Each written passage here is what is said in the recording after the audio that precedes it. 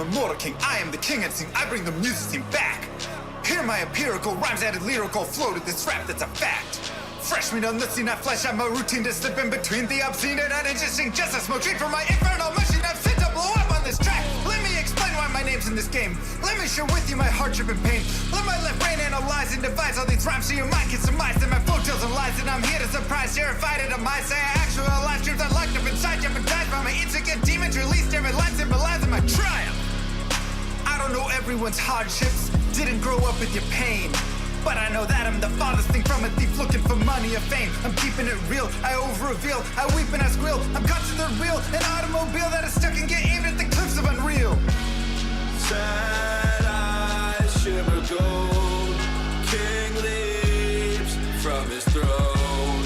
Blood leaks from his mouth, breathe in, bleed out.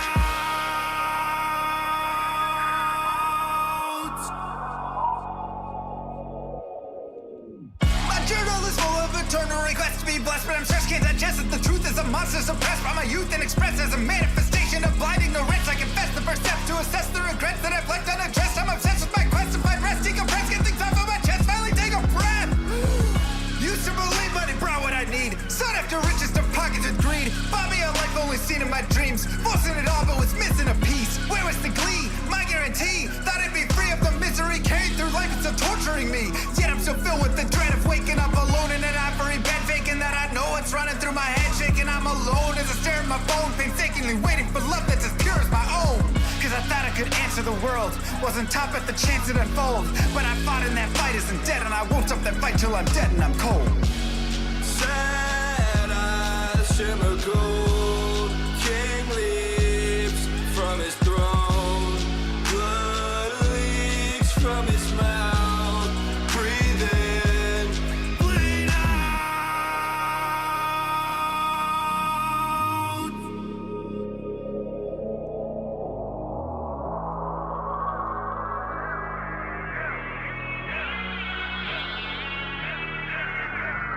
Master of the skies, speaks and wise, cramps lost on you with the best advice. Try and realize where your bias lies. Blinded anger leads to hatred, but you can't surmise that the worst threat to your mindset is the toxic trust you inside, spit into your eyes. Take a cobra's aim to immobilize.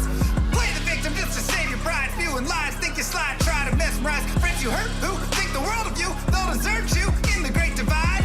Takes a second just to tell a lie. Deception mountain piling up too high to climb. Tick tock, look like you're left alone to die. Hurry up, you're already out of time. Daylight turns cold, rise from the shadows. Continue with unlimited rhymes intertwined with sublime wit inside of my mind, undefined by the rules of mankind. Chords align like the clocks at the start of springtime. Let's skip ahead. Sick of the attitude, sick of the attitude, sick of the poor being used without gratitude. Leave moral turpitude growing in magnitude, suffocates all that we've worked to combat it. Lost by corporations that intrude on the everyday lives of mankind. That's enough for you. Golden chain savageries, millions for worshiping false state trouble tea. That's not enough for you. You act like you have it all, but the more you flaunt, the more you prove one thing. I am the king. I am the king. I am the king.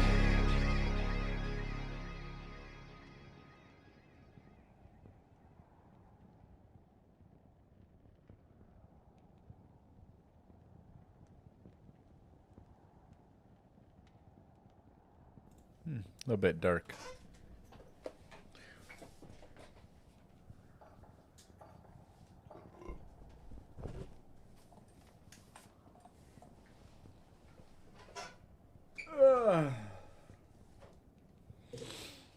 What up?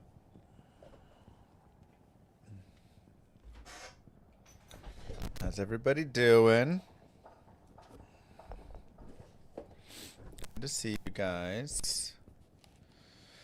What if they do a patch but then push back the ladder? They did a patch. They fixed a couple bugs. We still don't have any balance changes.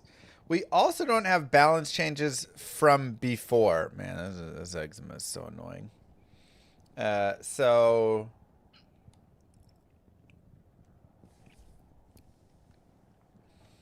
nice skin. They're pretty rare.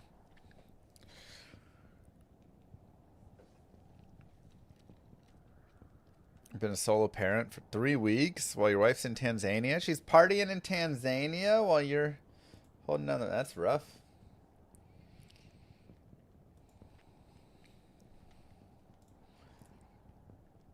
That's crazy.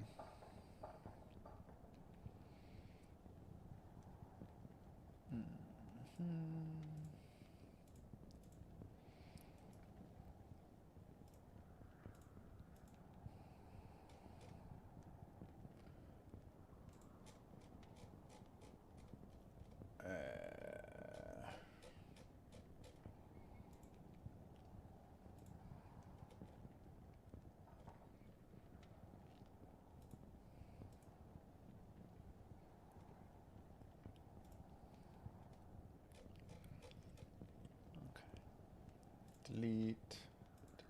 Cool. I just want to raise our game keyboard. Nice.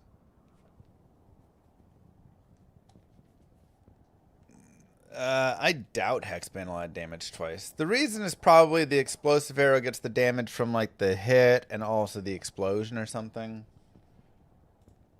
Don't know exactly. That's my thoughts. The explosion tends to be like a 7 thing. Yeah, I mean, I fully expect them to do some balance, but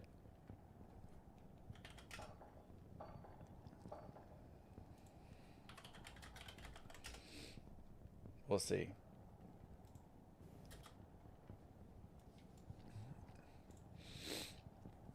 All right, let's do. I wanna listen to what Chris has to say first. What's up, YouTube? Mr. Llama here, and today we're going to listen to Chris Wilson's thoughts on Reign of the Warlock. He's done a lot of really great videos. I think he has a ton of super interesting insight. I talked with him about Diablo 2 for a couple of hours. We had a great time. So I want to kind of dive in and hear what he has to say because he released a video on it. Also, this is eczema. It's just awful. I didn't get like punched in the face. Hi, Chris. Hi, I'm Chris Wilson. As you probably know, I'm a huge Diablo 2 fan, to the extent that I co-created Path of Exile as an homage to it. Yeah, which is super cool. Thank you so much for doing that, because PoE is also really cool. Well, last week, Blizzard shadow dropped a new character class in Diablo 2 for the first time in 25 years, in an update called Reign of the Warlock. Yeah. This is a unique situation for me, because it's the intersection of my lifelong love for Diablo 2 and my career, where I had to design, scope out, and release almost 40 expansion updates to a live-action RPG. There's a lot of feedback online about Reign of the Warlock, and I want to present my personal point of view on it. This is actually super interesting, by the way, because again, this is coming from someone who's released like 40 plus expansions and done a ton of adding that in, seeing what power creep does, seeing all the, all the changes that happened to his game over all the years. So I'm very excited to actually hear this. I want to talk about some of the decisions the developers likely faced, the various choices they had available, and the consequences of those choices. I've got nothing but respect for the Diablo 2 Resurrected team at Blizzard, who are pushing hard to bring us new content for the game that we love. They may watch this video, so I want to make it clear I've been having a great time in Reign of the Warlock so far, and I'm just trying to provide a fellow developer's perspective on what it's like trying to thread the needle on an update like this. I should make it clear that I am not affiliated with Blizzard, and these opinions are my own. While some people on Reddit may have decided that the Chris Wilson on the Diablo team is the same person as me, even I got kind of fooled. There's a Chris Wilson on the Diablo 4 team who's also bald and looks pretty similar. If you look at them from afar and they're like walking, you could mistake them. And at one point I saw, I was like, yeah, there's the other Chris Wilson. But then I saw Chris Wilson walking onto the stage and I was like, wait a second. Is that this Chris Wilson? It wasn't. They're both just bald men who look very similar and are named Chris Wilson and work on ARPGs. That's actually not the case. It's just a popular build in this meta. When working on changes to Diablo 2, you need to be so careful. This is a very special game. It launched the entire action RPG genre. It feels like wherever I go in life, I can ask someone if they've played Diablo 2 before, and they not only say yes, but have incredibly fond memories of playing it as a kid, a teenager, or while at university. Diablo 2 is a common shared memory among all of us, and that's why it must be treated with the utmost care. And it's very clear that the D2R team does deeply care about this.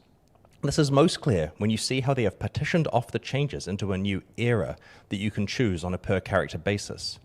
If at any point a change is made that hurts the game, players still have the original pre-Reign of the Warlock era of Diablo 2 Resurrected available to enjoy forever.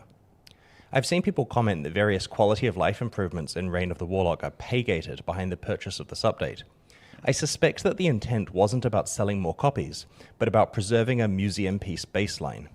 To me, and that really is like a lot of how it was discussed. I mean, again, I can't go too far in depth on all the stuff. I hope one day I can talk about all the things, but that is really like a big piece of it. And something that I also thought was really cool. They have Classic as its own mode, which still people to this day, such as Chris Wilson, he loves Classic, go back and play Classic mode. And it has the tiny stash, and it doesn't have the QOL even of like an extra weapon slot and like all sorts of things, right? Like that doesn't exist in classic mode. So it's like preserved classic mode. Pre-expansion LOD is preserved. And now you have kind of LOD being preserved in a spot. And it doesn't come with all the new stash stuff, just like LOD didn't, or, you know, when LOD came out, Classic didn't come with all the new stash stuff as well. And it really does a nice job of preserving kind of each of the eras. So I think that's a fantastic point, and it is something that the developers were thinking. And that, again, they used that same logic 25 years ago when they released LOD. They had the exact same logic. We're going to preserve Classic for people that don't want rune words in that game, that don't want jewels and charms, and don't want to have the big stash and all this stuff. They want to have Diablo 2 as they know it and remember it. And still to this day, people play Classic. And I'm sure we'll have going forward people that will still play Classic and people that'll still play Resurrected because they don't want the Reign of the Warlock changes, right? So I think it's really great. But they also allow you to convert your character always forward from those. So if you ever want to take a character from Classic or Resurrected into Reign of the Warlock, you can. Those features being only available in the new era is the ultimate sign of respect to the original game. The team seems fully aware of the care that needs to be taken around this important piece of gaming history and are treating it with the respect that it deserves. So, Reign of the Warlock includes a new character class, but doesn't include substantial new exploration content, like a new act, for example.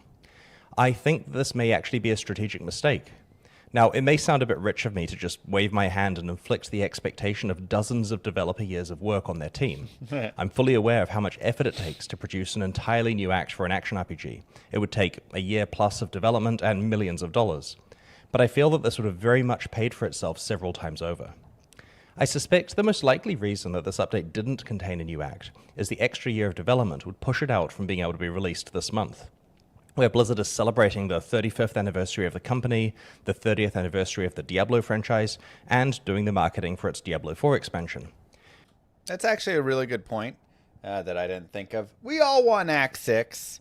We all would love for Act 6 to be here right now and all of that. And I'm hoping that there's an Act 6 being developed or something of that nature. You know, some sort of further content, because we all just want more content. We all love Diablo 2 and want more content with it. But there is the 30th anniversary right now. And, you know, having kind of worked alongside with the devs and getting to see some of the like timelines and things that they're going, like they were grinding, they were putting in effort, they were putting in lots of hours, they were doing all sorts of stuff.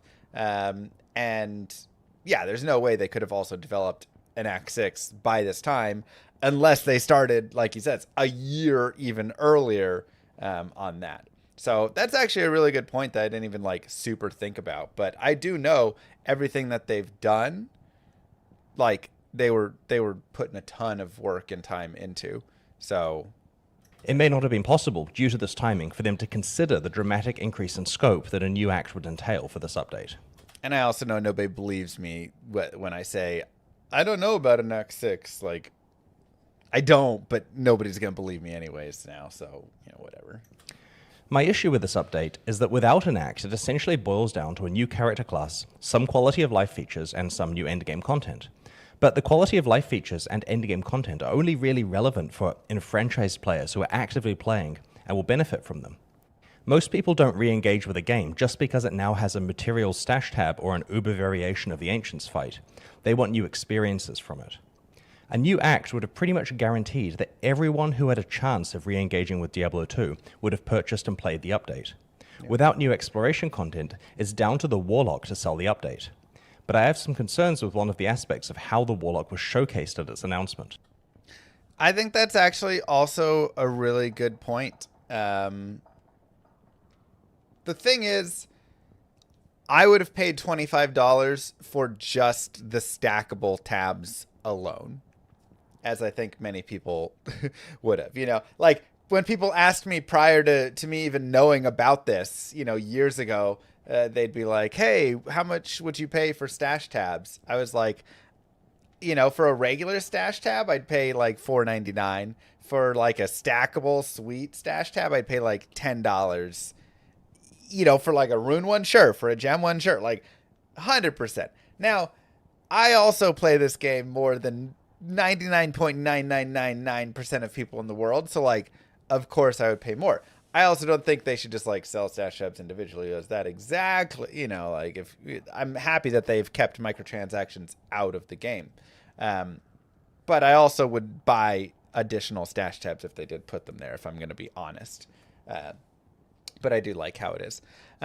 So anyways, I see the value of the Warlock and all the stash tabs, and there actually is like a decent change with like the terror zones and the hunting of them and the worldstone shards. Like, even though there's no new content, it does feel kind of like a different end game, and so I still feel like I'm engaging in a different way and getting to kind of play new content, even though the only actual new area is, you know, the like Uber Ancients fight.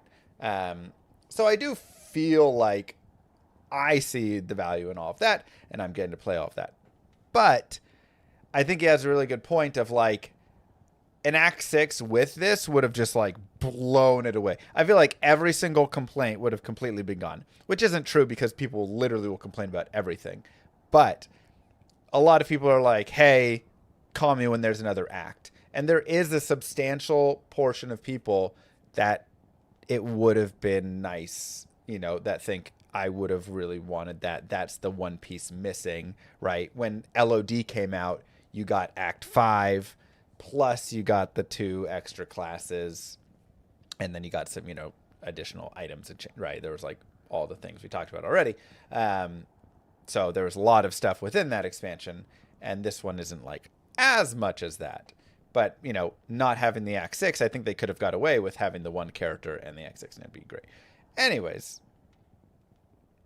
we'll continue with what Chris is saying because he says there's a problem. So I think it's a good point. I think that's a very good point. Several of my friends were hyped by the announcement stream and then immediately found and watched additional videos that showcased late-game Warlock gameplay using pinnacle runewords like Enigma. Getting to see the character dominate the game's hardest content took away some of their desire to play. This is very interesting. Something that I learned the hard way with Path of Exile. You want to show enough to interest people, but if you show everything, some people may skip playing that update entirely because they've seen it all already. My recommendation is to show the fantasy of the character and a fair demonstration of its abilities, but to try as hard as possible to encourage players to discover new endgame builds and the rewards by themselves. That's a really interesting thought. And that's something that, you know, it's kind of funny because I almost feel the opposite.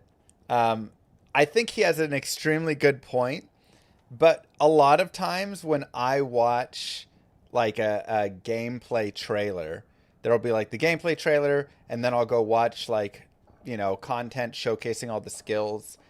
It like infuriates me to watch them play it in such a like dumb way is like the best way I can say it. And maybe dumb isn't what he's saying to do, but a lot of times I feel like I'll watch like a new Dota hero or a new whatever, and it's like they'll use, you know, like how they use the skill. I'm like, I want to see like you use the skill in a cool way. Like, don't just use it in this like the most garbage on like a little jungle creep or something. I want to actually see the skill like get used in a fight or something, and like somebody was trying with it. So it's kind of funny because he's saying like do the opposite, but I can see the opposite, and I feel like a lot of games actually do the opposite, where when they show the players showcasing it, or they're showcasing new skills, they're showcasing new champions, whatever it is, it's a very like they're running, he's casting his spell, he cast that, like they're inefficient, like all those things. And so, so yeah, like when I'm showcasing everything and all the videos that I make, I'm like zipping around, blowing stuff up, showing you like, here's the ultimate, like, here's some of the high power that it gets. But, yeah, that's curious that some people, some of his friends watch it and said, well, I've seen it all, so why would I do it? That's a very interesting piece of feedback. Maybe I need to not zip around with Enigma and do more simple play. Something interesting to consider with the Warlock is that it probably wasn't the result of someone sitting down and asking what class would be best to add to Diablo 2. It was simultaneously announced for Diablo 4, Diablo Immortal, and Diablo 2. Because Diablo 4 is Blizzard's current flagship Diablo product and is generating a lot more money than Diablo 2, it's very likely that the priority was finding a class that fit in perfectly with Diablo 4 and could essentially be ported to the other two games for marketing benefit. As someone who cares deeply about every change to Diablo 2 being in its absolute best interest, the idea of a class being added because it was in Diablo 4 did upset me a little. But despite this, I think the Warlock class itself is cool. Thematically, I don't have any concerns with it. It fits in with the world well and is fun to play. I feel that the D2R team did a great job putting a D2 spin on the class. Things like binding demons really feel like Diablo 2 concepts, similar to Iron Golem and Revive, and very likely wouldn't be the way the class works in other Diablo games, which I appreciate. I also think it was super cool that they built the character and then like announced the character across 3 of their titles at once. I thought that was like one of the hypest like ways that they like things that they've done in a while, like coming to Diablo Immortal, coming to Diablo 4, coming to Diablo 2. Like, I thought it was really a cool like thing the company did, so I liked that a lot. I think that was super hype, and I agree. I think they've introduced Diablo 2 introduced the Warlock into Diablo 2 in a way that feels like this character does fit in the game. Balance and tuning aside, there's some issues there, but like it's really fun. There's really a lot of cool pieces. However, the Warlock was very clearly designed with modern action RPG sensibilities and decades of genre experience behind the team. Yeah. As a result, it doesn't really have many bad skills, and that makes it stand out when compared to Diablo 2's other 7 classes. Mm-hmm. This class is a strong spellcaster, a strong summoner, and is strong at both ranged and melee combat. Yeah. It even has a teleport. It feels like it has been designed to appeal to everyone, and because of that, it doesn't really feel like an actual Diablo 2 character class. I mean, he has a point there. And like, obviously, I worked with the developers on some of the skills and balancing and testing, and not everything I said was in it.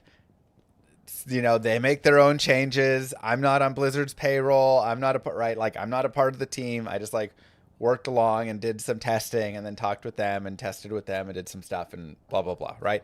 So like I had influence on stuff. We changed, I got them to change around placements of skills. So things were actually like fun to play through, but many things, did go through, and the place where we ended up at is where we ended up at, and that's what the devs put us at. But I will say it's a little difficult to create a skill that's gonna like suck, right? Like, how do I, as a tester, if somebody comes to me and says, here's the Inferno skill, play Inferno Sorceress, here's the Inferno skill, and I go out and I'm like, I'm gonna go to them and be like, this sucks. You know, like, this is horrible. What a terrible skill. We need to improve this. Nobody's going to play with this. And you know what? Like, nobody plays Inferno Sorceress because it does suck. It's just like complete garbage. And you have it with that. You have it with Arctic Blast. You have it with Skeleton Mages. You have it with, like, there's so many skills in Diablo 2 that are just complete garbage, never used, not 1-point wonders, not 20-point wonders, nothing. They are absolute impossible. Like, they don't do anything. Grim Ward, right? Like, nobody uses them in any case. And so if you come to me as a beta tester and I play it, I'm going to be like, yeah, this isn't good. Like, this skill is bad. And I do think there should be a tier list of it, right? Not every skill needs to be Blessed Hammer or Blizzard, right? You can have skills that are tiered down, S tiers, A tiers, B tiers, C tiers. But we have a lot of just like straight F tier skills that do exist in Diablo 2, which Chris is saying many skills on many classes are just unusable. And so suddenly this character comes in, and, you know, again, when they came to us to balance test it, we're like, yeah, this kind of sucks. All right, well, they change it and they make it a little bit better. And so, you know, it's funny because it doesn't exactly fit in, because many of the skills that sucked, we told them sucked. So then they improved them, and now the skills don't suck as much. And so they're kind of fun. And so that's one of the biggest issues, honestly, that the Warlock has. When I'm playing there, I'm sitting there and I'm like, oh my God, I want all of these skills.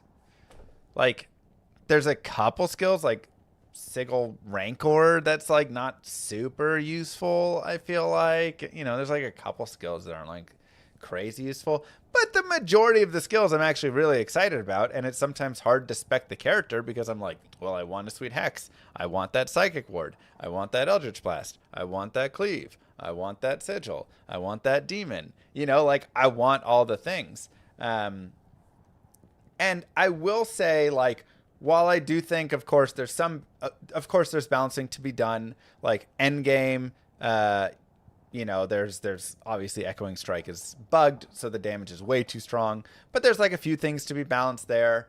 And then like on the way, the playthrough, like Magic was a little strong on the playthrough and stuff. But I'm doing all these guided playthroughs where I'm just playing through the game from start, like I do with all the Diablo classes. And I'm actually really enjoying it. And I'm finding that there's really that kind of good balance in between.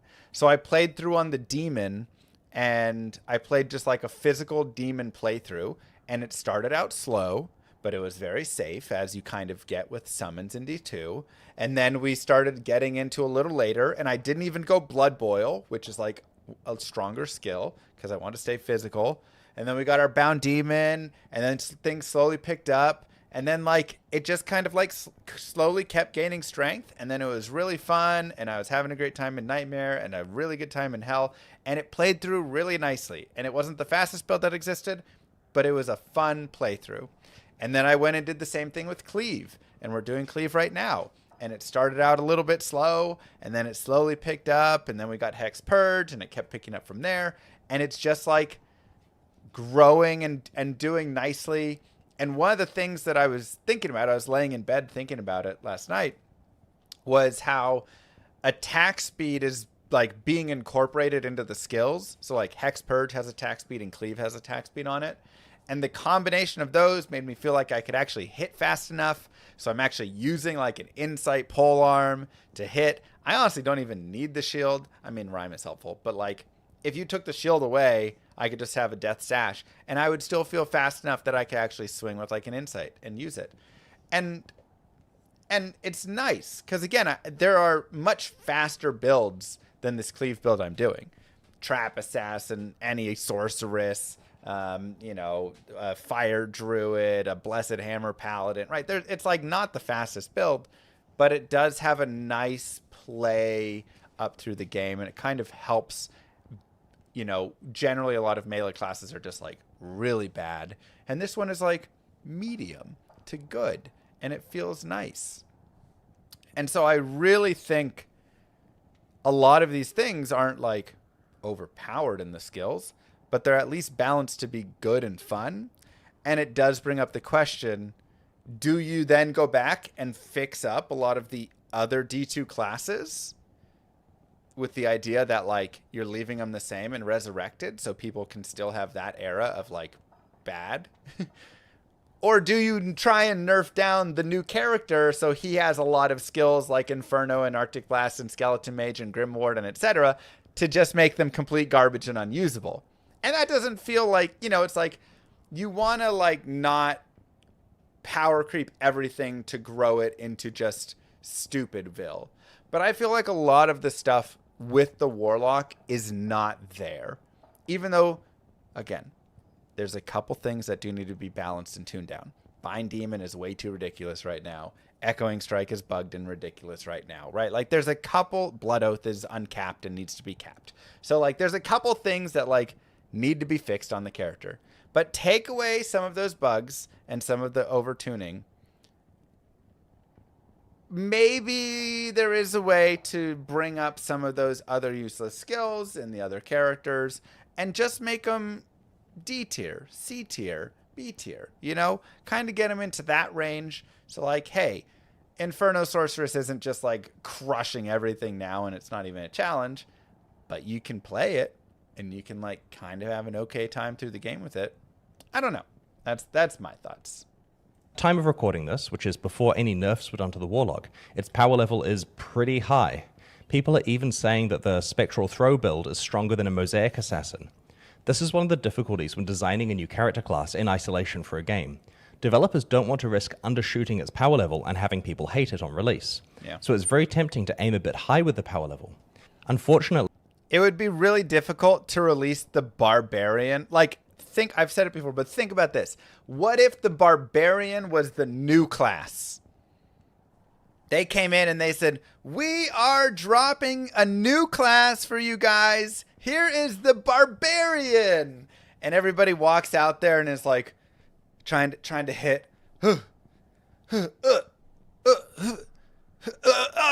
You know? Like, you'd have a couple people that are like, whoa, this is really hard and cool. And most people would be like, oh my God, this completely sucks.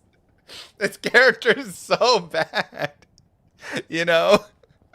Like, yeah, he's got a couple nice skills. He's got, obviously, like, Endgame, Berserk with Find Item is, like, super strong, and Battlelord is as good. But the majority of people playing through the game would be like, this is a terrible update and the worst class he's ever released. Whereas right now, people are like, I'm having fun. So, you know, it's hard. You're like, I don't want to, like, put out complete trash. And I love the Barbarian. Don't get me wrong. I'm so happy we have the Barb. But, you know, man, that would be a total flop. Release day is when people have had the least time to actually solve the puzzle of boosting its power using other game elements. So if it feels punchy on release day to give people a positive first impression, then it's probably really broken once built correctly a few weeks later.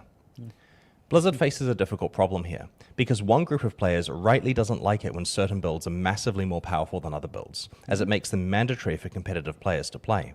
Yeah. Another group of players really hates the idea of their fun being ruined by nerfs. They like a powerful character. So far, the D2R team has been very careful with nerfs, which is sensible. And I love nerfs. I'm always the guy pushing for more nerfs, and then the other people counteract, right? Like, everybody's got their, like, how many nerfs they like. I'm always like, let's nerf harder. And they're always like, oh, like, let's wait a little bit. And I'm like, no, we got to kill it. Like, let's bring it down. So, you know, I'm that guy. You got to have that guy. You got to have the guy who's like, let's never nerf anything and just double the power on everything right now. And then you find a nice balance in between, right? But they're going to have to take a stance on the Warlock soon. Yeah. Some people have suggested buffing the legacy classes to be as powerful as the Warlock, but this runs the risk of kicking off a live service power creep cycle, where class power gets raised, making the game feel really easy, so new harder content is added, and then a new update comes out with even more power that is able to dominate that content, and the cycle repeats. Sounds like Path of Exile, right? This is something that Diablo 2 hasn't had to deal with since version 1.10 in 2003, but if it's going to start receiving continued updates, then the developers will need to be very mindful of it. One of my favorite things is Dota. Dota has existed for years and years and years and years and years, and there has been some power creep within the game, but one of the best things is every time a giant balance patch comes out, there's just as many nerfs as there are buffs. And it shifts the meta around, but it doesn't just create this continued, always expanding, growing, right? Like every character now has a stun for 20 seconds and can be invulnerable all the time and whatever, right? Like they've done a really nice job continually managing dropping, okay, we're going to reduce the power of this skill and this character. This one gets used the most. There has been power creep over the years, but they've done a lot to prevent it from like where Path of Exile has gone. I will say, like PoE over 40 expansions grew power creep insane, right? And so I think that's like one of the favorite games that I look at of they do have pretty good design with some power creep, but they've really also managed to keep it more in check than many games have done. And so, I think it's tough. It's tough though, because a lot of people get upset about nerfs and they don't like nerfs, but I think they're a necessity that not everybody likes to keep a game in check overall, because the initial feeling might feel a little like, dang. But then people play the game anyways, and they're like, oh, actually, like this other, now I'm finding fun with this other build, or I'm finding, I'm enjoying this other thing. And so we could have that with D2. Like if we nerfed hammers in Diablo 2, people would just shift and start playing some other characters a little more and some other builds, like I'm all for it. I know not everybody is. That's fine. They're not touching hammers, I doubt. But that's, that's how I feel. Like you can move it all around, right? One thing that was immediately disappointing to me was that Reign of the Warlock removes the ability to switch to legacy graphics mode.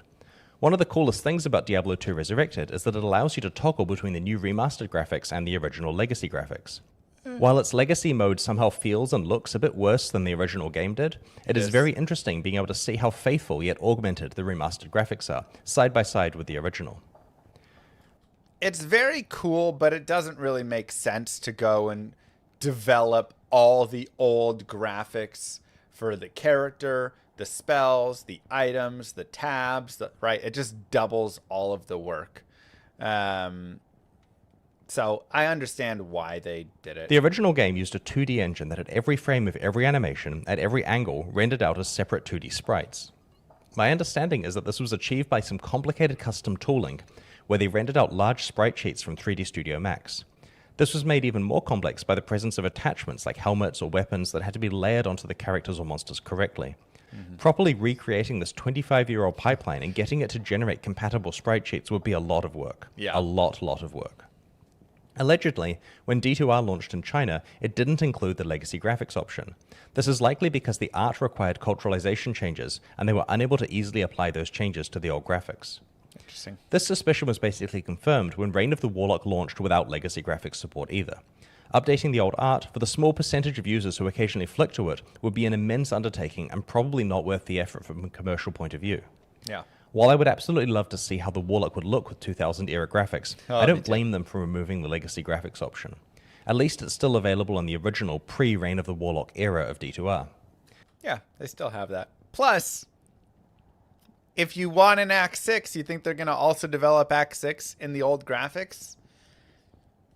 So, I got a little hopium up there that, This is why separating the game into eras actually makes sense. The current era is not held back by having to conform to the technical requirements of the original 2D engine. So while I was disappointed by this omission, I understand it, and I'm hopeful that it lets them really flex their muscles with more graphical improvements and later updates. Yeah. Honestly, I found the announcement of Reign of the Warlock quite surreal. Seeing a few features we designed for Path of Exile come full circle back into Diablo 2 felt like a huge honor, regardless of where the inspiration was actually from.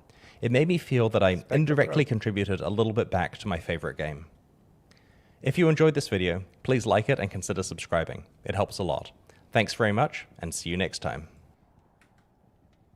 Like.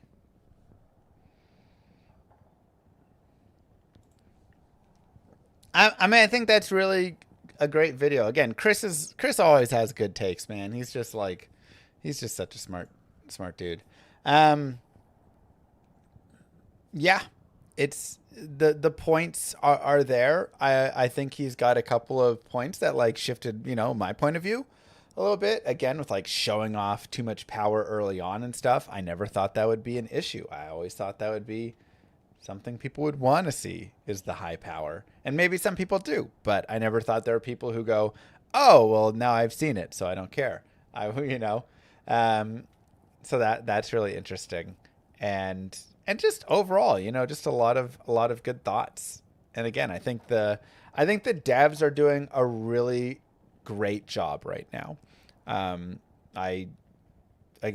I've worked alongside them with a lot of the pieces, but I could very easily have complaints. I'm not, there's nothing that is like forcing me to say good things about them. But they're nice guys. They care about Diablo 2. Everything that they talked about, the biggest thing, they always were coming back to like, how does this affect Diablo 2 as a base, the legacy of the game? Like, we don't want to go too far. All that stuff. So I'm really like excited and happy about how much respect they do give the game. And I think Chris is, saying a similar thing. He sees the respect that they have for Diablo 2, which you need to have when you're coming in. So I think there's a lot of good stuff. I think, we need to let it settle in. We're only like a week off of the launch of a shadow dropped character. So right now is a little insane. Balance changes are all crazy. Stuff's all crazy. Whenever you drop anything like that, you always have insanity. So there's a lot of stuff, that we'll just have to see in the future. So anyways, that is Chris's video. Very great. Thanks for sharing. Cool. That was fun.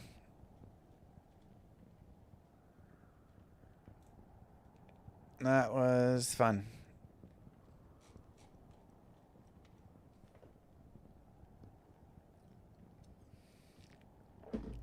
Llama RPG Shadow Drop. Can you not say whatever you want? Most food and going to protect relationships. You get invited things you've been in for the past 2 years. I mean, yeah, I can say what I want. I literally like trash talked Diablo 4 for 4 or 5 years while they were like, hey, please don't trash talk Diablo 4. And I was like, sorry, make a better game. I'm not going to like change how I'm going to speak on things for, relationship, or I don't want to, do whatever stuff. Like, I'm just going to be honest with it.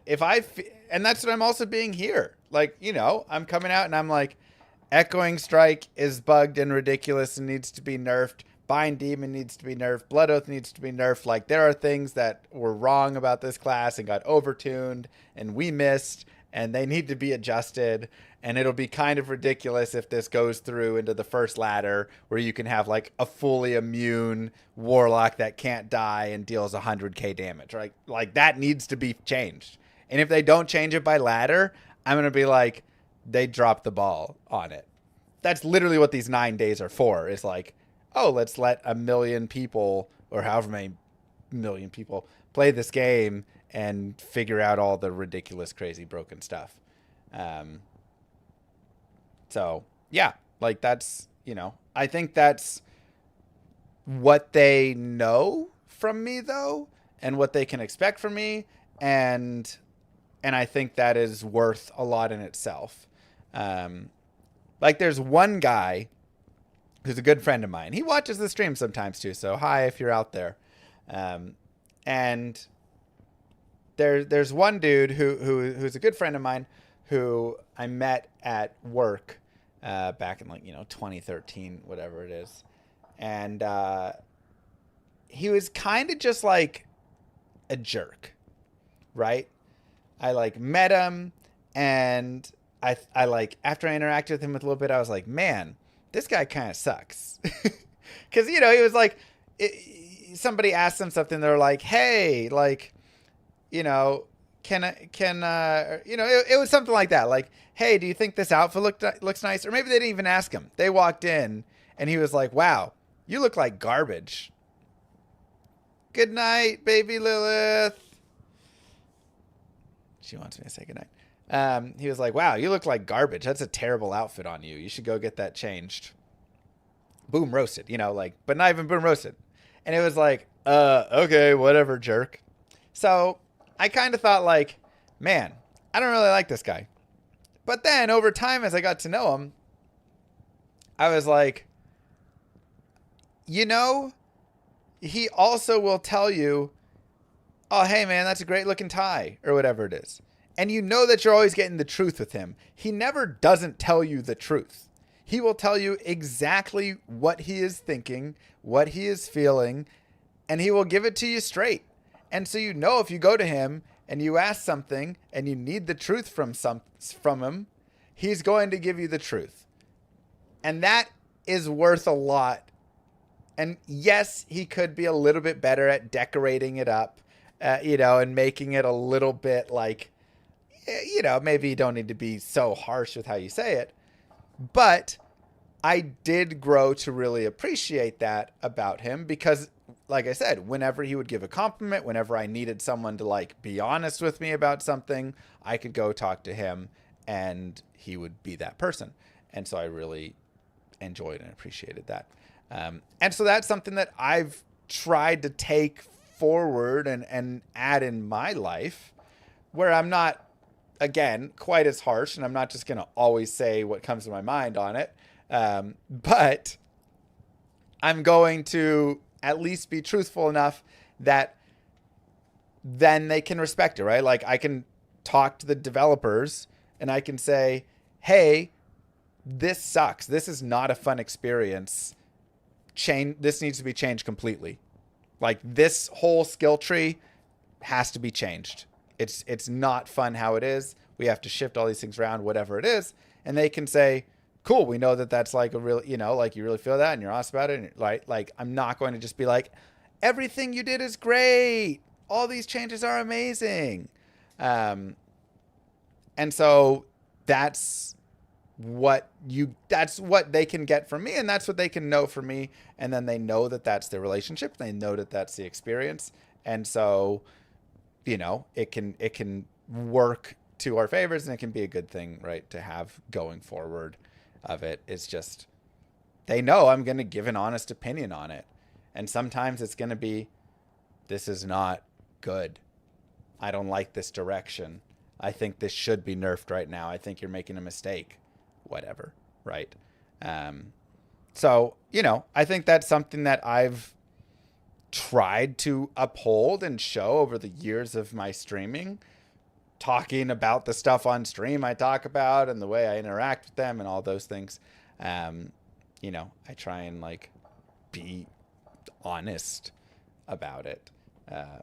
And I think that's, so many people are like, oh, you're just going to be biased and pander to them and say whatever it is. And it's I'm really not. I'm going to give them the honesty of it because that's what I'm going to do. And they know that, and that's what they accept. And if they don't want to work with me because I'm going to be honest with them, then that's fine. Then I'm not going to work with them. And then I'll just keep playing Diablo 2 on my own and having my own time, and they can go and develop it off on their own, and they can curate and get people around them that say everything's great if they want, right? But yeah, me sucking up does nothing for the game. It's not improving things. And I want to make this game even better. I want it to, I want this to all be good stuff. So I'm happy to keep working with them if they would like. And again, if they don't, then okay.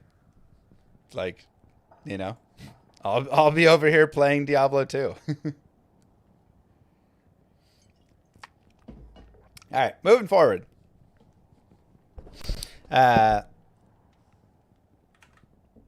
Moo. We had some things come through. Roadster with the sub. Ken French, thank you. Rizik Ranger with the sub. Vitom, thank you. Matt Canada. Please announce Dagon, and Iron Badger, and Joe freaking Nah with 100 gifted subs. Lord of the lies, blow hides inside. He's terrified, mass genocide. My master rhymes identify the stale while they listen as I amplify. So specify it's time to die.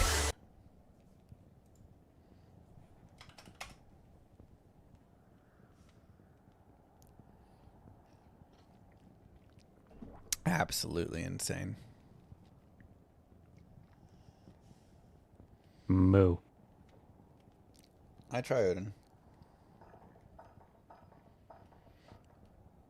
Good Lord. Yeah, it still looks like it's fine to me, Warren, but you can link the full thing and we can go over it. Moo. Take my Bezos box, Llama. Thank you. Absolutely insane. Moo. That's crazy, man. So generous. Thank you so much.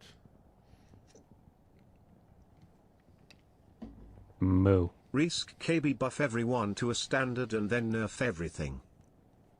35% sounds great.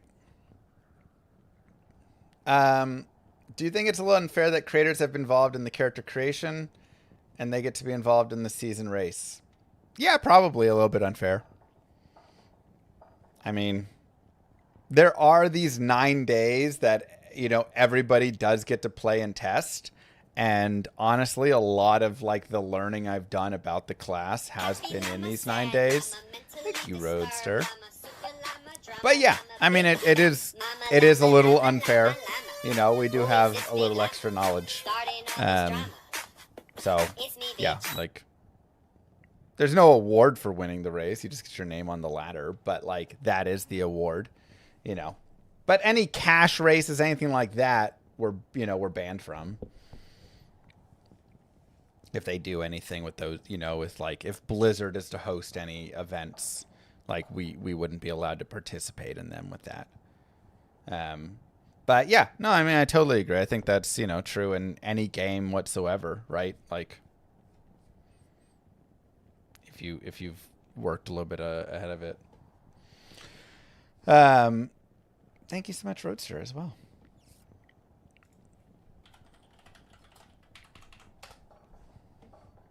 Cool.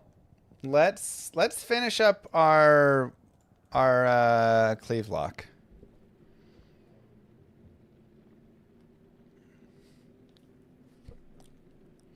Yeah, I think they just did a flat value drop on her, like, whatever value from like 995 to 983. She'll still be good for jewelry and stuff. I heard Nightmare Andy drop rate was heavily nerfed. Nightmare Andy? Moo. Let's right. go, Llama. We can talk about one more thing.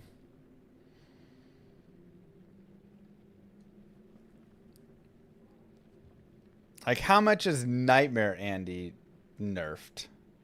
It would only be like SOJ drop, right? That's the only thing people super care about.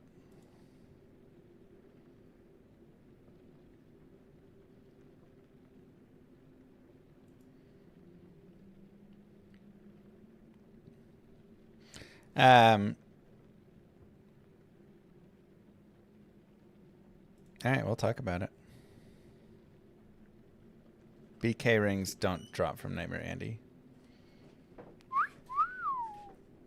Hey, Mama. Coming in on the full screen. Yeah. Delightful. Go rest up. Have a nice time. Yeah. I'm not sure. Oh boy.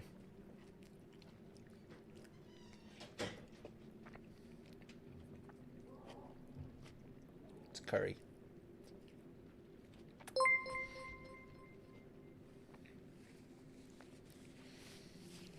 Thank you, Nadine. Ooh, spicy.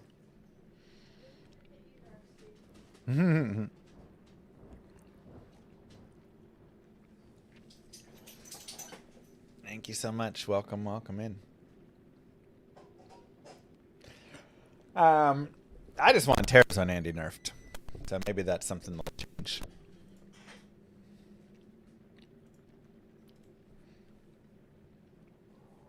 What's up, YouTube? Mr. Llama here, and today I want to talk about the nerfs to Terror Zone Andy, or just the nerfs to Andariel overall. So, about, let me see, 6 months ago, something like that, I did a Terror Zone only offline Grail, where I went and found every single item in the game. I leveled up from a level 1 character, played through, started leveling, finding gear, and finished a Grail in under 60 hours only using Terror Zone Andy. The idea was to simulate what if I just log on during the times that Terror Zone Andy is on, and then I play with her and, you know, see how fast I can do it. Now, within that, I was not doing anything with dash seed commands or anything of that nature. It was just straight play. The only thing I modded was the Terror Zone to only be Andariel, so that I could like have that simulation of it. Everything found, and from the leveling up, all that stuff in under 60 hours. If I started with a level character, I believe I could have done it in under 30 hours pretty easily, which is kind of absolutely insane. Now, the reason is because, and Pavky did an entire post on this, Terror Zone Andy was about 20 times as good as a regular Terror Zone.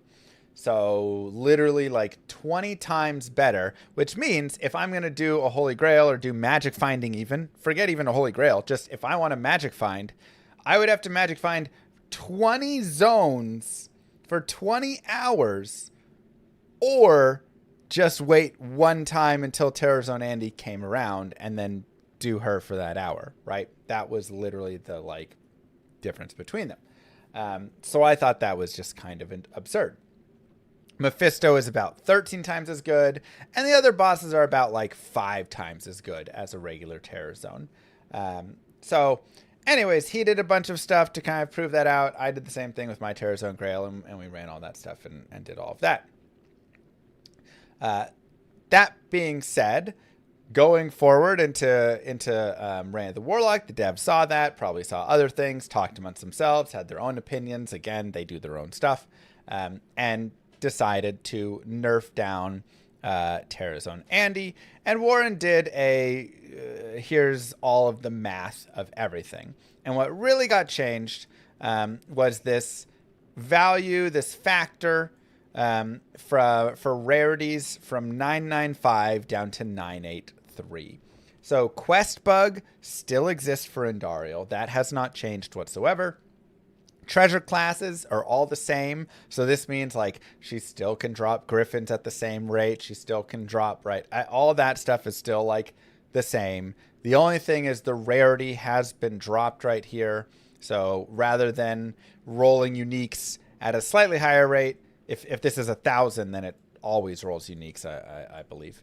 It rolls it at like a lesser rate. 1,024, sorry. If this is 1,024, that's right. It's right here in the magic.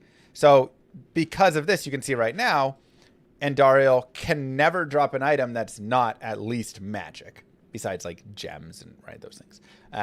So she will always drop at least magic items because this is 1,024. So this was at 995 and now it's been dropped to 983. What does this mean? Well, if you go through all of the stuff, you can read about all of the math again, what all of it's doing, blah, blah, blah. Some stuff that gets, you know, changed out. What does it mean actually for you? It means the results are that you need about 30 to 35% more Andariel kills to achieve the same output as before. So my 60-hour Grail would have taken 90 hours. While that is a decent nerf, it's still not that terrible of a nerf. An example is it used to be 1 in 5,664 to get a Griffin's Eye. Now it's 1 in 7,235 to get a Griffin's Eye. So still within a decent range. I would say Andariel is probably just a little bit behind Mephisto now. But she's still like better than Duriel because he has this stupid chance to drop a town portal like 1 in 3 times for every item. So it kind of like just messes with his drops.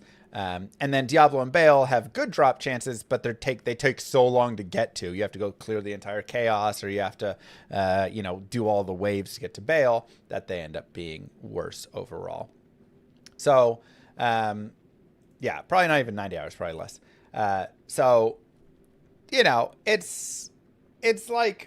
It's a nerf that they did. It brings her down again from the like 20 times as good, maybe more to that like 12, 11 times as good as regular Terror Zone.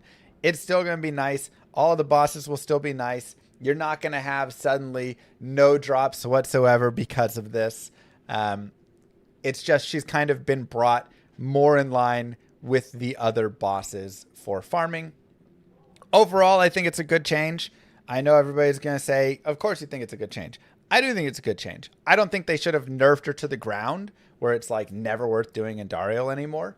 But now it's just like a little bit. She's also the Act 1 boss, and she was just being farmed like crazy. She's easy to get to. She has negative 50 fire res. So fire res, fire builds just destroy her, all that stuff. So to me, I think this is honestly exactly where I would have done it if I had nerfed it.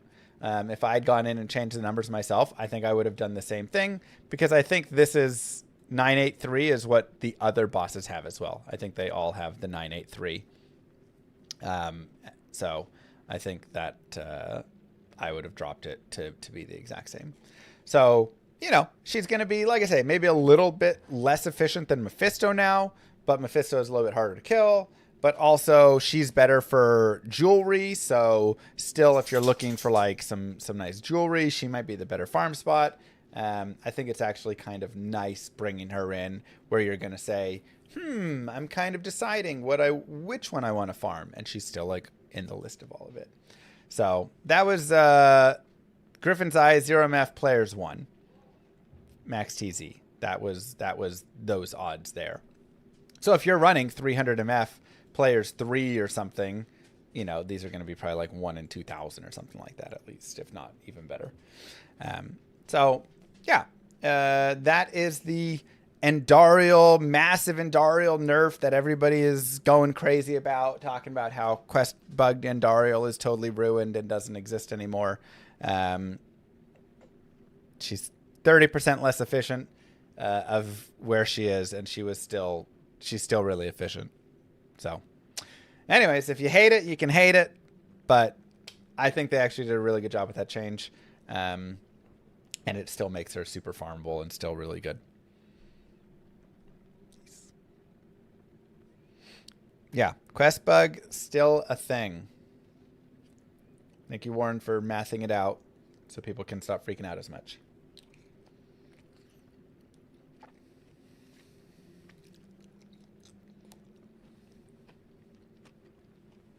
Patch notes when? Bro, I know.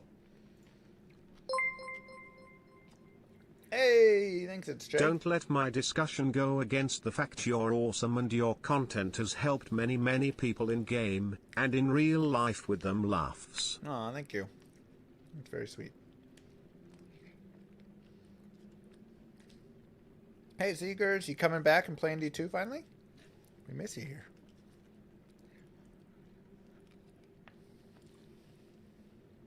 Let's go. I think they're going to drop another patch tomorrow for ladder. I mean, they have to, right? The Warlock is literally like...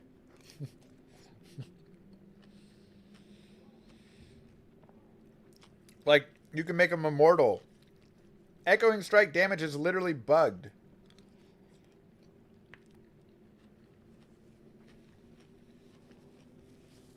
Like, without destroying the class, they can come in and at least, like, fix up some of the pieces. You know? It can still be kind of overpowered. But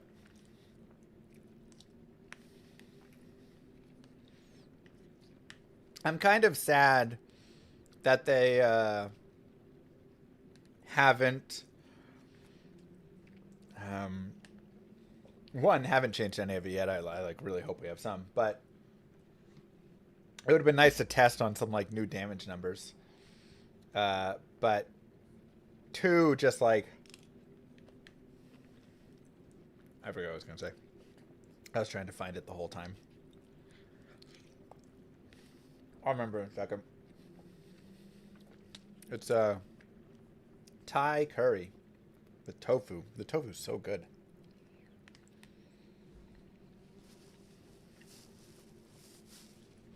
What's the echoing strike bug? The damage acts as a flat damage like grief. So, when you have your skill and it says adds 3,400 to 4,000 damage, that is the same as grief saying adds 340 to 400 damage times 10. It's literally like having 10 griefs.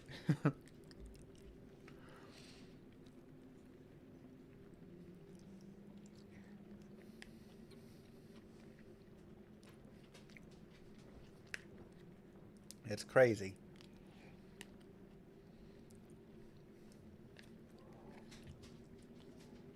You can't have 10 griefs on a skill.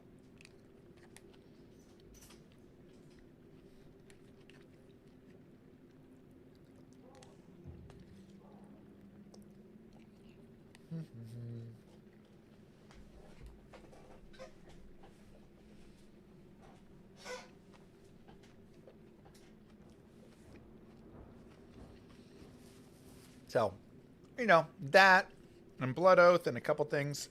I mean, again, I'm really curious to see if they change anything for the ladder.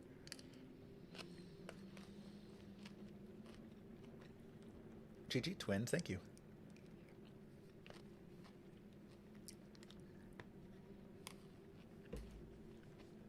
Okay. I had a checklist. Warren's post. Chris Wilson video. Hidden changes. Oh, that's what I was going to say. I really wish they would have given us a list of 3.0 or whatever balance patch changes that they did make. Like fixing the player's bug and things like that.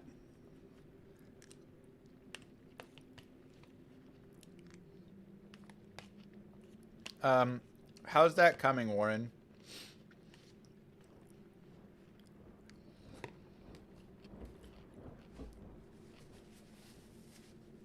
The hidden character differences within the skills. Okay, thank you. I thought it was going to be like 10 minutes to look in a file. You have an essay on the first 4 skills? What? Just say like at level 10 it grows radius by 2 or something.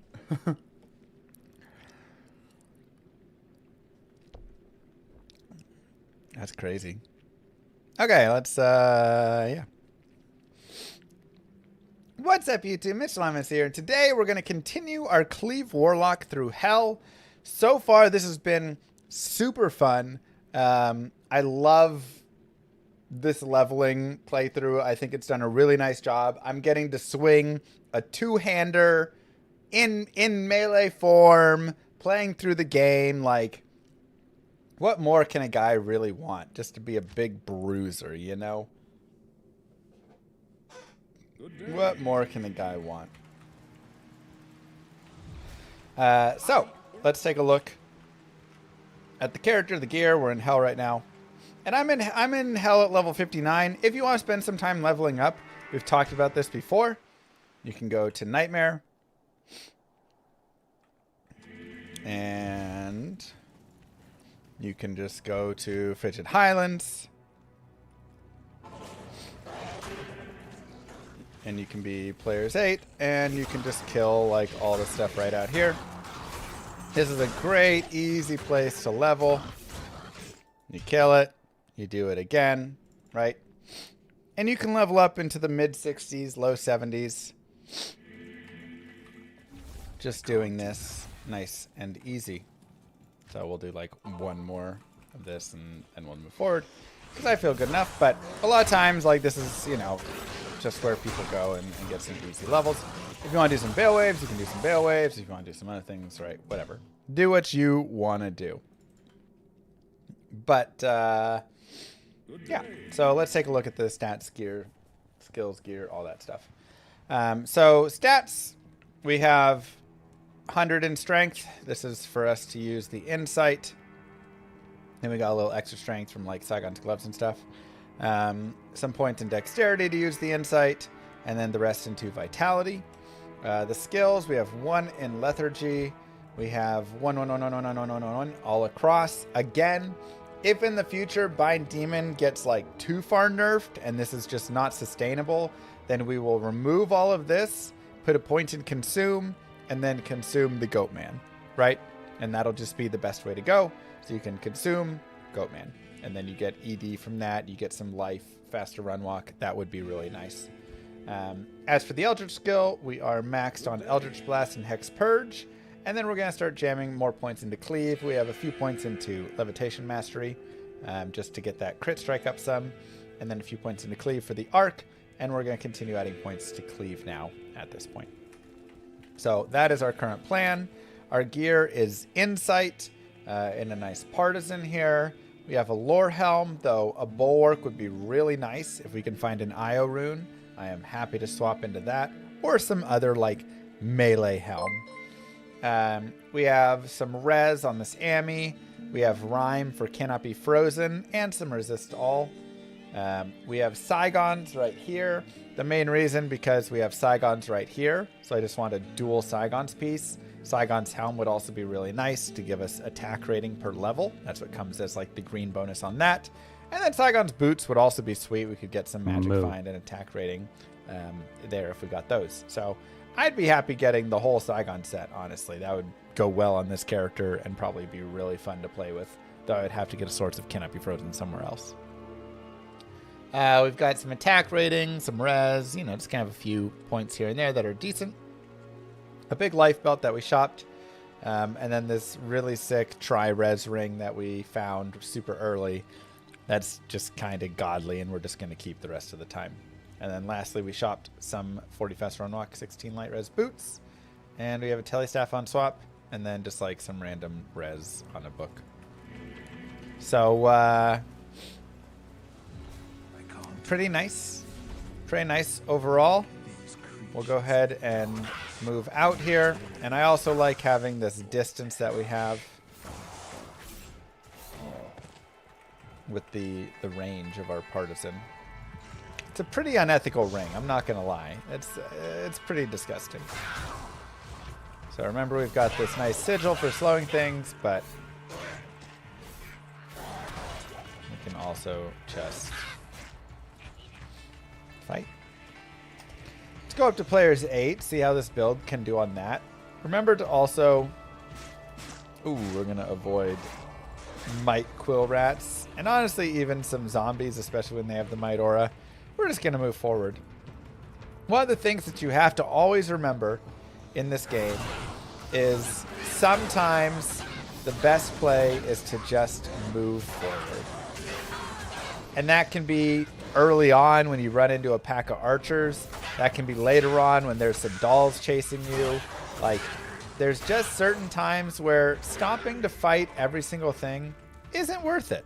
We'll go down to players 1 for the Den of Evil, by the way. Another den of evil. Let's root them all out.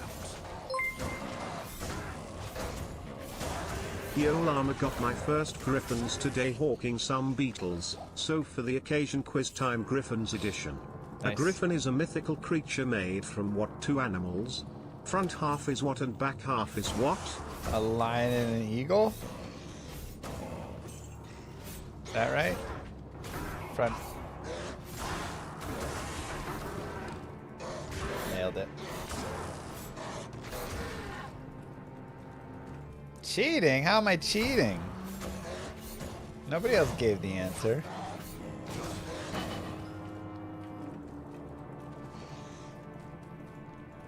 Front facing eagle chick. Front facing eagle chick.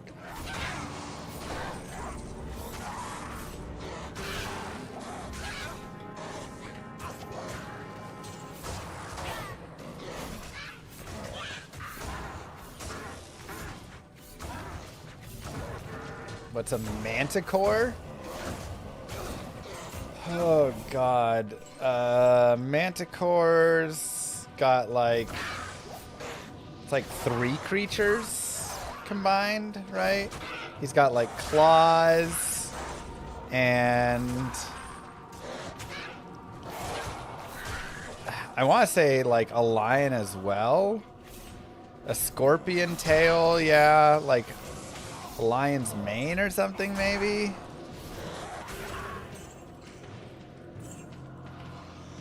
Is bat the third thing? Okay. I didn't remember bat.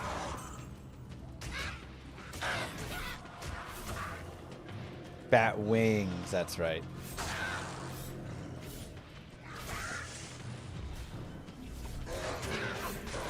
What's it feel like when a person goes, hey bro, we need you to help with this upcoming content? I mean, it's cool, I'm not gonna lie. Thank you, twins, by the way, for the biddies. Front-facing baby chick emoji, front-facing baby chick emoji, front-facing baby chick emoji, front-facing baby chick emoji, front-facing baby chick emoji, front-facing baby chick emoji, front-facing baby chick emoji, front-facing baby chick emoji, front-facing baby chick emoji, front-facing baby chick emoji, front-facing baby chick emoji, front-facing baby chick emoji, front-facing Don't baby forget chick you emoji, can give your front-facing mercenary baby chick emoji, health potions front-facing as well baby chick to keep him emoji, alive. front-facing baby chick emoji, front-facing baby chick emoji.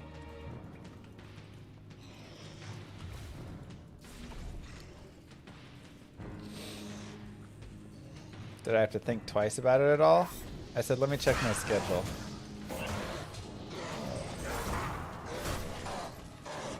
What's it worth using the charts in B1? I mean, it depends. If you want to save it to like endgame, use it on like a diadem or something, right? If you don't mind using it along the way, I imbue boots, I imbue gloves, I imbue belts, kind of whatever I'm missing when I'm playing. And then a lot of times I'll imbue like a wand or, you know, a dagger or whatever weapon, you know, that the character's gonna use there. No, mercenary. So a lot of class items I'll also imbue. Try and hit something nice. How's the item filter? Oh, it's great.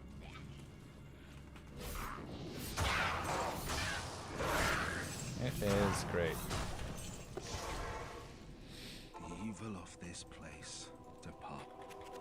Imbue is based on the character level, not the item level. So it doesn't, you can bring a normal item there.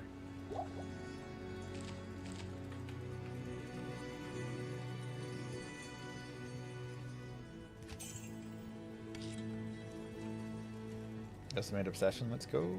Okay, we'll keep putting points into Cleave.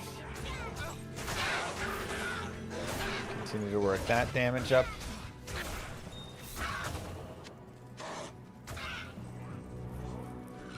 And we'll grab Experience Shrine. And I actually do think we could play kind of on a higher player count here, but I'm pretty happy just playing on players 1 and not running into just like insanity. We can actually fight like decently well on P1.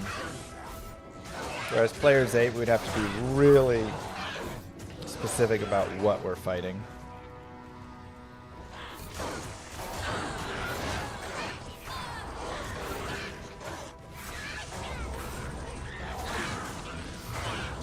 I do think they've slightly messed up with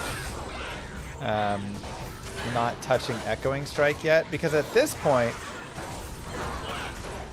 how do you drop like a big nerf on Echoing Strike right before, right? Like, everybody's gonna be like, I was gonna play Echoing Strike tomorrow, now what do I do? Oh no! I thought my demon was immortal. Well, that's unfortunate.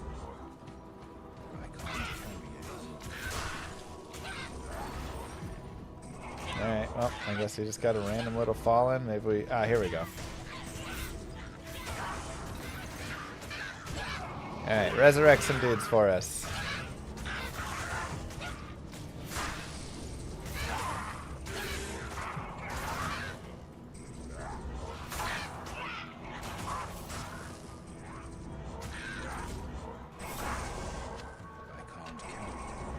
Here we go. Perfect. Okay. Well, now we have a cool immune.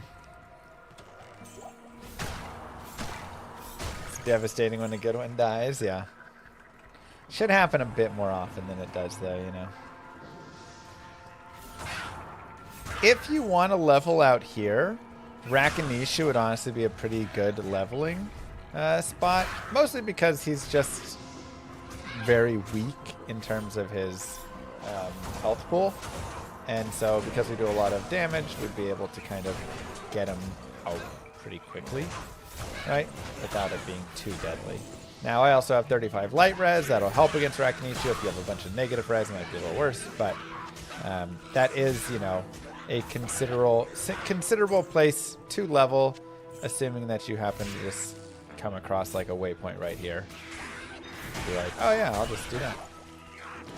So, just something to think about. Looks like we do not have it, so that's fine. We will continue forward. Again, I feel pretty good being level 61 right now, but this is for, again, anyone who's playing through. I play through much more daring because I've played this game a lot. So if you're, you know, trying to play through this game for the first time, or one of the first times, or first time on the Warlock, and you don't feel as confident, spend more time leveling. Spend more time farming. Go get, you know, something nice. Go farm Andariel or Mephisto for a bit and pick up a nice weapon, get some better armor, find a Duriel shell, whatever. You know, enjoy. Treat yourself. That's right. 0 levels in Echoing Strike. This is a Cleave build, not an Echoing Strike build. We would go farm it, but Andariel's nerfed. We can't. That's a good point. Moo. Ow, oh my god.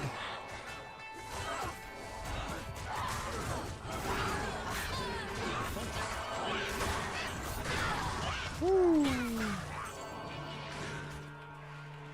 That was close. I was so surprised my mercenary survived that.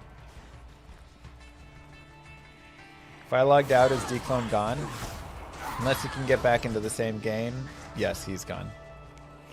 Yeah, I have no clue. My mercenary was literally sitting there with 0 in his life bar while a bunch of might aura like dudes were swinging down on him. That one, I cannot explain. We'll go ahead and engorge our man. Keep rolling.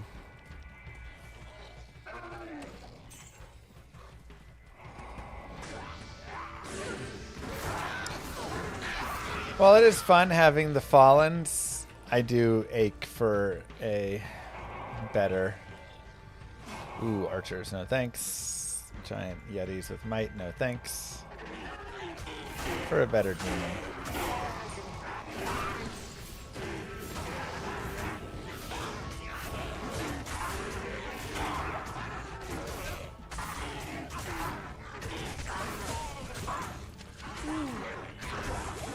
I yearn for the mines, just like the children. Tower is also going to be solid on this character. He will be able to go down there. Archers will be a little bit of a pain, but otherwise should be pretty solid. So feel free to leave a TP right there, run around, get that Black Marsh waypoint, do some more leveling. I know my TP didn't set. I'm not going to do it. But I'm just stating that can be a place to continue to get some levels while you also get some nice gear. And it's really sad. This is a cool belt, but just dropping life. Don't need it. Okay, so this guy's cursed, unfortunately. I'm going to move forward. I just wanted to get that feedback. Yeah, I think tomorrow we're going to go for ladder, reset, and maybe try and push for level 99. So I think what I'm going to do is start a channel in my ! Discord where if you want to kind of like help out with that, that'll be the place to help. That's where I'm going to say like, hey, I'm going to, you know, farm, like, let's all get on, and here's the games, and we're going to farm there. Or, you know, if you have like gear help, I will accept gear help for it because, you know, we're going to be competing against people that also are getting gear help. You know, I'm also going to be a Warlock, so I'm going to need help with like teleporting early on. So if you're going to be a sorceress who can teleport to Baal, we can do Baal runs together, all sorts of stuff. Ooh, here we go.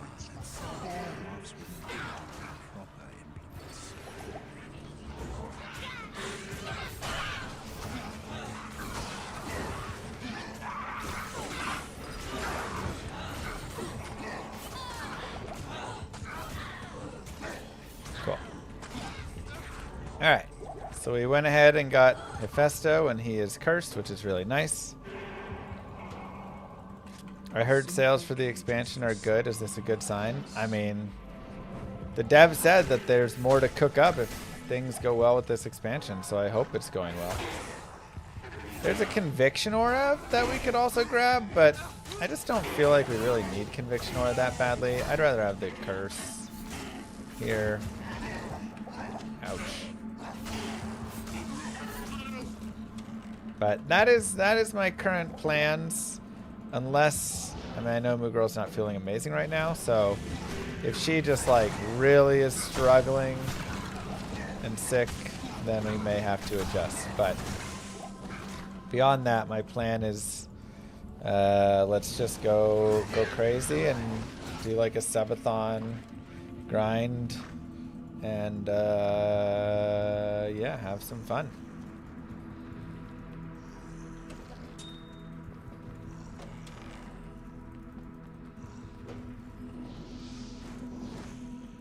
Rune drops have not been increased. Item drops have not been increased. Nothing like that has changed in these patches. Will we have a sleeping stream where we watch you sleep between sessions? Yeah. We will do sleeping in between. And you can watch me sleep. Thank you, Scoos, by the way, for the sub.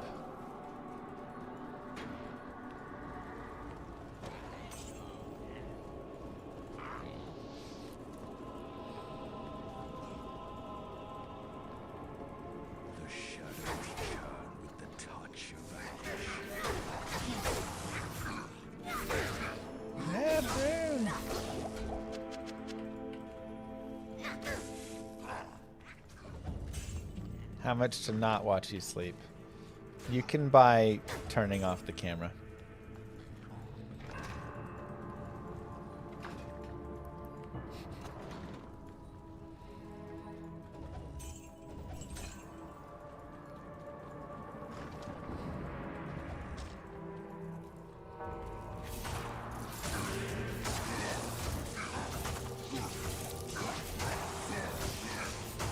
Kirkland, Pete David incoming.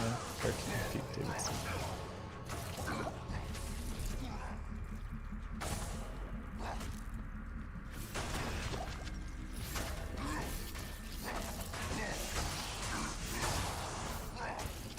Yeah, if we hit 3,500 subs, then we will have Pete Davidson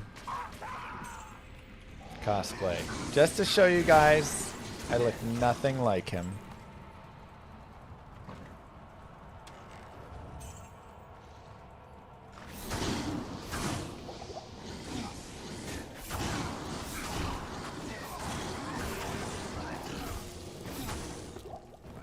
Prove once and for all.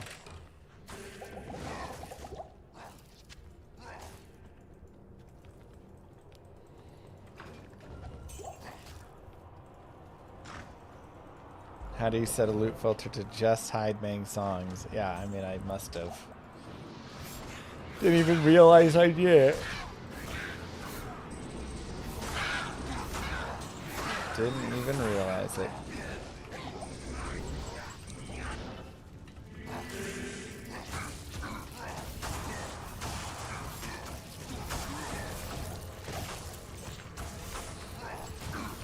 Leveling up for a little bit more chance to hit would be nice.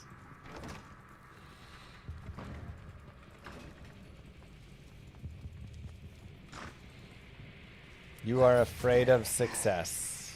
Wait, why am I afraid of success?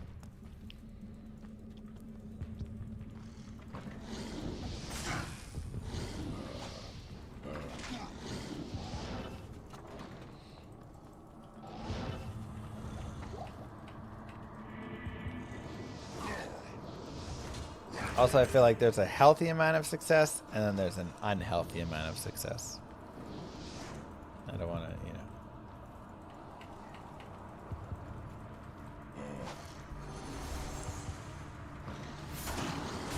A lot of people get to the unhealthy part.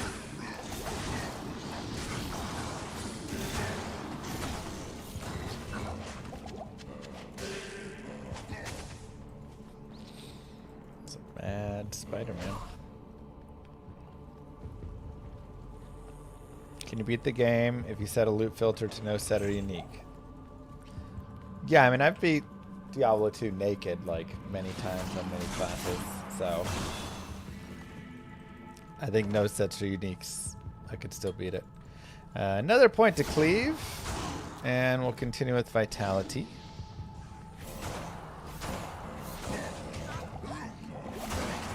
Good point. Also punched our way through. Dude, those guys are strong. Holy cow.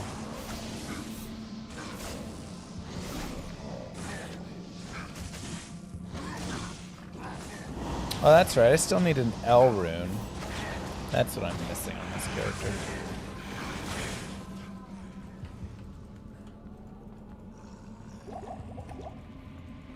Any patch notes for tomorrow? No patch notes. They fixed some bugs of some crashing and things like that, but we did not get, like, patch notes. Surprisingly, I really thought we would.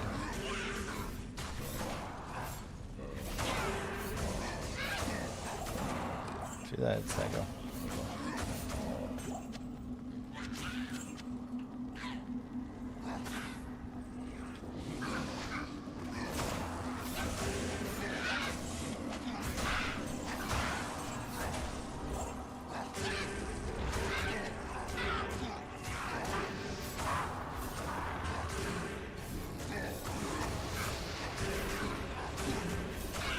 Sigil down. Also, if, let's say in the future, the demon gets nerfed some and is not as strong, you can still just have your sigil down here and just chug some antidote potions and you can get some poison res. So just a future note in the event that your Bind Demon can't tank her. Legend Sword, no way. Wow. Let's go ahead and get some Chronicle items here. What a drop.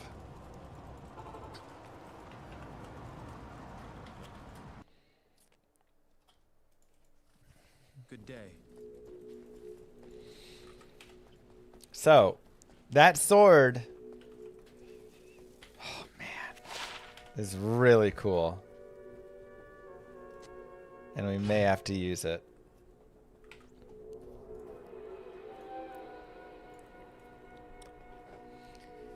$132 to $249 ED has very good attack or damage, has very good attack speed, has a 33% chance for level 3 amplified damage on striking, and 33% deadly strike as well. It is already an elite item, so it is already maxed. One off perfect, 166 ED is perfect on this. So damage-wise, it is a little higher. It attacks faster. It applies amp. It has deadly strike. It does not have 226% bonus attack rating. So the biggest issue is right now, my attack rating is only 3,300. If I swap it, it's 2,300. There is a little bit of a fall off, but I mean, we gotta try it, right? Like, what a cool item to drop. We gotta at least give it a try.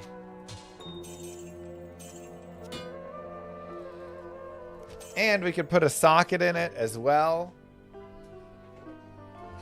And I don't know if a shell would increase anything, but we could try like in a, you know, a perfect amethyst. I don't have any amethyst because I already used them.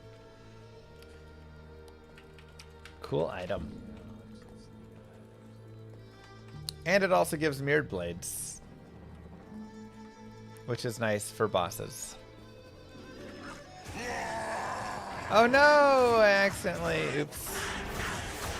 Oh my god, it swings so fast! It would also be really good on an Act 5 mercenary. Well, rip to our demon. But...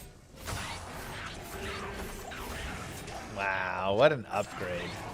So, I mean, the insight would still be good enough to take through the game, no doubt. But one of the cool things about this character is the fact that levitation mastery drops some requirements. Plus, this is just a cool, good weapon anyways. So you can have some fun playing around with it. This weapon is, I mean, I couldn't have asked for a better drop, I don't think. So, you know, it's doubtful that players will get this drop in their playthrough, but they'll still probably get their own cool drops as well.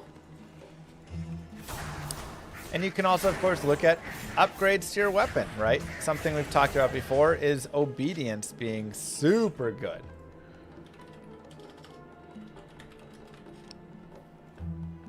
So if we take a look at obedience, 370 ED with some minus defense, minus enemy fire res, chance for enchant, which will increase your attack rating, crushing blow, all res on it.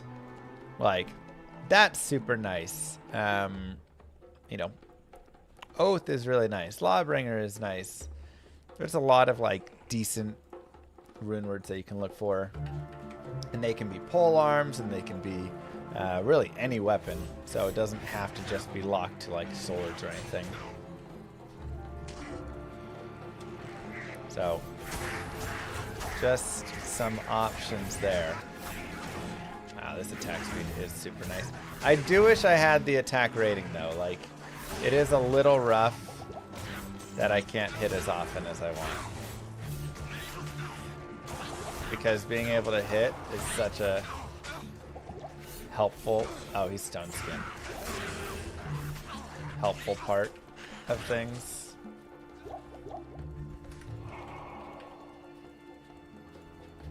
Can't believe I got rid of my demon. Honestly, I may go get a Blessed Aim mercenary or a Blessed Aim demon.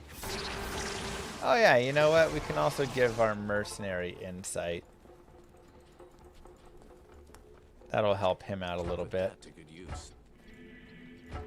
While we wait for an Ethrin. Blessings to you. Yeah. Plop an Eth in that bad boy. An Ethrin would also be nice for minus target defense.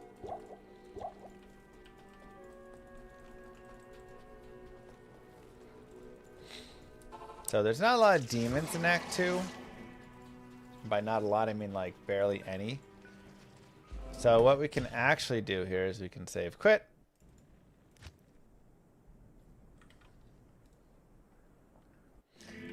And we can go and farm our demon. It's a little bit like Pokemons. You know, where you go and you're like hunting for that mon that you really want.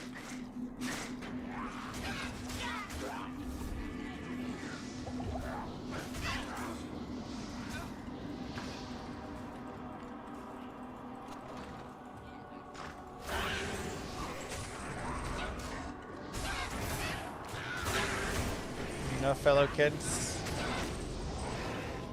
how you do the Pokemon hunt?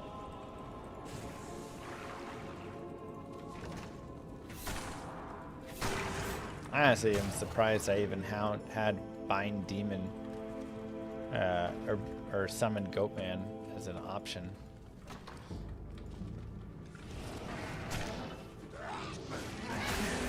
Alright, well, he's not perfect, but it's okay. We'll take him. He's a big old bruiser.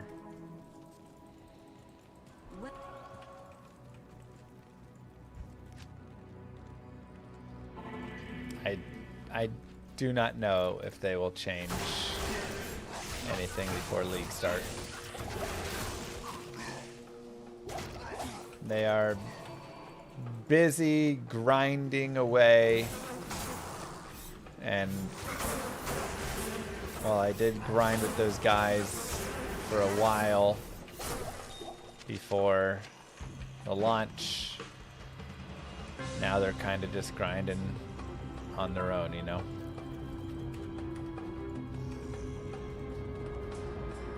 Yeah, not needing curse is really nice as well from the mob. So actually, you know, if we can find a fanaticism demon, that could be really helpful.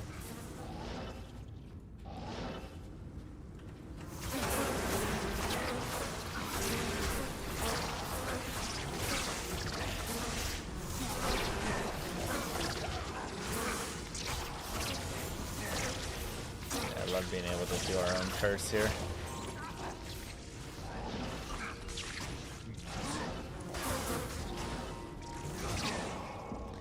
And this is one of the best reasons to have a teleport charges staff right here. This channel has no idea what's going on in D4. Is something happening in D4?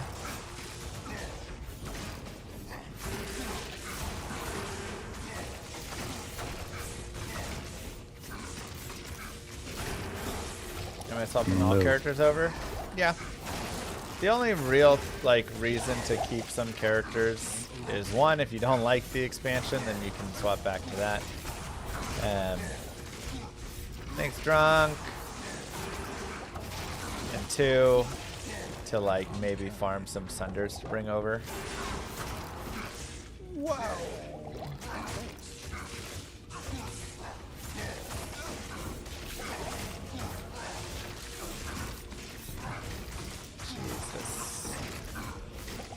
Yeah, I want fanaticism for myself now. I need a fanaticism demon. Conviction demon could help. True. Conviction demon could help with res. Or not res, attack rating. That's a good point.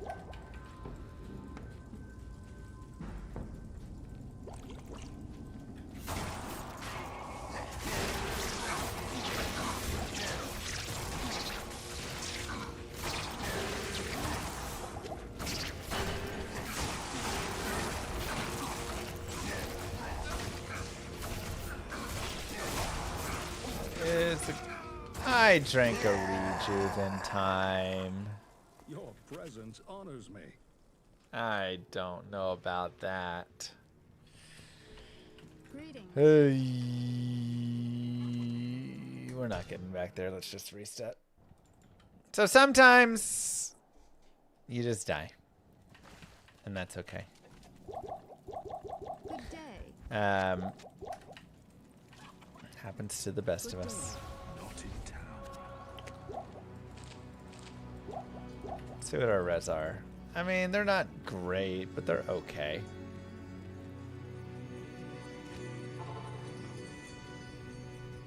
And I also don't really have a great way to like go get another demon. Alright, let's just try.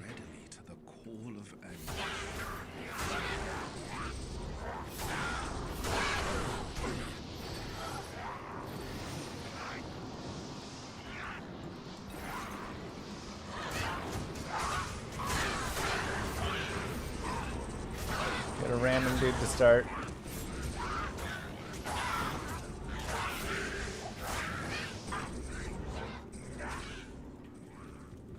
And we can upgrade him in the future.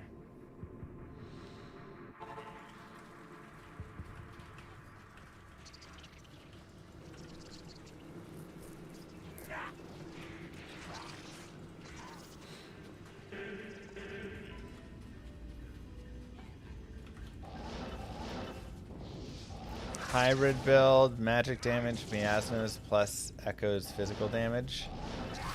I mean, it might be tough. The problem is there's a decent number of synergies, and so you'd be missing out a lot with the synergies. So that's going to be a little hard.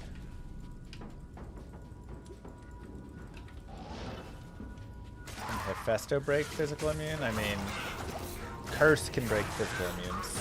But if Hephaestus has Curse, then yes.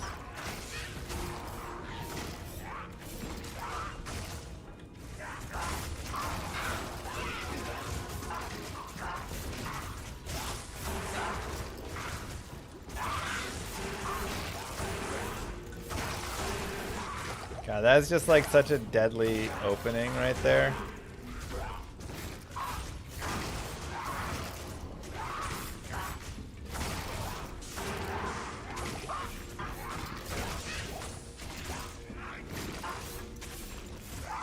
As soon as we step up into it, it's just so much damage. Man, I really need something with attack rating. It would do so much for this build.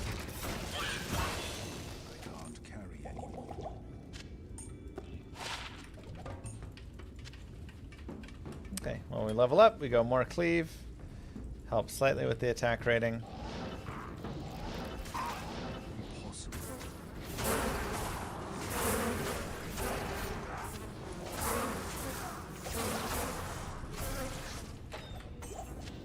And we get our staff.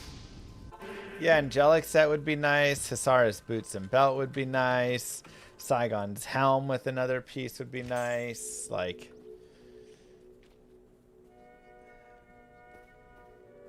there's a few, you know, things that could be nice. Or just, again, even putting a perfect amethyst into this sword would be nice. Or an Ethrune could be helpful.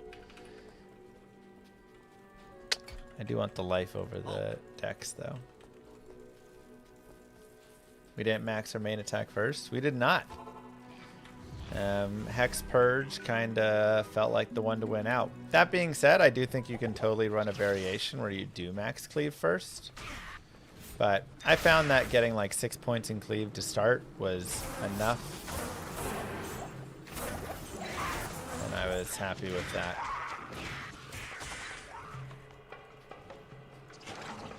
Rancid gas potions are under throwing weapons, not under potions.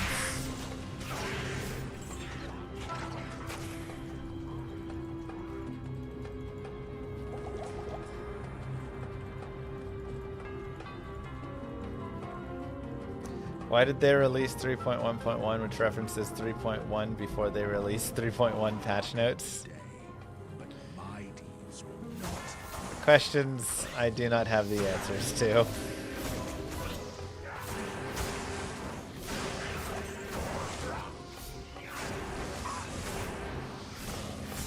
Yeah, they're saying we have 3.1, we just didn't tell you about it. But we also don't really have the 3.0 patch notes either. So, transparency-wise, I think could use a little bit of work. for some of this.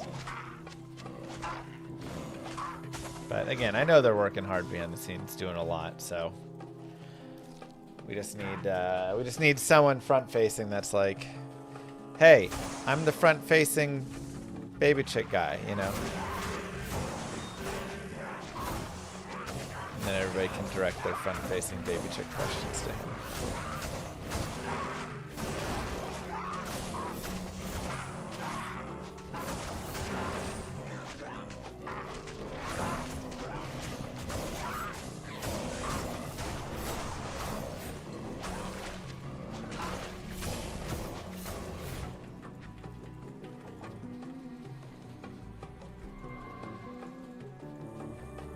Yeah, lethargy also has the ability to drop immunes, it looks like. Man, this character just feels so nice. Like, we still have attack rating issues that we have to figure out and solve.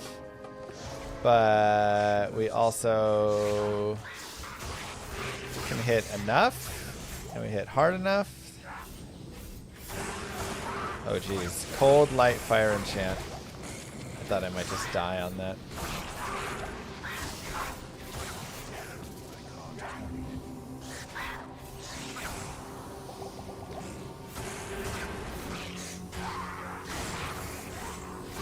Any tips on starting Barb for ladder? If you're starting with a party or you're going to play with other people, like, everybody will love you because you have battle orders and everybody wants you to join their games and be a part of their team. If you're starting solo, it'll be a little bit harder. Barbarians are not the easiest. But I do have some guided playthroughs for the Barbarian, depending what build you want to do. The best build will just be start out like double swing, then shift into leap attack at level 18, and then you can shift into war cry at level like 33-ish.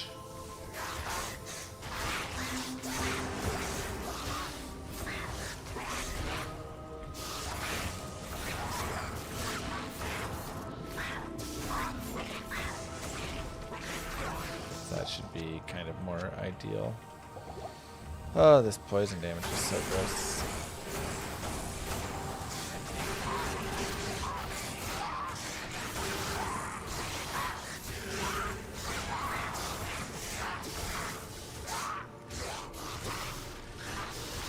Make sure to engorge our demons so they stay alive.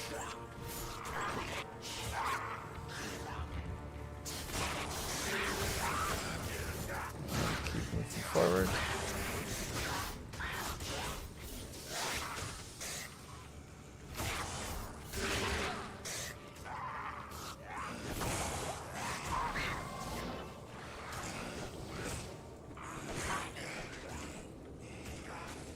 It's my favorite Warlock build. I really like the Cleave build. I've had a really nice time with Cleave. I've liked it in the endgame. I've liked it on the playthrough. I'm just a Cleave fan. I'm getting amp damage because I found like this godly new weapon.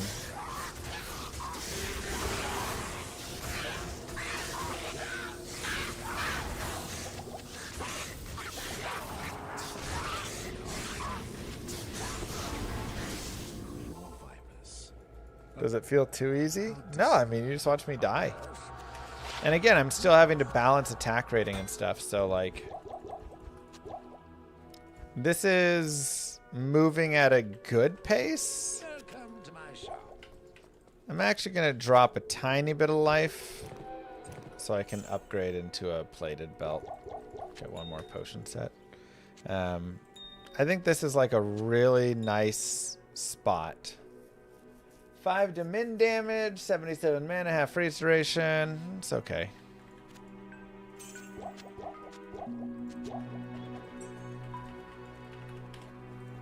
But like, I'm still having to level some. I'm still having to be careful going through. I just like, I can actually fight things, which is the nice part. You know, sometimes melee characters get to hell.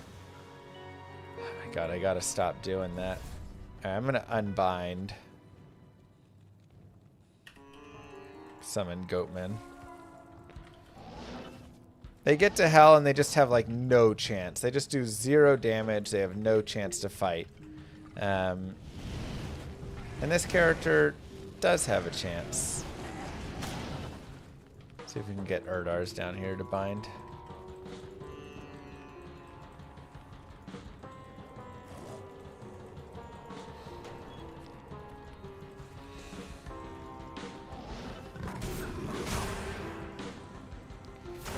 Okay. Any boss blunderbores? Doesn't seem like it with those champions.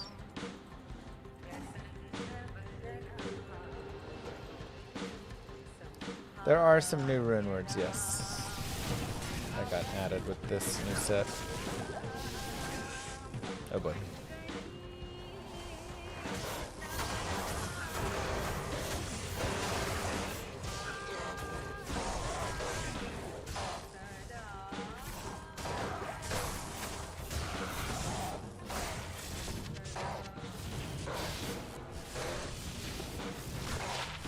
Three to war cries. Wow. Also, not bad.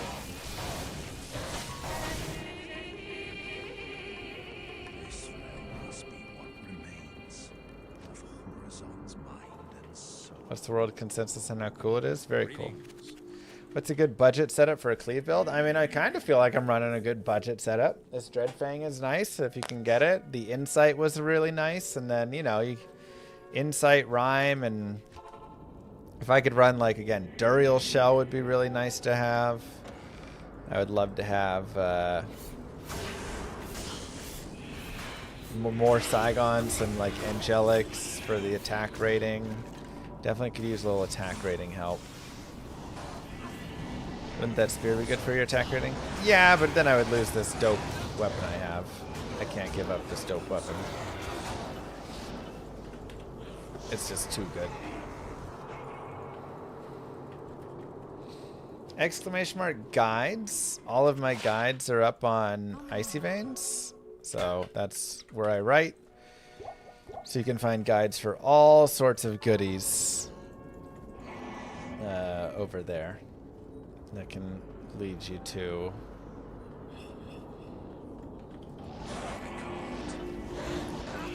a variety of stuff. And I've got a bunch of Warlock guides up with skill trees and gear and budgets and etc. Good.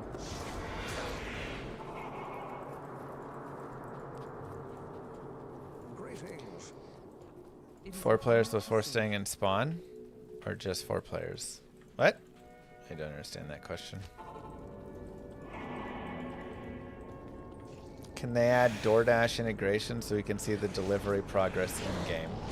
I will ask them to get that added for you right away.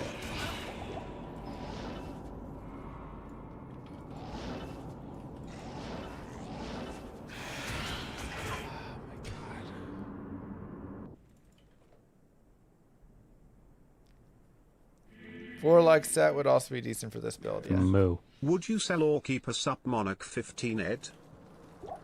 I mean, I'm trading that puppy. Yes? A lot of people have been asking me what I do for food delivery services. They're super interested and want to know what my favorite is. So, I'm happy to announce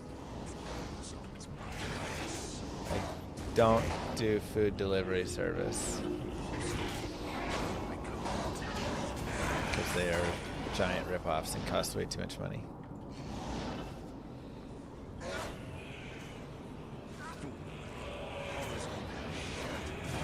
Moober Eats, I like it.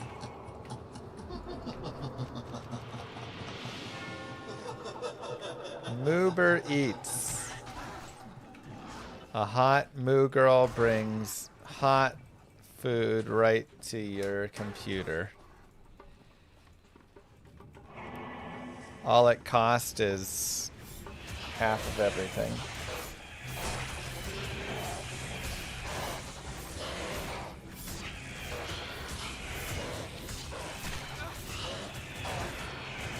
50% of your worth tip.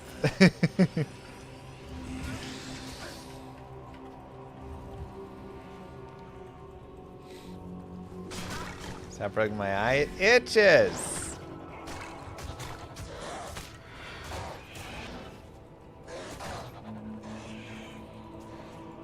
Patch notes are underwhelming. Yeah. Alright, let's go ahead and get this level.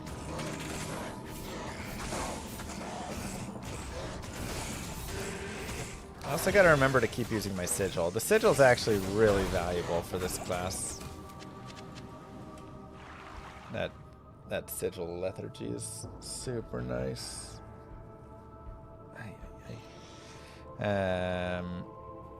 Okay, we'll keep putting points into Cleave. And Vitality. How much does Enigma cost? Llama? 2 burr, 2 jaw, because he has to split everything. Bruh.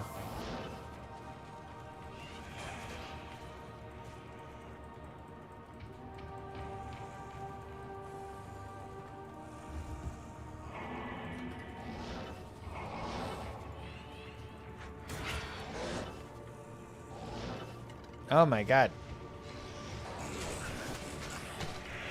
What is this map? What is this map? Huh? Oh, is that gonna actually continue straight over there? It must. There's like no other way that this could possibly exist if that doesn't continue straight. I think I missed the tiniest bit. I mean, it literally has to. It does not.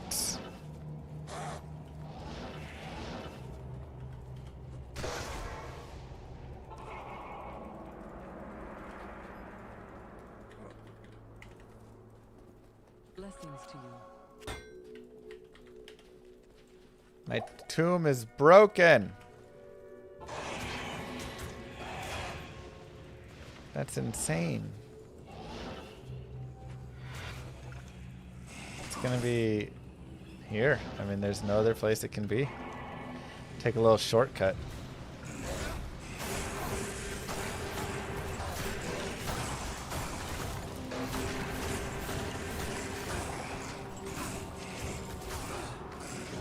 Five open socket thresher.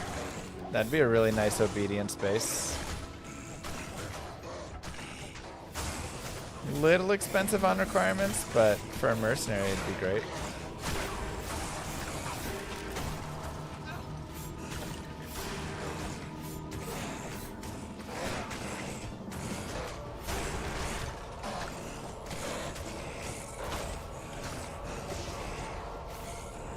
Not ethereal, of course, but still an elite base. That's really nice.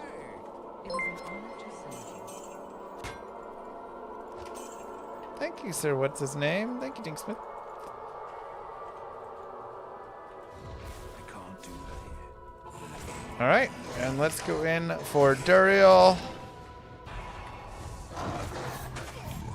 Remember, you can give Golzar and or yourself thawing potions to help out. And don't forget your sigil. See you on reset. Let's go. Yeah, I'll be doing ladder.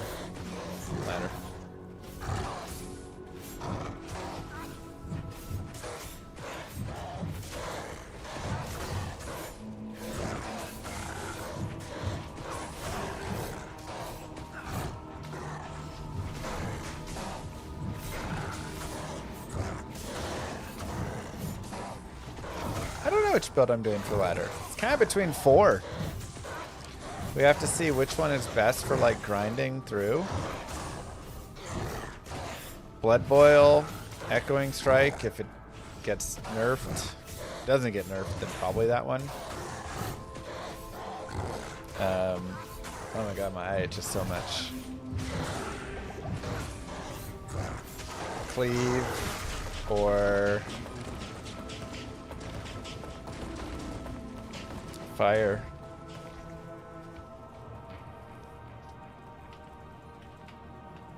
Are you gonna speedrun Warlock? Yeah. Do I have pink eye? No, I have eczema, but it's really annoying right now. Trash, trash, and trash. But Act 2 is done. Give yourselves a clap, everybody.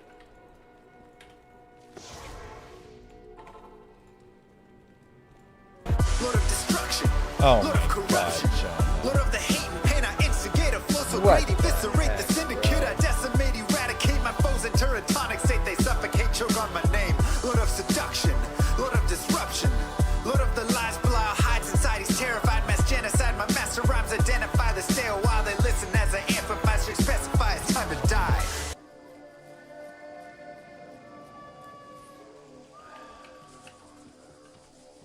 That's not right. Jonah.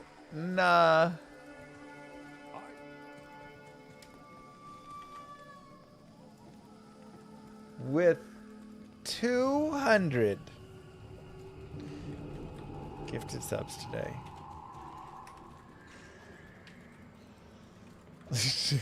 Warren. It's about that, Warren. We may have to delay a month on it.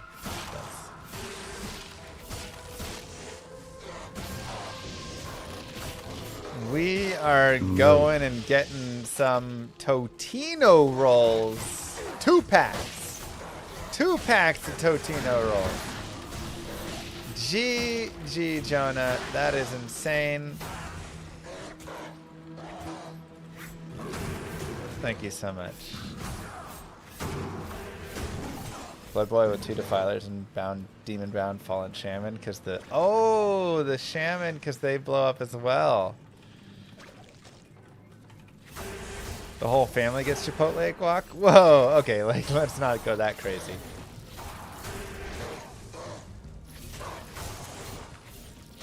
Where's your cosplay? Well, we have hit the Pete Davidson cosplay thanks to everybody and Jonah finishing us off. So thank you, Jonah, for coming in at the end. But thank you to everyone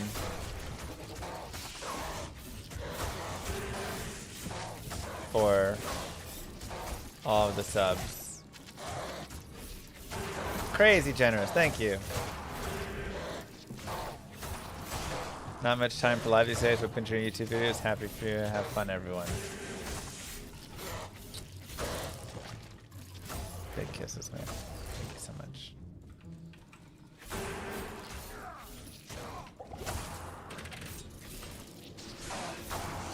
That's how Uber gets, man. Make sure to engorge. Keep our minion up here. Yeah, that's pretty wild, Scora.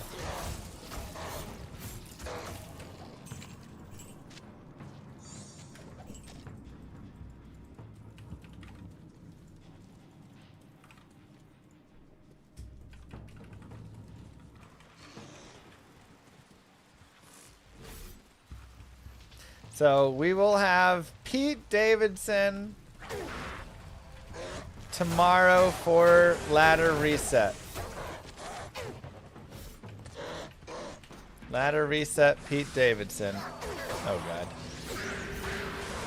We also have Great March for Souls. 5 p.m. PST. Gotta try this. Bonking Demons is a good time. It is a great time.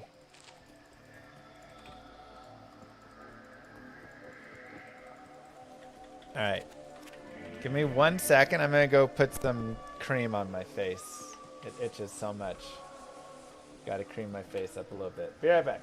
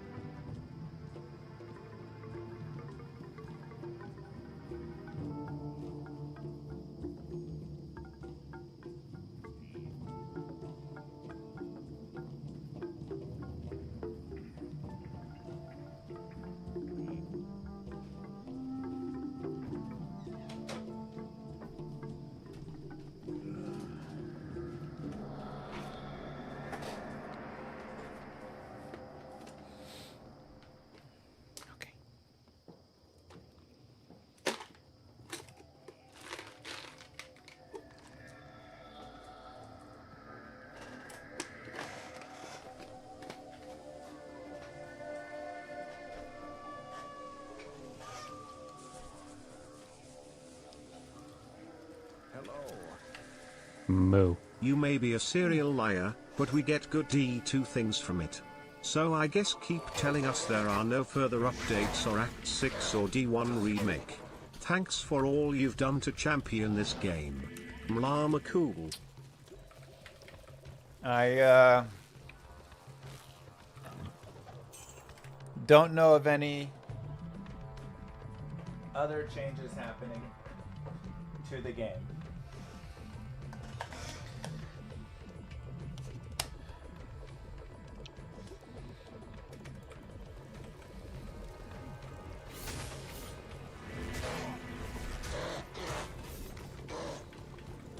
So, you gotta believe me.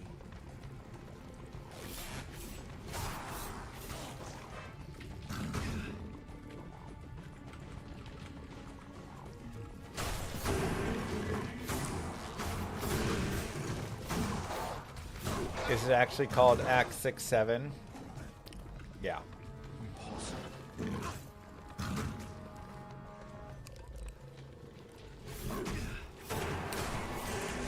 It does, Mog, yeah.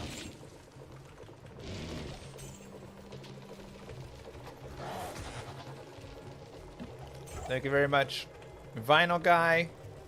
And thank you, Andy, both for the subs.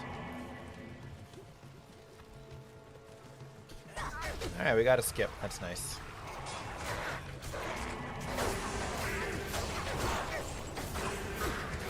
Now, Flare Jungle is definitely a decent place again. Can be a little bit scary, but you have pretty good damage. Hey, Moo Girl.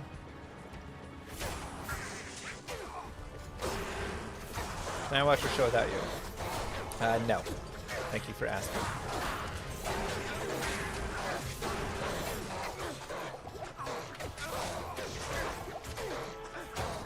Watch.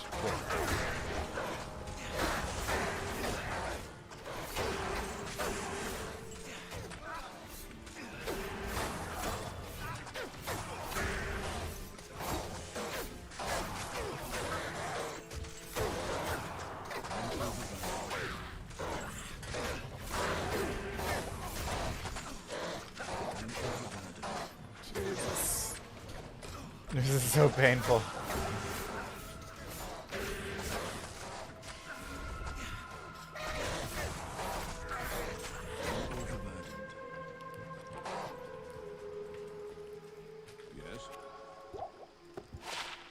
So painful.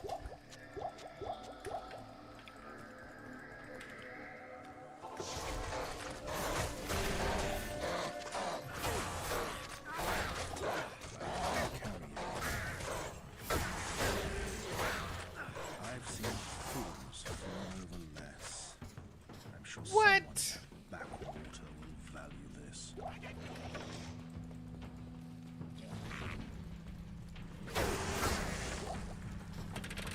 Echoing Strike scales off of FCR.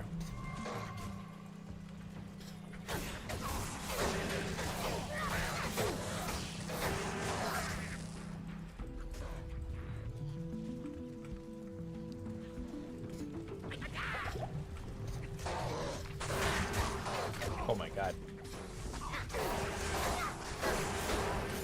Yeah, a little bit scary out here.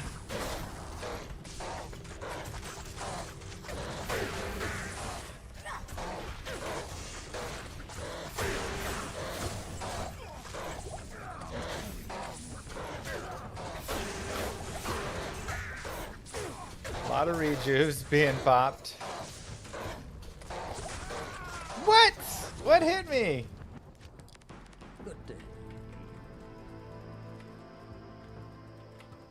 Ouch.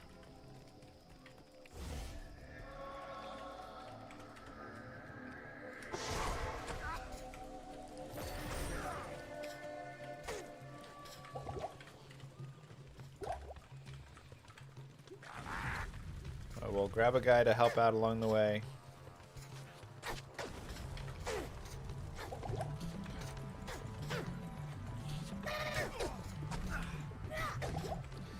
And hopefully we can get our body. Cleave is attack speed, though, yes.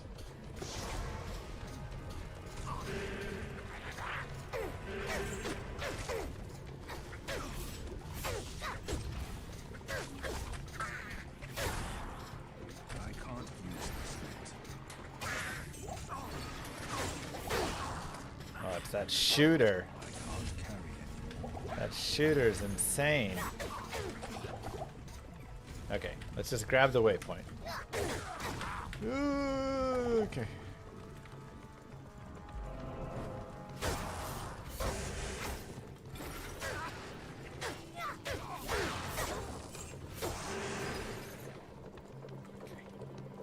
Whew. I mean, this is a little bit what happens when you haven't leveled fully, you know? 10 auras is really nice. I don't love giving up 70 AR. Because that's actually like 400 AR that I'm giving up, though. So as much as I really want to use that, I don't think I really can. Unfortunately. But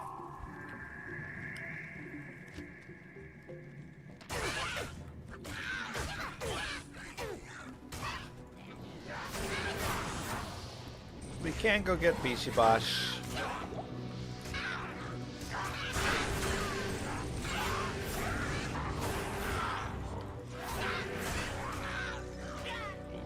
And summon some dudes.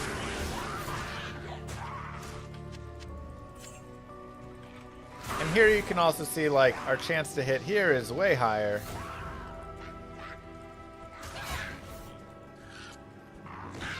Ishibashi, are you gonna resurrect some guys, or what's that? We're all waiting. Hello? Hello? No, he's just not into it? Alright. He's shy. So.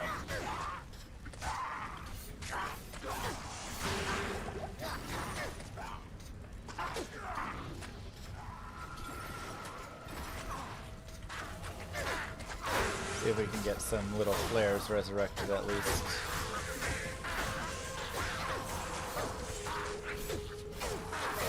There we go.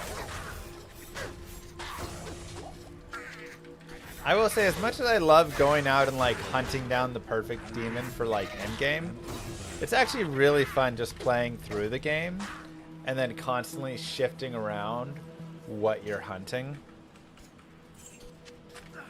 Like, oh, well, I guess I'll go for this demon now. I guess I'll go for this demon now. Like, that's actually a really enjoyable time.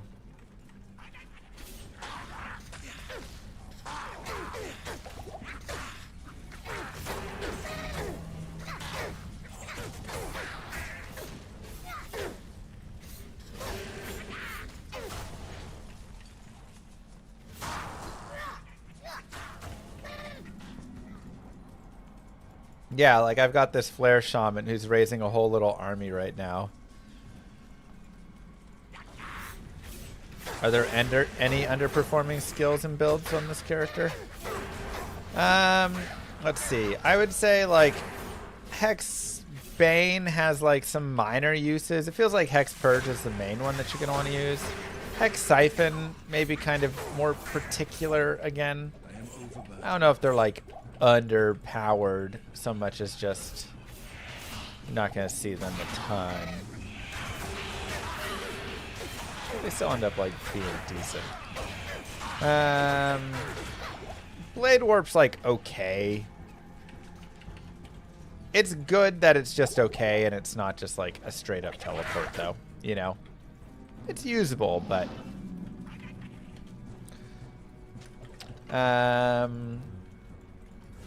Psychic Ward is kind of tough. It's really nice, actually, but it's kind of tough to get points into because there's so many other synergies that you care about.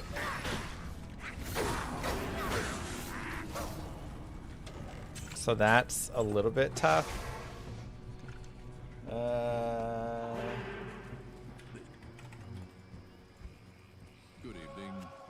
Sigil Rancor is like medium.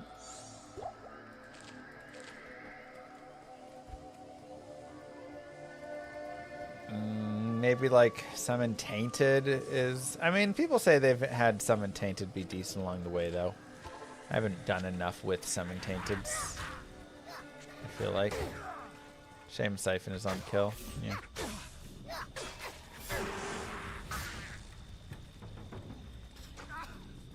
Yeah, I mean, I'm shopping a Telly staff on every character except Sorcerers. The line of sight is such a big, like, thing.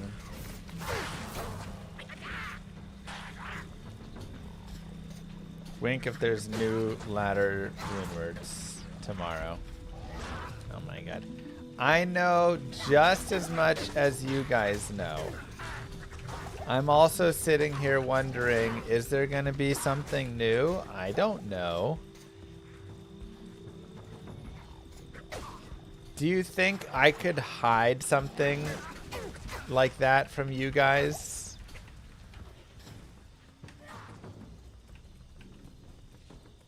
I want to see if Ranker feels better at the point. Investment. It's a good point.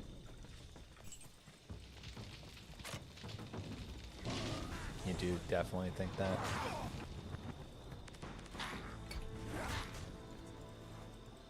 You hit a whole character. Okay, well. We are in Hell, lower Kuros, and you know what that means. It is time to lower your Kuros.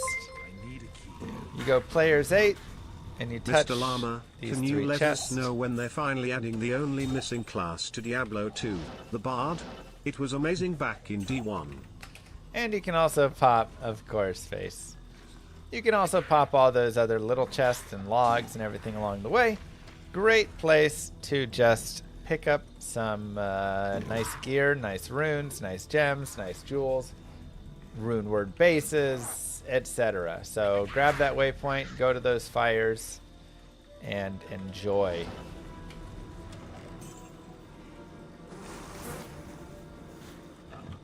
So I love, whenever I want a good rune word base, I'm just going to the lower Kuros. It's one of my like favorite places. Do I think we're getting some patch notes for this upcoming season? I mean, I hope so. It feels like it'd be nice if we got patch notes, but at this point, it also feels like we're maybe not getting them, but they did just release patch notes, but it was just bug fixes for 3.1.1. But we still don't have 3.0 or 1.0 patch notes, so who knows?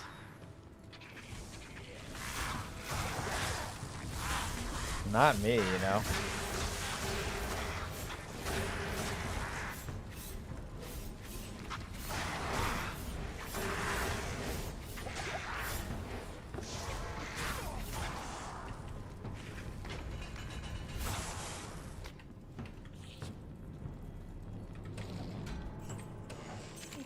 We'll grab Kalim's heart. These are also super chests in here. Down here, down here. Over here. So, more places you can find some like sweet runes and gems, jewels. If you need money, like, hey, there's a worm hide right there. That'll be worth money. There's a gothic plate. That'll be worth money. There's an Avenger guard. That'll be worth money. Really easy places to just pick up some extra cash. Did they fix the Amazon horse bug? They better not ever fix the Amazon horse bug. Unless they add coconuts to it. That is the only proper fix of that bug.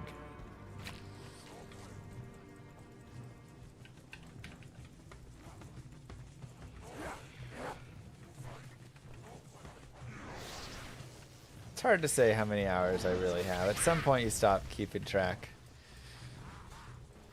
You know, 38,000, 39,000, I don't know. I haven't even seen peak form of it. What do you mean? She gaps with both her legs floating behind her. What?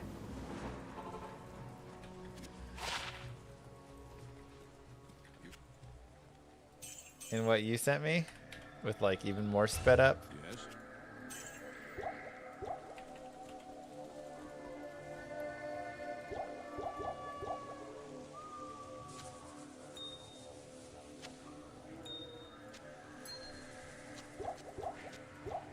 Okay. Put some gold away. We'll turn in the bird. Gotcha.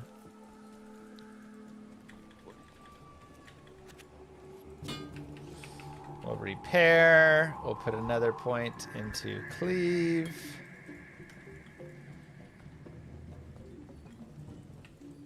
And before we go forward,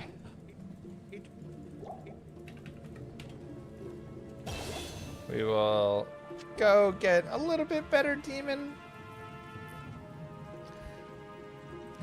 Let's try through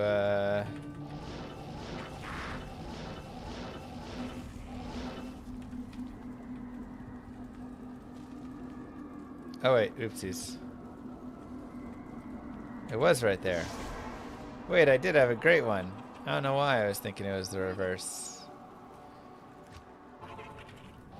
It's one jump away. Jeez, God, have a good one.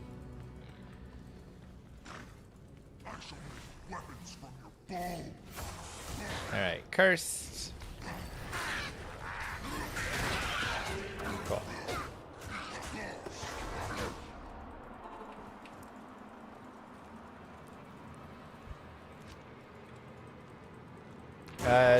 Thrown javelins don't have durability, they just have the quantity, but if you attack with thrown javelins, like melee attack with them, then you'll lose a thrown javelin over time, as that is the durability. Okay, let's see if we can, I don't love all the stuff over there.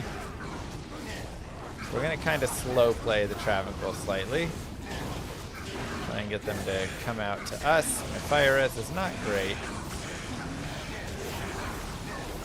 They are demons though, so I guess the nice thing here is I can just resummon all, or I can just kill the Travancore members of my Bind Demon.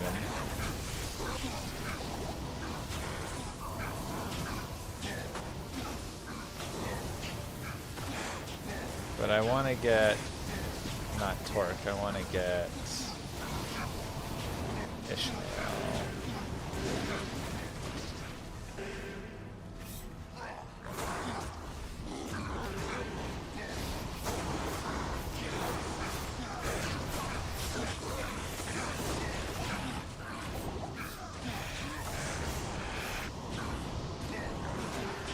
I guess we can take Torque for now. Never mind. There's Jelab Flamebringer. I guess I don't need the curse. So, not a big deal. Probably okay just doing it this way. Because I have curse for myself, so. Unless somebody has Fanaticism or somebody does have Blessed Aim though, and I do kind of like Blessed Aim. Who has that?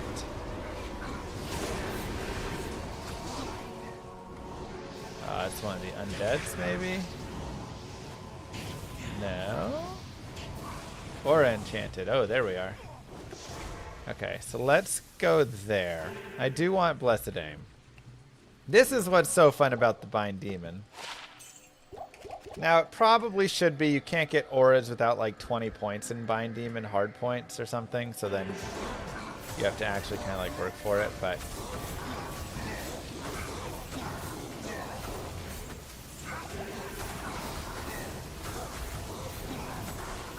let's kill these guys. Okay, there we go. So now we have Blessed Aim, which increases our chance to hit. That's nice.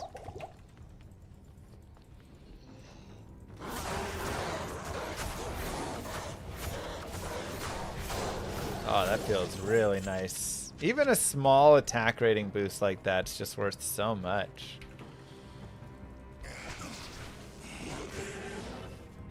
Any thoughts on summon, bind Warlock with thorns, boil, etc.? Summon, bind with thorns. Wait, what? Ouch. Yeah, the demon you revive gives you their aura. Again, maybe a little strong with a single point into it.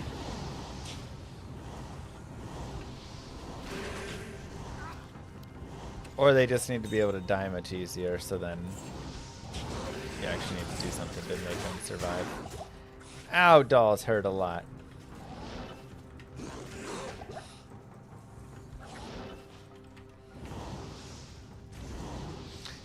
Getting the waypoint in Endurance is usually a good idea as well, as it can be just a great place to go farm. So if you do find the exit like this, you can always continue to go until you find the waypoint,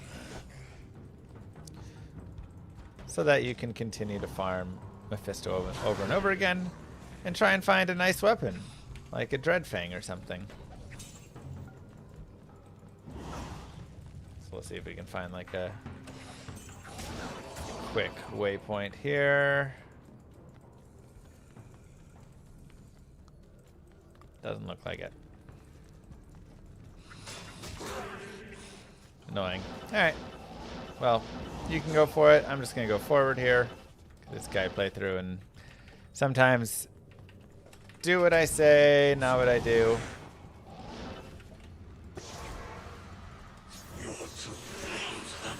Now I'm also going to use Mirrored Blades right now. Actually, it might make more sense.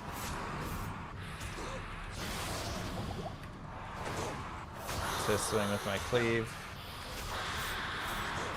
Yeah, I've got enough points in Cleave. I think it makes more sense there.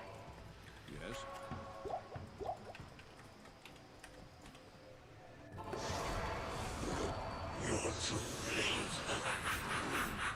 We'll try and stay behind our demon. And we can put Sigil down as well. Increase damage taken. And slow him.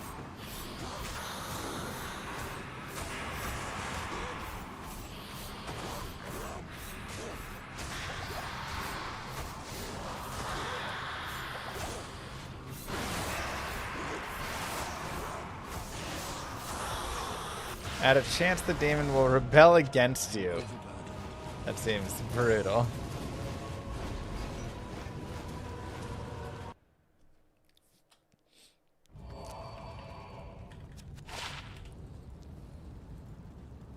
Here is one of the pieces of the new set. Kind of a fun item. Would have been really nice to have this in normal. I would have loved that. But at this point, it's too late for it. Dancing Souls Easter egg still works. And is nice with the shards, yeah.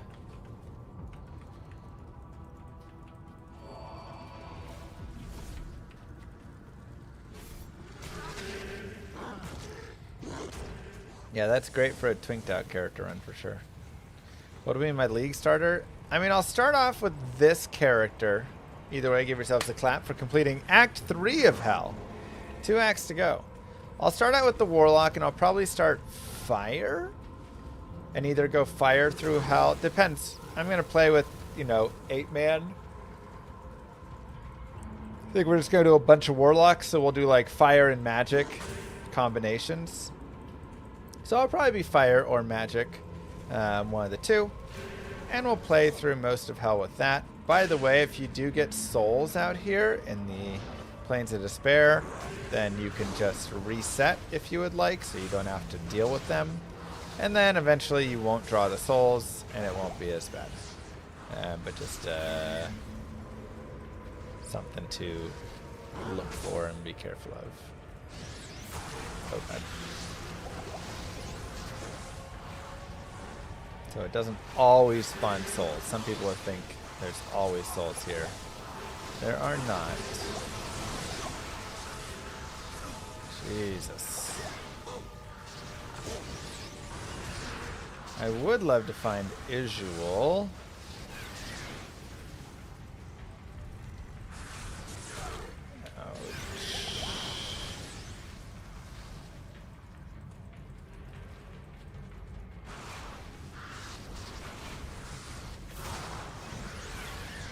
But seems he's hiding. Let's go ahead and go to town. What do you need?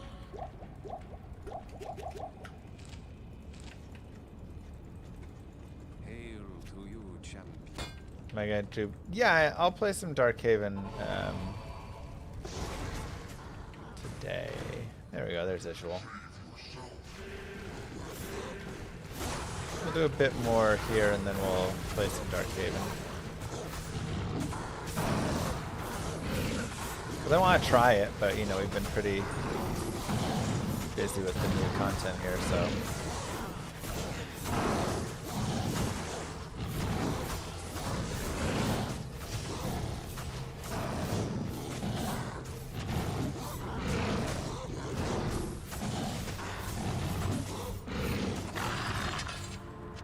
Very nice. I'm using Dreadfang. Found it off of Andariel. Hey, 10 cold rose, little added fire damage. Why not? What do you need?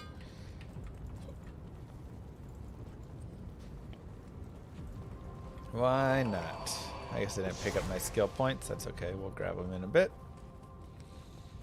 Let's go through the City of the Darned.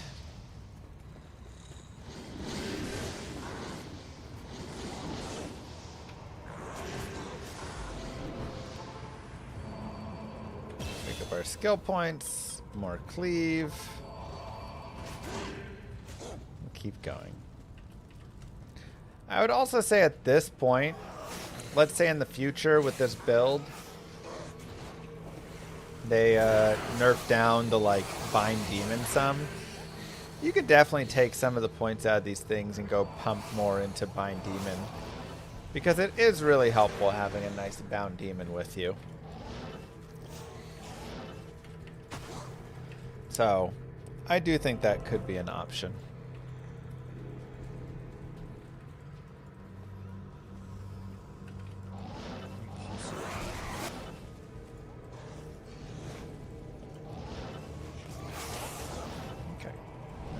Go to the chaos. Again, feel free to stop and kill things as much as you want on the way in. I play a little greedy because I'm a speedrunner and this is just how I play. But you can, of course, not speedrun everything. And take your time and kill all the stuff on the way.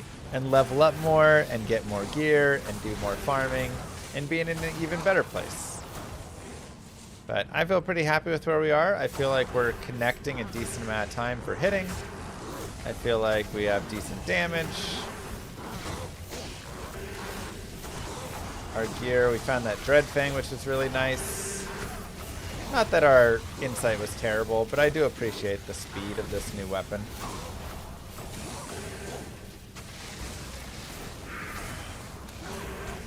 So, overall, pretty happy with our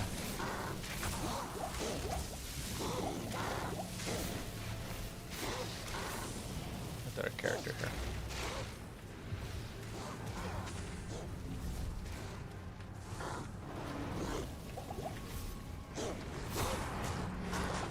Okay, so he's cursed as well.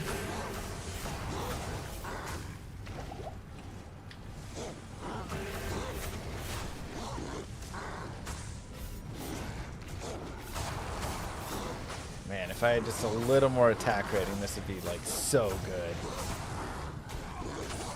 Or like just a couple of attack ratings short.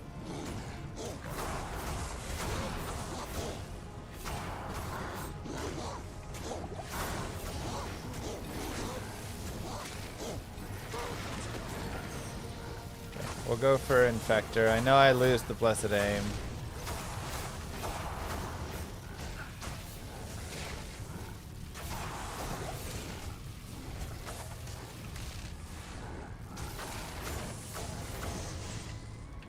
Infector's pretty dope, and he's also cursed.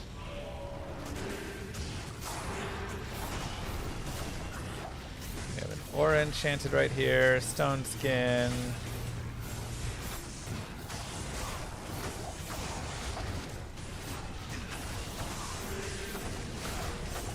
Ouch.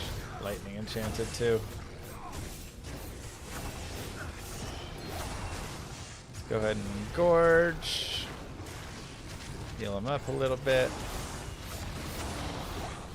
And get in there for some good hits.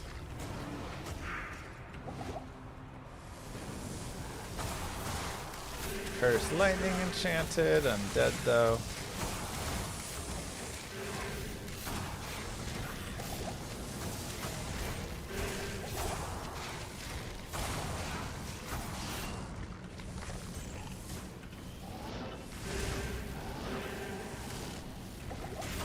Unfortunately, here's fanaticism, but doesn't really help us.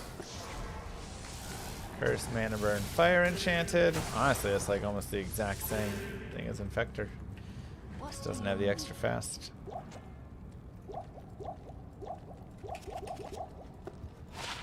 Seven to life. Sure, we'll put that over to dexterity.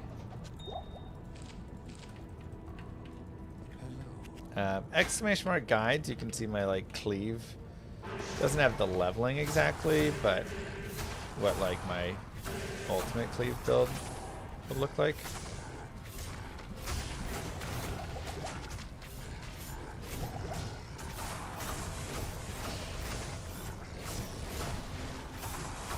So it could be good to actually write up like leveling guides for the offbeat ones as well.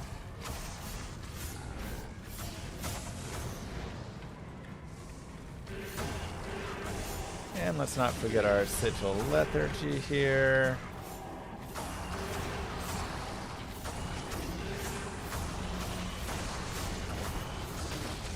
Nice. That's actually really, really clean.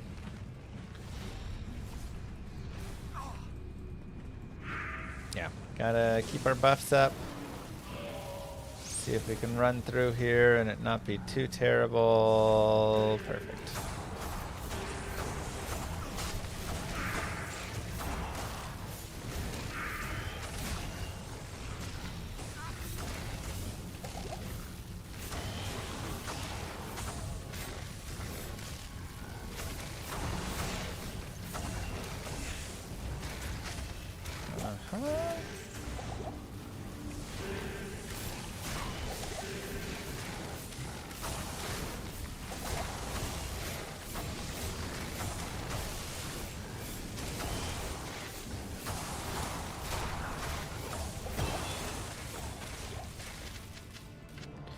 Beautiful. Another point to cleave, more points to vitality. Make sure your player is one. Put up your sigil.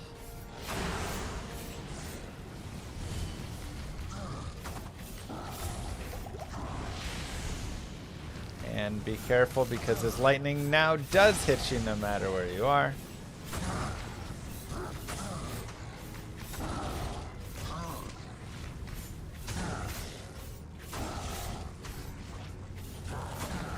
Whoa, really, Warren?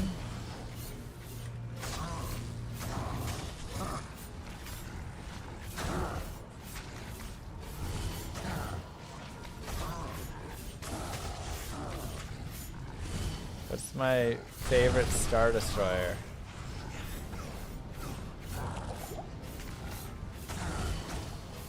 Of course, Michaels.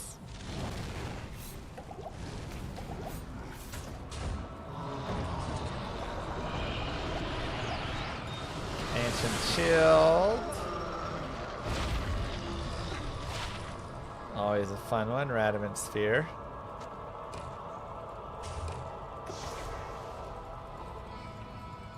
Do I ever sleep? A little bit. We'll have some sleeping streams soon. 1 to Eldritch skills for the Warlock. Well, we are Eldritch skills, so that would be a nice boost to Levitation Mastery, Cleave, and Hex Purge, as well as our Psychic Ward and Eldritch Blast. I mean, that is pretty nice. I don't love losing 25 Fire Res and 9 Light Res a ton. But whatever, it's softcore. Let's have fun.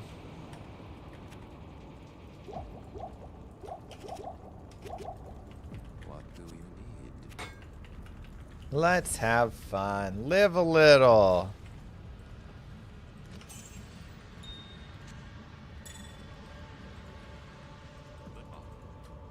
And just like that, Act 4 is done.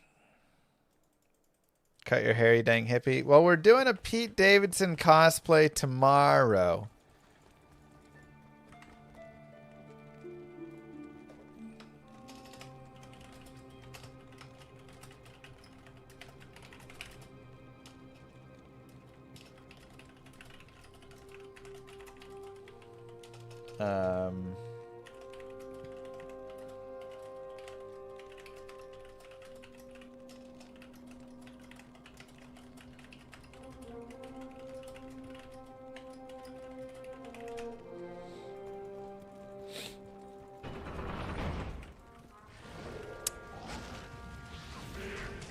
We need to figure out what our next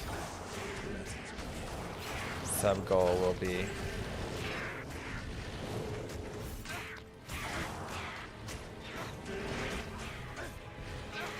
I'm rolling a Warlock.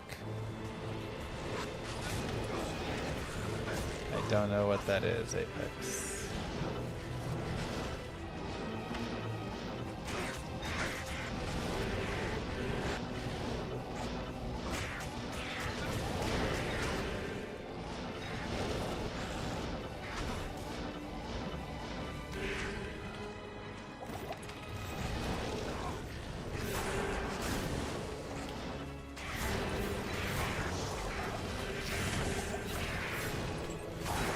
Kill a couple dudes here. Yeah, we've got a teleport charges staff. That's what we're using there. Afternoon. So repair. Oh, okay. Yeah, no, I have not played it. And let's go ahead and fight some.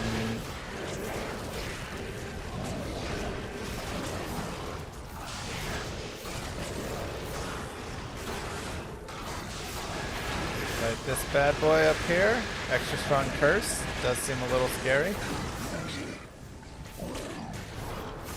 Get our summon to help out. How amusing. The demonic slave master. I don't think we have the IES breakpoints yet for the build.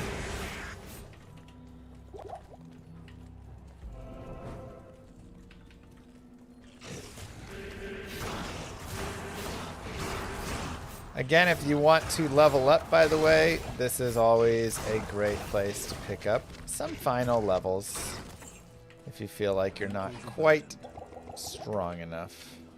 I can't carry it. Just keep rinse and repeating, fighting that.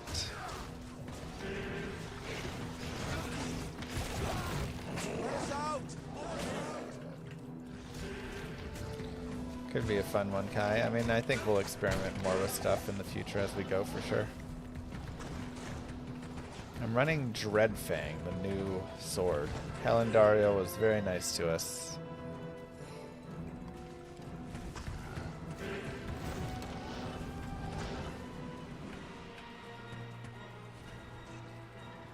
That might be a tough one.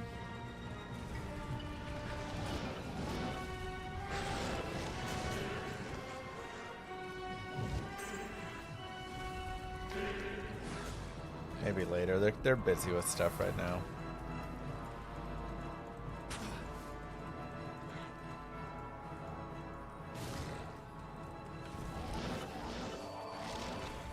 So, at this point again, I feel strong enough to head up towards the Ancients.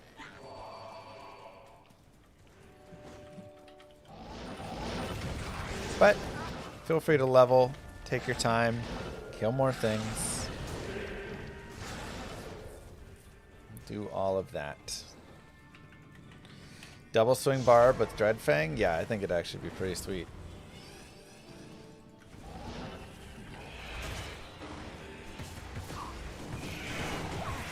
Oh god. I don't love 5 million archers. It's not my favorite thing to run into.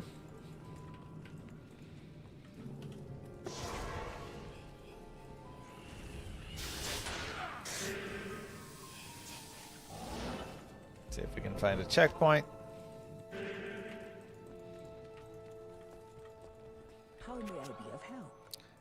I mean, it's not because nobody would buy it if it was bad. It's just, think of how disappointing, again, we said it before. Think of how disappointing this expansion would be if they said, we introduced a new character and it's the Barbarian. I can't.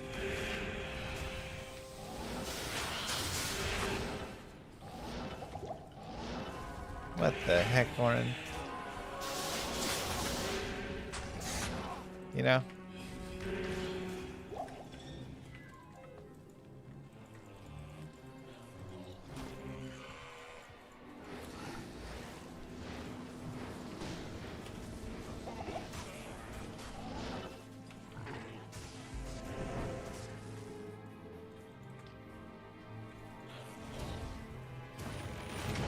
Why not using the new rune stack menu? What new rune stack menu?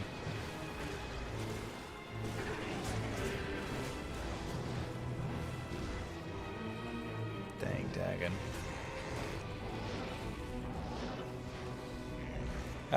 Now this is a fully self-contained SSF run, so I'm not using anything from the shared tabs. I'm keeping everything all right here.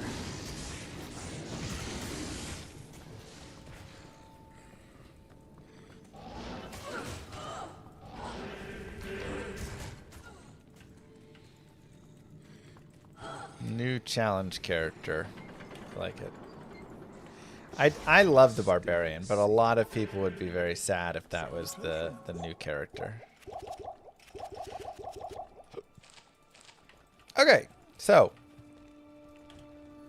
for Ancients, a couple of big things. Number one, if stone skin rolls on any of the dudes, it's probably best to just reset. By that I mean just open a town portal. They'll go back to statues.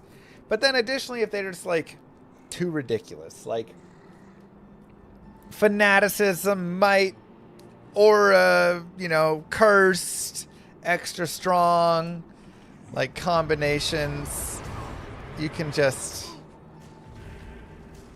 hop out of it.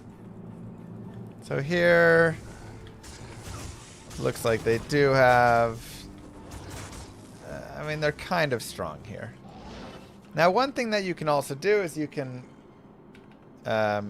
drag them in one at a time. So you can literally, like, do this. Let's see if we can just get the aggro.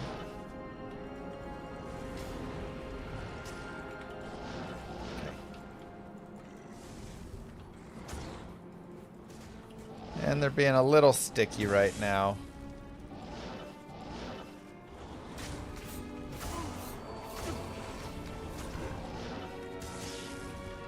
Alright, and we ran out of TP scrolls, or TP charges, unfortunately. But this can be a way that you can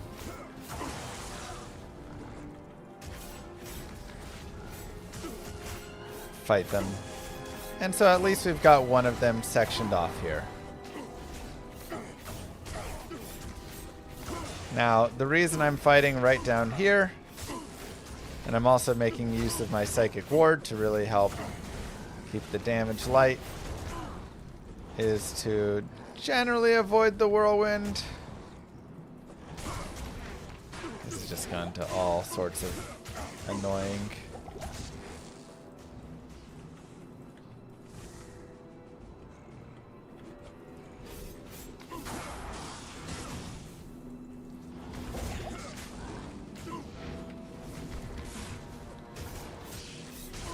I really wish I had teleport charges. That would help a lot.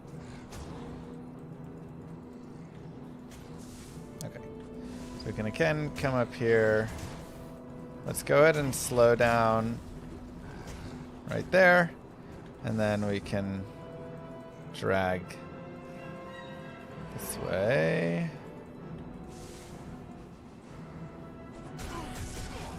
Perfect. Oh, why did he move? We were in such a good spot.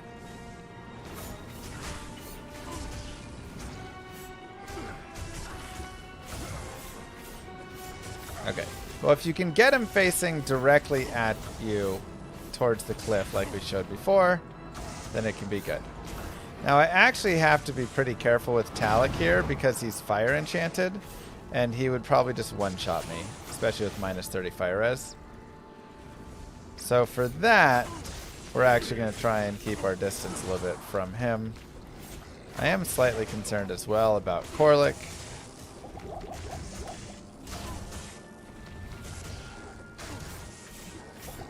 So I want to make sure that before he explodes, my life is at max.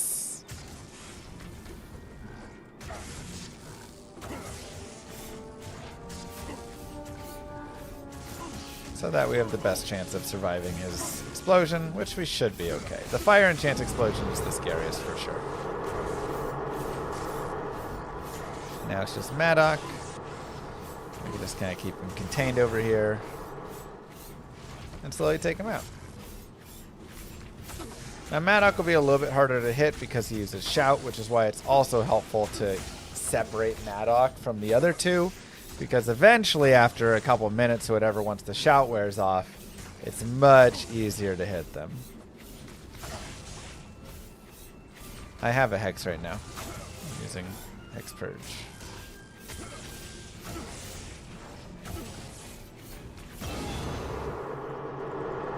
Is your Streamlabs donation link working? Tried sending you a donut, but it errored out. Maybe try exclamation mark donate the Stream Elements one. I know is working. I don't know why the Streamlabs one might not be.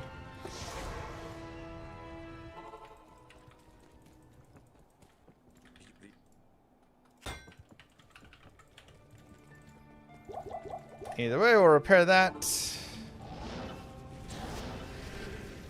I don't know how I like the sling ring. I like it a lot. But, or do I raid it? Rank it among the other rings? Hard to say. I mean, -5 enemy magic res. Pretty solid, though.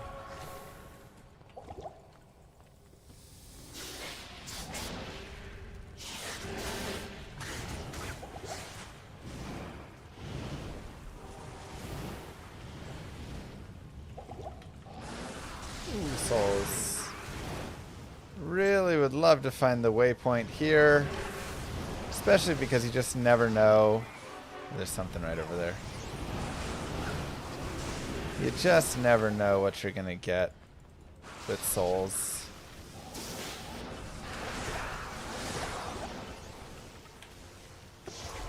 Whew, spicy. So let's say you're in this exact predicament. Hey, I need some rejuves. Well, lucky for you. Oh, those are really nice. Yeah, I'm going to put these on. I'll drop 10 FRW to gain all that extra light res and cold res. You can put a gem, 3 healing, 3 mana, and boom, you can make that. So this can be a nice reason to keep gems. Chipped gems will make regular ones. Oops. So not full rejuves, just regular rejuves. So that's a nice easy way to pick up some potions.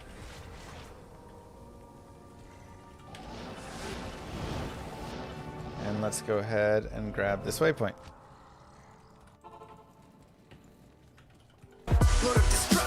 Go forward. SCH silence. With the 50.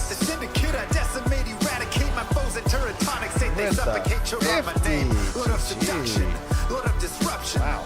Lord of the lies, blow hides inside. He's terrified, mass genocide. My master rhymes identify.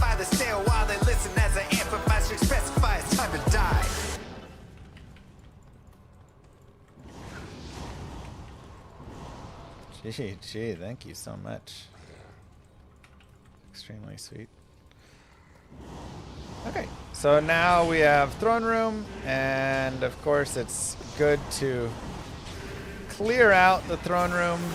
And a lot of times good to clear out in front of the throne room as well, because sometimes there's just hard stuff to deal with, and you don't want to get caught in this pickle of having to fight stuff on kind of both sides, right? You don't want dudes coming in from behind while you're also having them like ram down your throat up front. Whatever, you know, front and back. You know what I mean.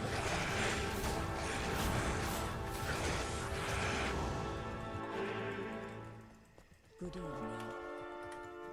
Down the gut, whatever it's called. So we'll be a little bit careful here. Ouch.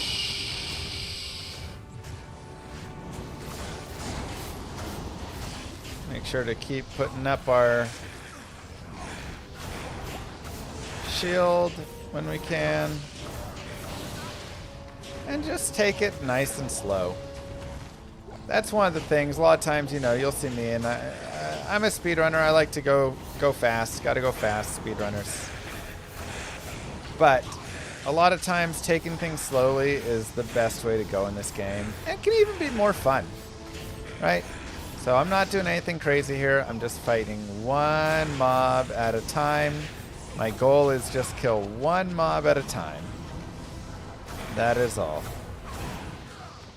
And then we can focus on fighting the next mob and the next one and continuing that. But I'm not trying to go too far out of distance where I'm going to aggro 30 mobs now and have to deal with this whole new craziness, right?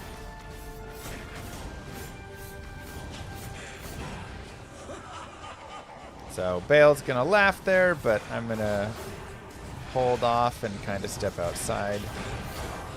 Because again, I want to fight out here, and I just want to clear some stuff out front first. We have a nasty Deathlord minion group, which is kind of rough. So we're going to have to also be careful fighting that. He has Stone Skin, which I don't love.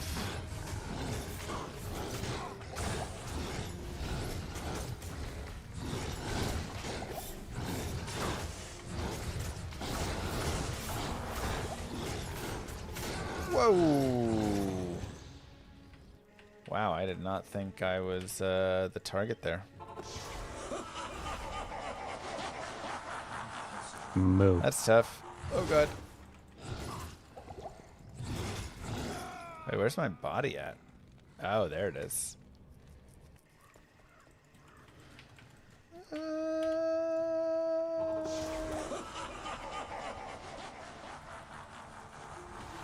Let's actually slow them to go get our body. I hate when your corpse gets caught behind. So in instances like this as well, what you can do is you can literally just drag them away. And now he can just be away, and that's cleared there, and it feels a lot better. Moo. I also am going to go ahead and try and just do some damage myself here first. Then we can latch one of these guys.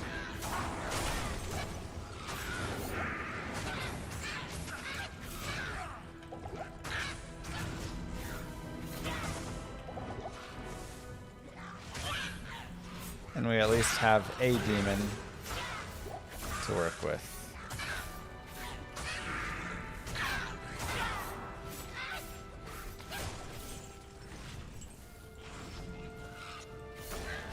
Nice and easy. I could bind the shaman, yes.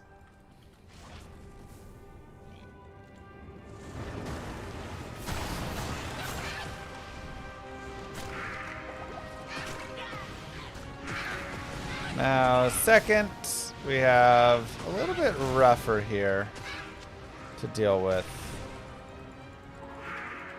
as these guys are cold enchanted. So I'm going to want to actually bring them away. We can also chug some thawing potions to add some cold res to make it a little bit better to fight.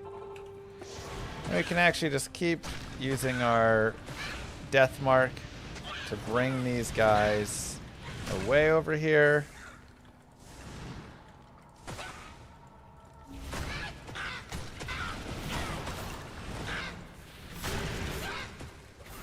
And we can kill them down here, hopefully out of the range.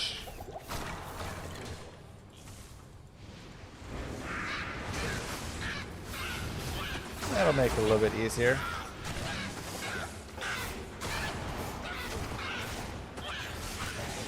Now we can also bind wave 2 because that is currently a bug.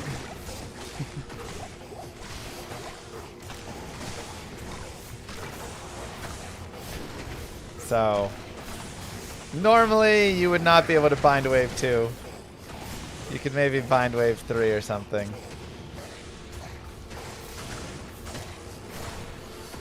But there's a funny little bug right now where wave 3 can't be bound, but wave 2 can, so we're just gonna have fun with it while we can.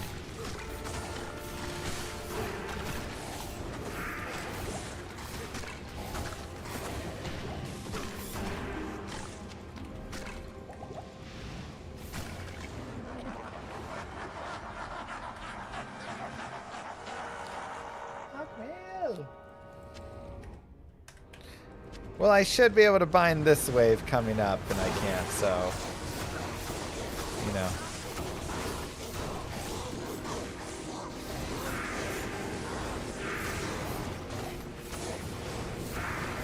Domination. Wow, that was great.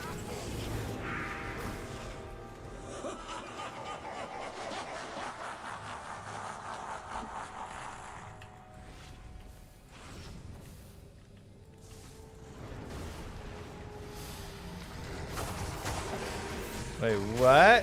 Hold on.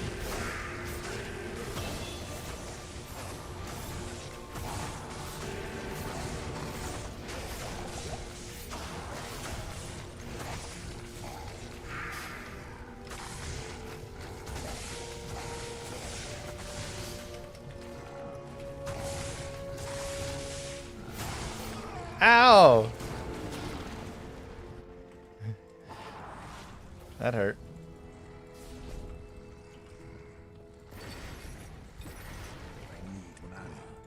Oh god, oh god, oh god, oh god. Alright, cool, we got a bind. Poor Akmel.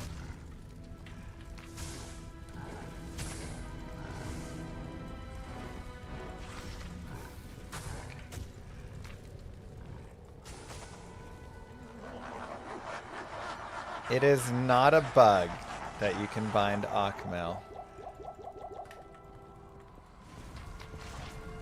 Not wave 3. It is intentional.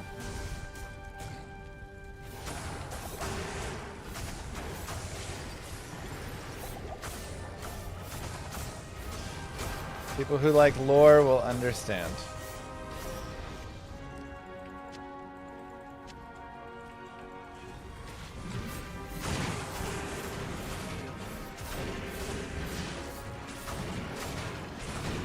Cold Enchanted Cursed. That's a pretty nice.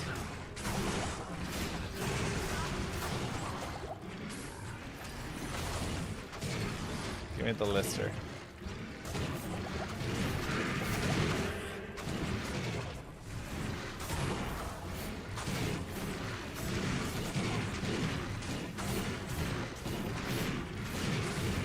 Finding super uniques is maybe the issue. Maybe they need to just get rid of bound super uniques. And then it solves the whole idea of like... But then you're never getting curse. You're never getting... I mean, you could get auras when it's level 20. But maybe curse is too powerful.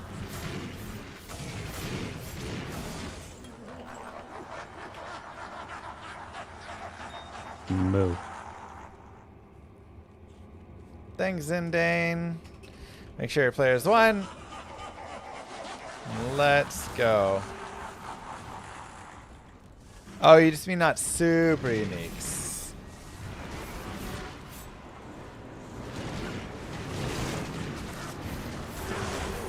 Gotcha.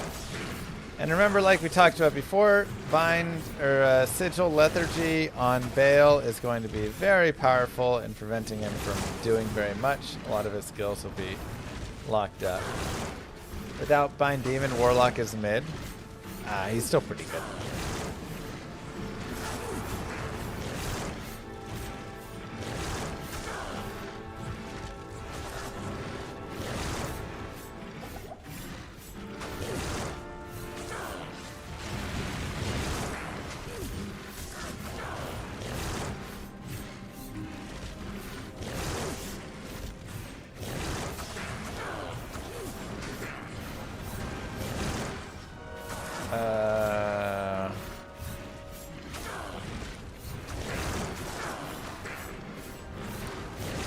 How do you have 10 3/20/20s already on Ray of the Warlock?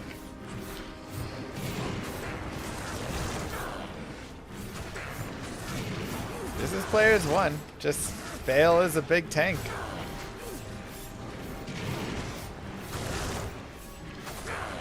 That's just how tanky Baal is, man. And he's hard to hit too.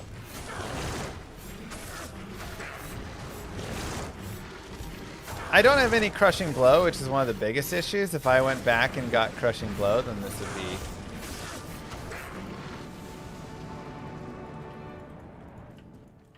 I don't have many points in Mirrored Blades, otherwise I'd probably do it. Let's go ahead and get...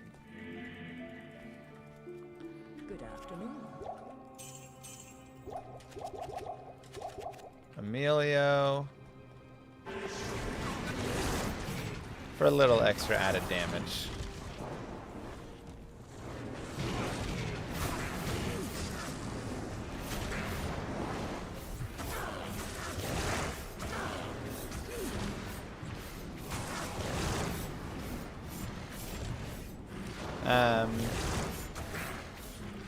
Yeah, I don't know who would be the best. I mean, Cooley would be the person that I would go to for it.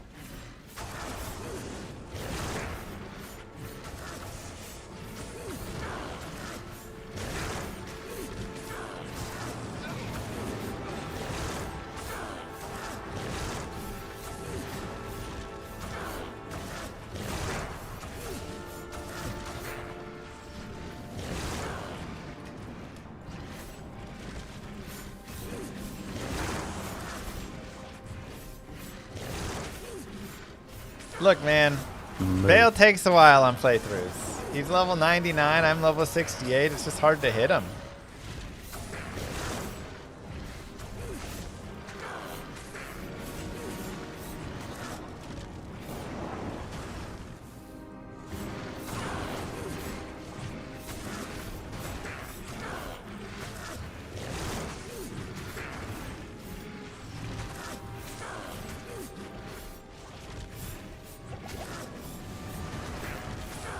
Oh, that's annoying.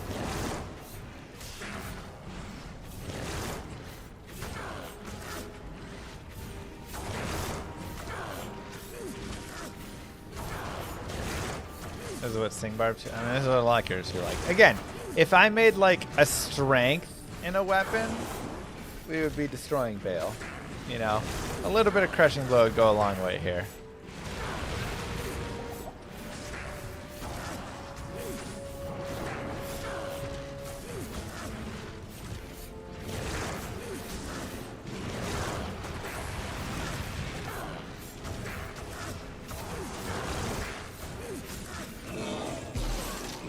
GG, just like that.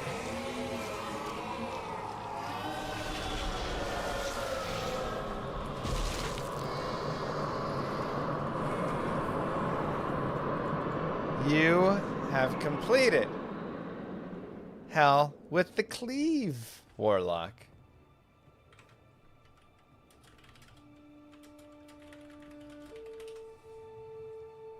Give yourselves a clap, everybody.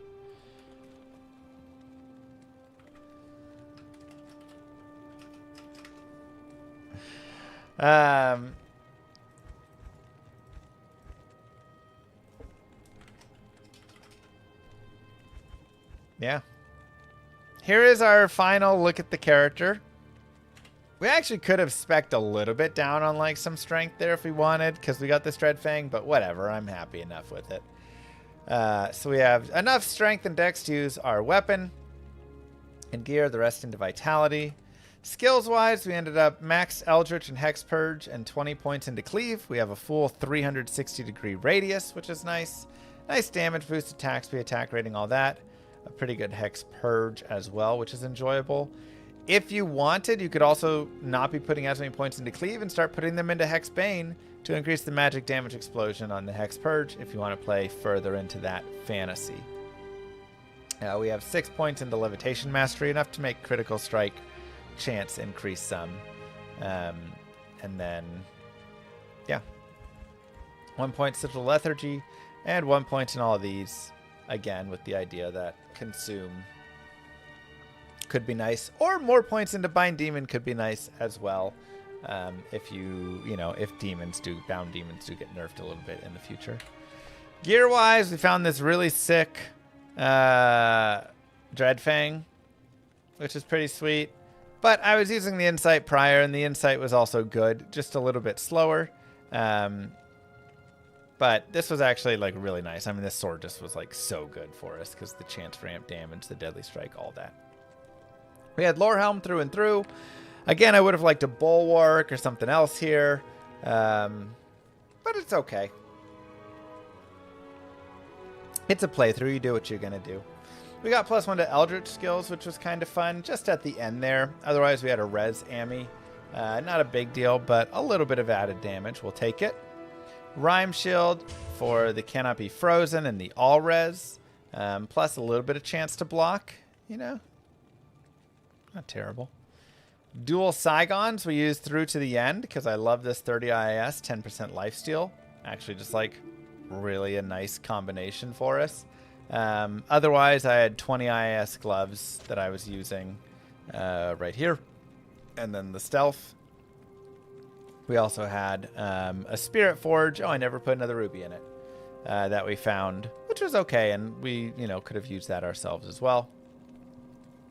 This is a random helm that our mercenary is using. Attack rating and a little bit of like poison res and some other things. Just an okay ring. Nothing too amazing there. Plus life here. Of course, this godly ring right here. What else did we have? That was an amazing find. And then we found some nice boots at the very end.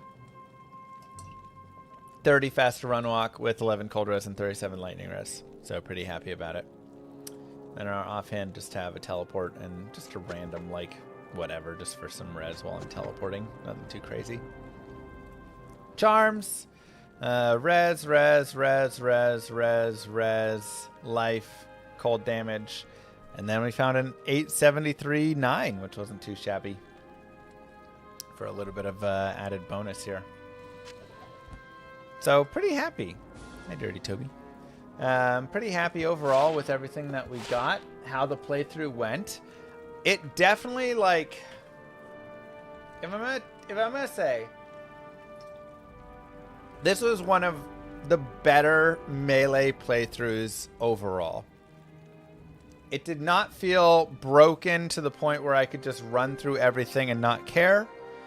It definitely felt like farming a little, leveling a little, helped a ton. I had really good damage and nice attack speed, which was nice. But I still ran into some difficulties when I was, playing in like Act 5 of Hell there. It was still a little bit tough to fight some things because I was a little underleveled, which is how it kind of should be, right? Like there needs to be a little bit more you know, that to do with all that. So, anyways, it was fun overall. I mean, this was a great playthrough. I really enjoyed it. I hope you guys did as well. And now we've got our third Warlock through hell on a single player there. So just fun building up the different characters, trying the different playthroughs out. And you can kind of see it's kind of funny. Miasma ended at 75, Demon at 71, Cleave at 68. You can kind of see like the power levels. This is a little bit more powerful. It's easier to level up. This is a little less, and this is probably a little bit less than the Demon was overall. But still all very good. Still very fun. I had a really good time. So, GG. I hope that you guys enjoyed this. Don't forget to like and subscribe, YouTube. Peace. All right. Thanks, CNR. Thanks, Asian. Thanks, Zendane and MP King. What do we want to do now?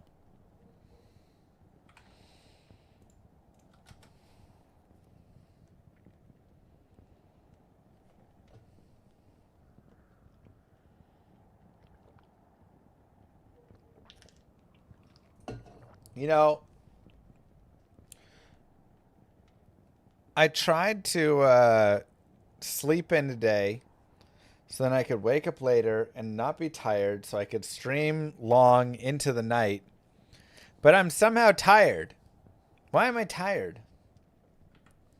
What the heck? It's ridiculous. I'm trying to push my schedule so we can do that ladder reset.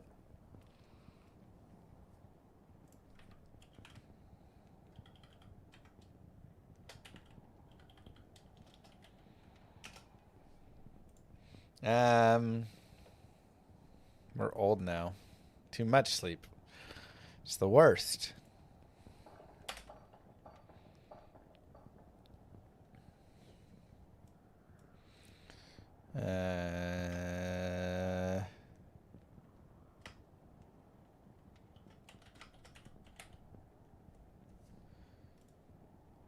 Sure.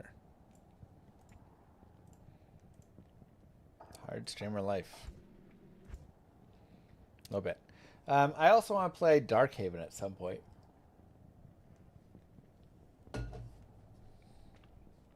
But let's go ahead. Let's do a little bit online, and then we'll play some Darkhaven. Yeah, I need some caffeine. Llama 1, password 1.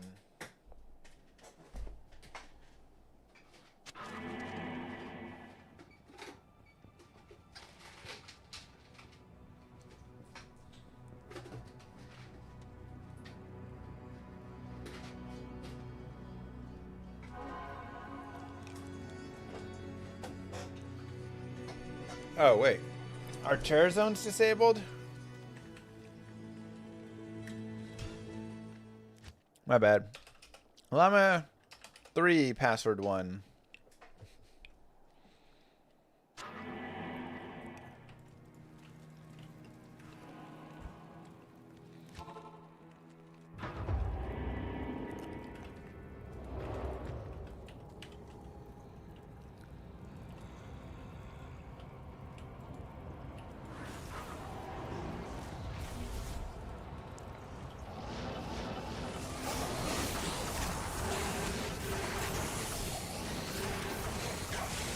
So, remember, whoever shards an act gets to keep the gets to go after the boss for the statue.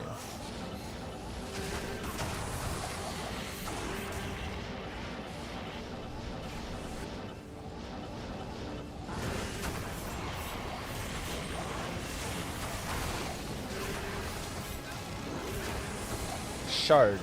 Whoever has sharded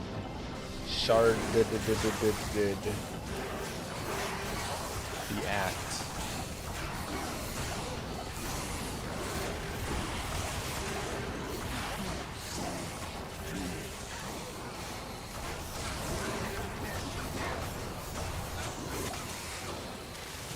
And then just remember to ID stuff so people can get stuff for their grail.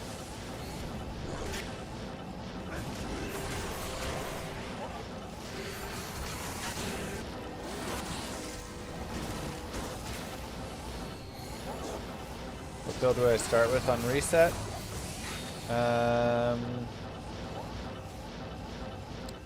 Like I said, I'm gonna be like fire.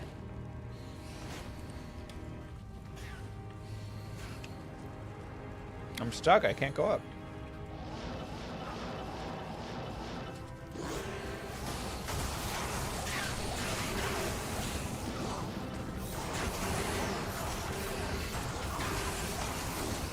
Fire or magic early, and then I gotta decide where I want to go after. I kind of want to like maybe test again a little bit today. I feel like this is a good build. So if I'm gonna go for 99,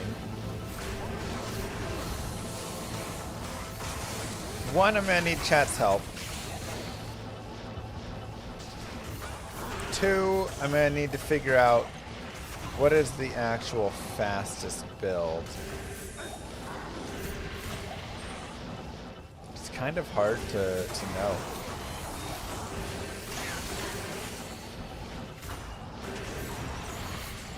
I don't know if 99 will be that much faster with the shards because you're just like resetting the game. I guess the nice thing is it helps with the down hours. I don't know why it's such a stutter there.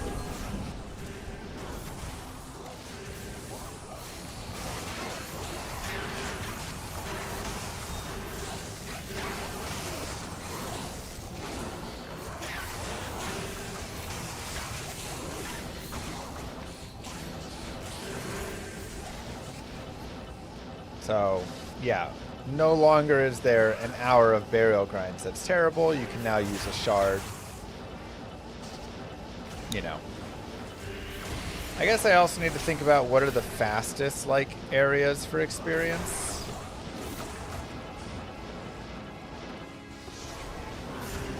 So, I mean, it should speed up some. Nice to see a non-echoing strike build. Kind of my thoughts.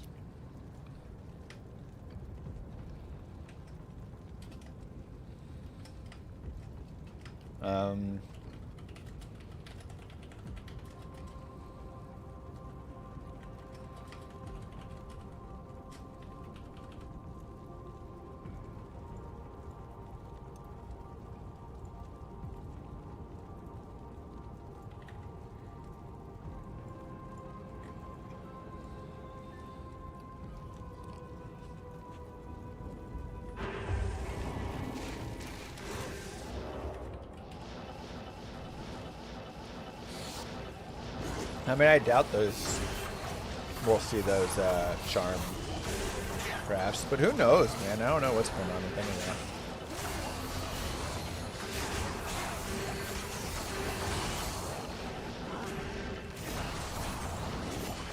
That'd be great on this one, Lasagna.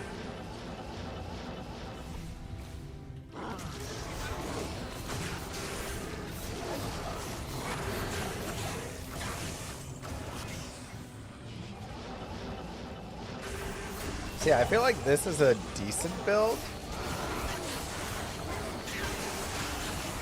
Echoing Strike is going to be a little bit faster than this.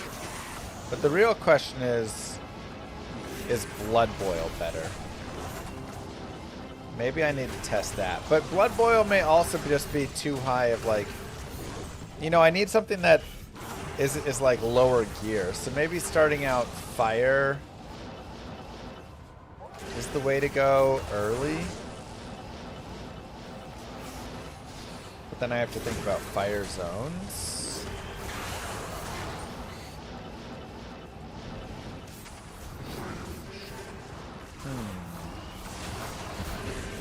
Like, what do we think, chat? Fastest 99 leveling build, assuming starting from scratch.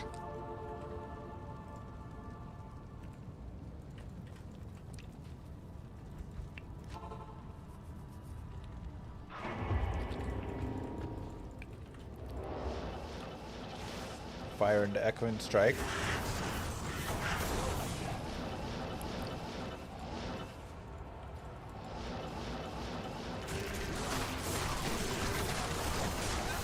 Let's say Echoing Strike is nerfed, though.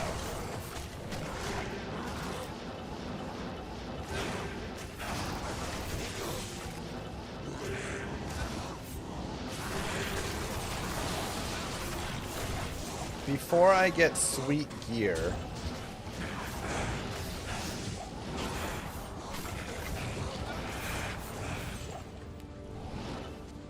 ooh, at the Reaper's Toll, 232. Let's go, baby.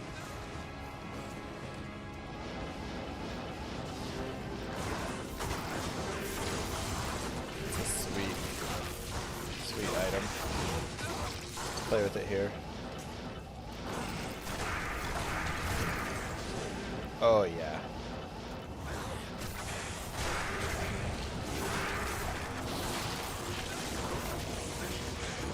If I didn't have curse, this would be like godly.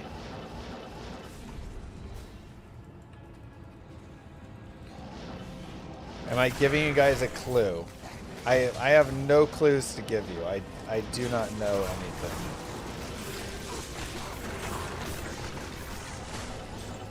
Cleave does use durability. So, yeah, I can't swing that too much.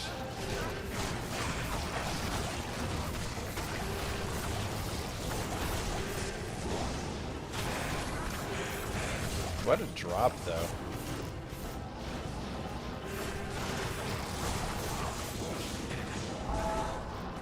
You said if it gets nerfed. Yeah, because I don't know. I would love for it to get nerfed. Because it's, you know, a little bit crazy. But kind of feels like it won't. Kind of feels like we're not going to get any balance updates yet. Just getting the bug fixes they're working on. And that may just be the case of that. Like, there were just a lot of crashes and a lot of things were breaking and crashing and causing issues. And that may be more important to them, making sure that users aren't just crashing. So, it's possible that's just like where they're at right now.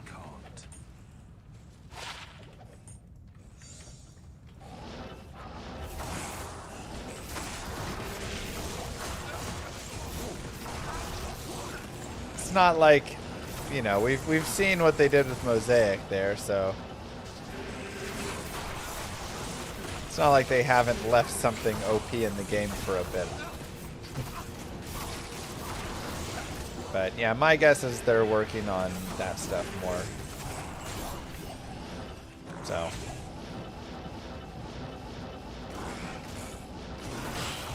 So if that's the case, then it probably is Echoing Strike as the build.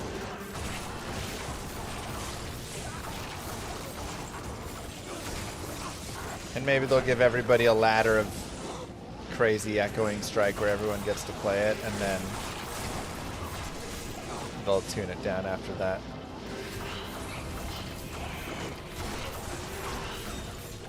Well, we use Worldstone shards, so our terror zones are all over the place right now. Ooh, Wonderbow and crossbow. Mosaic hasn't been removed from the Chronicle yet. That's something that's also going to be like worked on. They gotta go. So you cannot currently complete the Runeward Grail, online or offline. You can complete the other two, but not that one.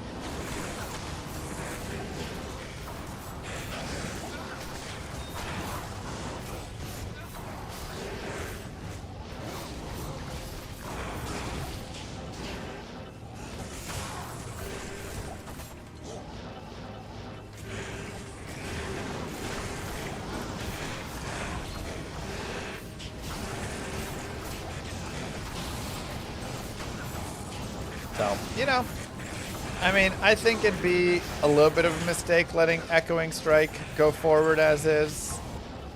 But if all their time right now is bug fixes and crashes that are causing stuff, and worst case, we get one ladder of this ridiculous character and then they nerf it down,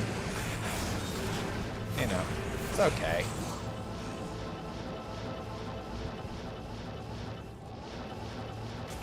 They added it to non-ladder? Yeah, but you can't make the ladder-only runes on non-ladder right now, and those are still there. Jedi Master with the 5 gifted memberships. GG, my friend. Thank you so much.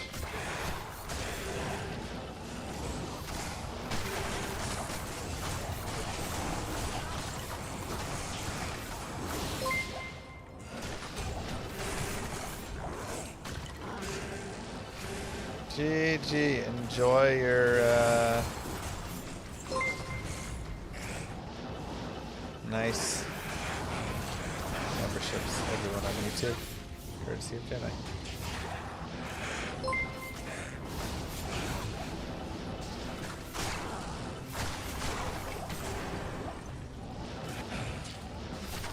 Yeah, Nova Source is still probably better, I'd imagine.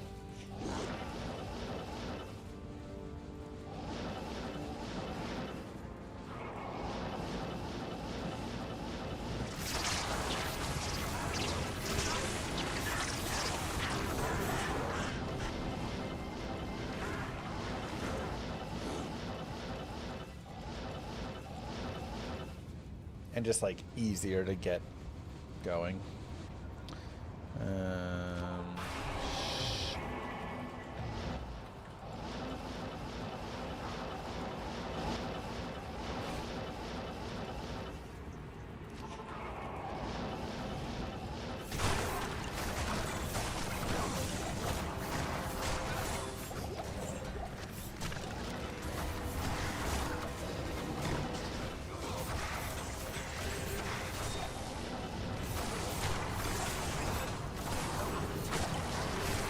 We'll see.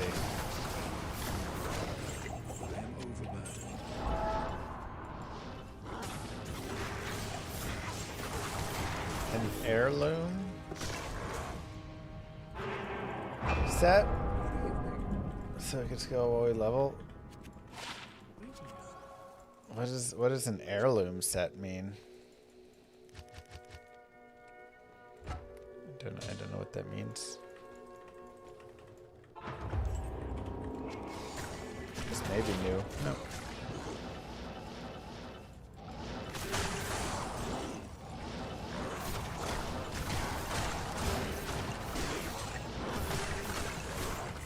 It would be nice that items go straight to the cube if your stash is full. If your stash is full, they go straight to cube? Wait, what?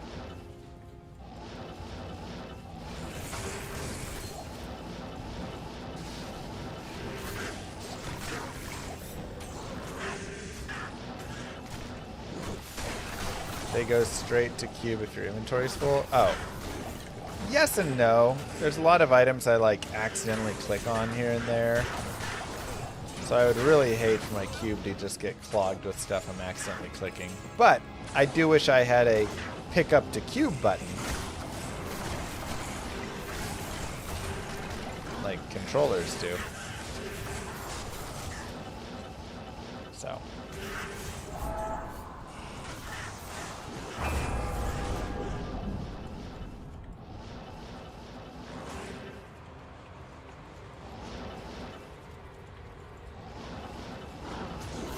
That would be nice.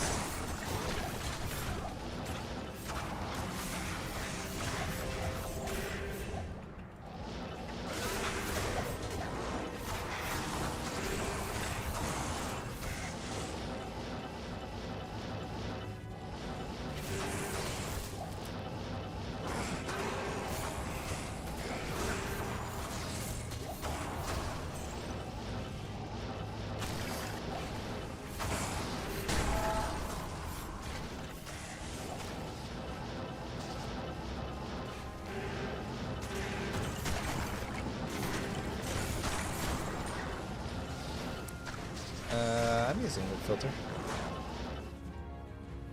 I think that's a new bug, the name lock being removed.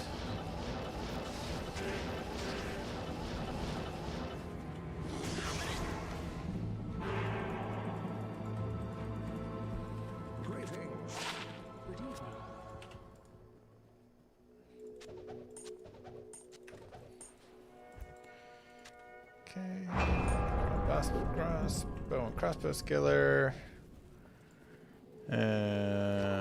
Sewers. We do that. Yes. Did we do the chaos?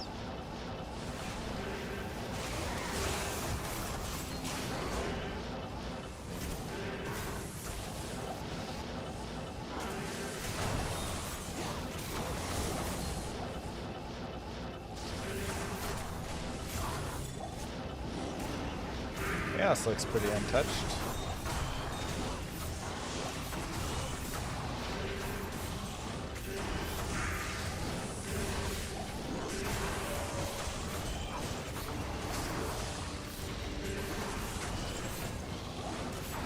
Okay.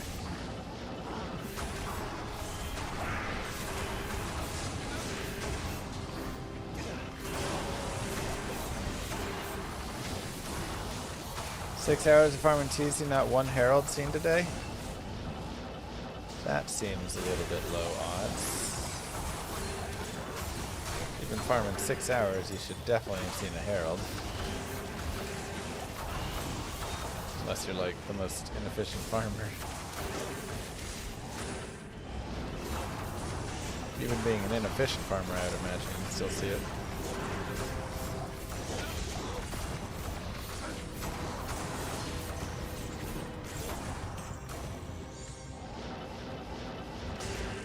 Are you farming on the DLC or are you farming on just plain Resurrected? Because Resurrected doesn't have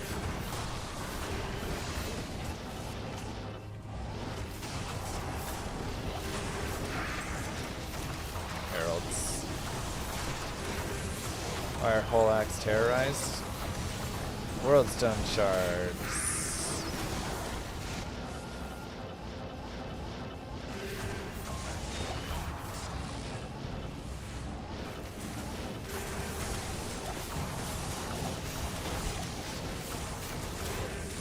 Might be a little bit of a slow Baal kill or Diablo kill.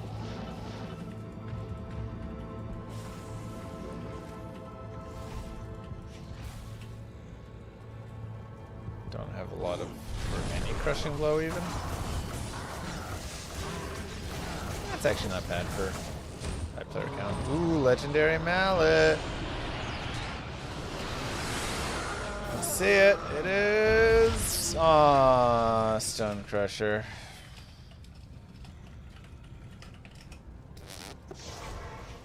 Darn. Good to see you. Do you have a hero editor that still works with the new update? Hero editor does work with the new update. I don't have it, but I know that like it is working with it. People are using it.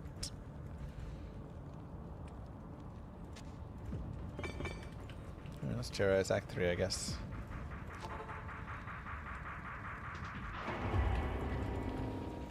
Yep, Sigil Lethargy charges spawn. Oh no, somebody already did Act 3. Sin Carnival gifted a tier 1 sub to Siege 0C0 late fish. It's alright. Llama 3 password 1. Come on in, we're missing some peeps. Sin Carnival, thank you for the gifted sub.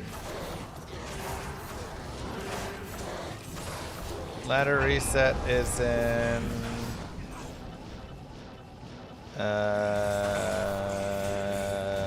how many hours? 21 hours.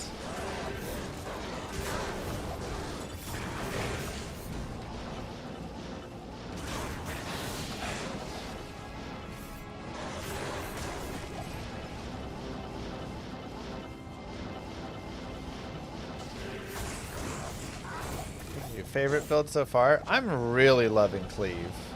Kind of reminds me of like a Nova Sorceress in a way. It's not too broken where you just always one-shotting everything, but it's just like fun and yeah, mana burn as a whole TZ is kind of rough.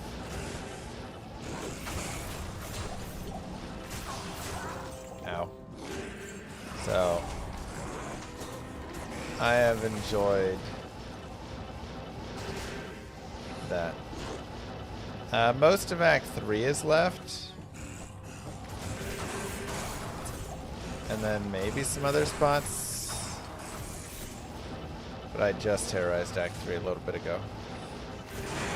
Let me have Mephisto, please. That is the only thing, since I'm the one who sharded that. Uh-oh. Somebody killed Mephisto too?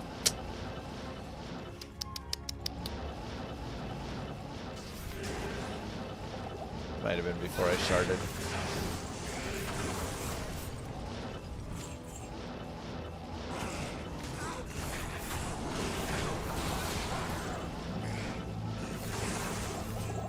The heralds are pretty tanky, yes.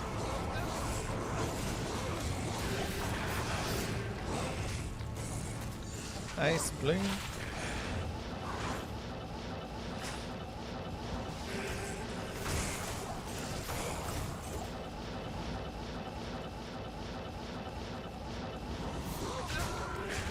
Gotta be careful just diving into dolls.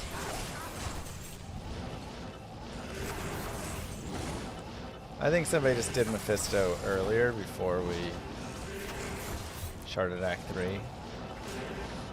So, but yeah, generally in these games, just don't kill outside of the terror zones right now.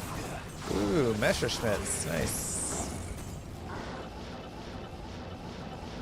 Will you go Warden for reset? Wait, what's Warden?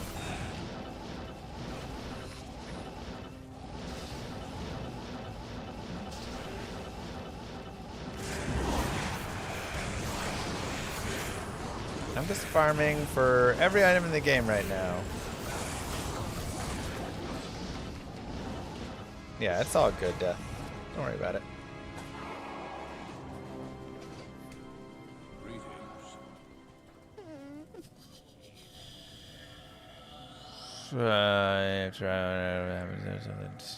Probably.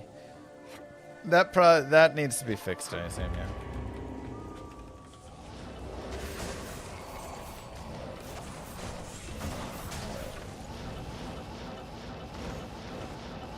Oh, Warlock. Yes, I will be Warlock.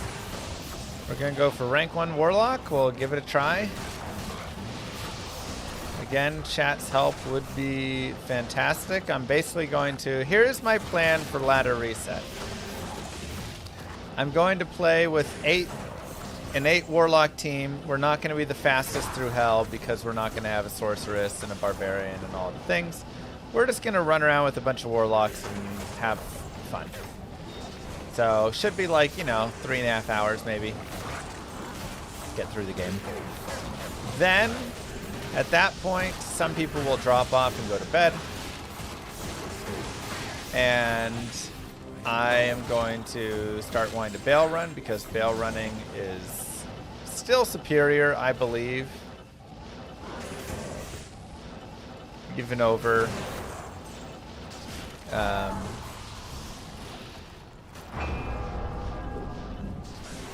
doing terror zones until about level like 94. 94, 95. So at that point, I just am going to basically want to join up with chat or whoever is available. If you have a sorceress that can tele, that would be awesome. And we can just kind of grind through the night. Sources tellying, doing bailing, trying to get up to that level like 95. Once I hit 95, if we can take all the shards we've acquired, I'm going to make a list of all the zones that I want to do. That'll be like the high experience zones, essentially. And zones that could potentially be good for my character. And I'm going to try and start going through the zones. Also, hopefully by that point we have Enigma. If we don't have Enigma by that point, it's going to be really hard to be first. So that's where I'll probably say, like, if anybody in chat wants to loan me Jobber for the first couple days, if they get it, I can get you back. If you want to use the Jobber yourself, totally get it. I understand 1000%. But yeah, on that journey, I will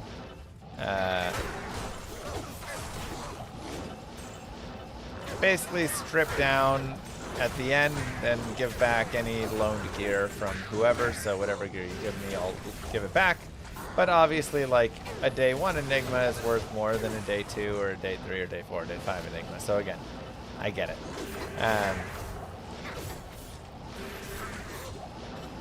And yeah. So that's pretty much going to be the plan. and we'll just try and grind. And hopefully we can grind enough that we're in a decent spot and we can keep up with all the people on JSP and whoever else is grinding. And we will go from there.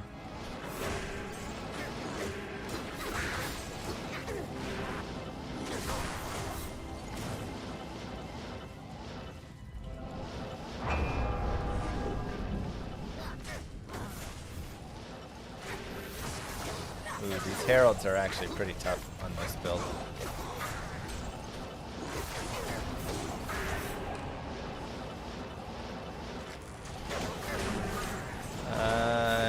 I think it might be deep in here, actually. No, I don't know where it is. Are monsters tougher for more people in party? Yes. Yeah, I'm playing the normal 8-man team to start, and then we'll, like I say, some people will go to bed once we reach hell, and we'll kind of split off. And then at that point, it'll be just... So yeah, if you have a sorceress that can get to hell, a barbarian that can get to hell, or just any character, honestly, you know, then it'll be helpful. We can all do Baal runs together and stuff.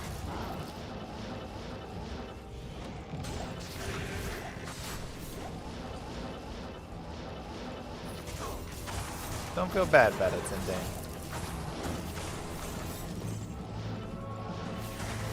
Ladder is 10 a.m. for you? Oh, so nice. Dude, I'm so jealous. It's 7 o'clock p.m. for me, which is just not a good time. Good morning. It's just kind of rough. Because if you want to go for a first level 99, you're immediately in your like sleep section. I would almost rather have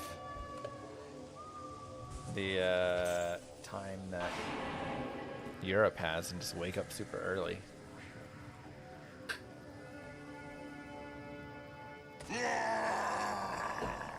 Just stay up all night, day prior, go to bed at 9, wake up at 6. Well, this is that point right now. I need caffeine. I need Red Bulls or something, man.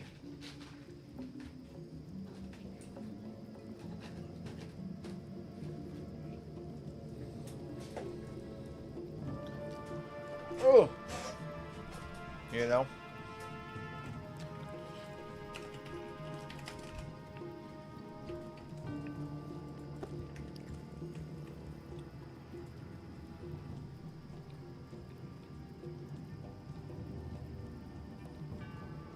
Just straight. Oh, being that slow, like go Nova into Orb. Nova into Blizzard's probably a little faster, but.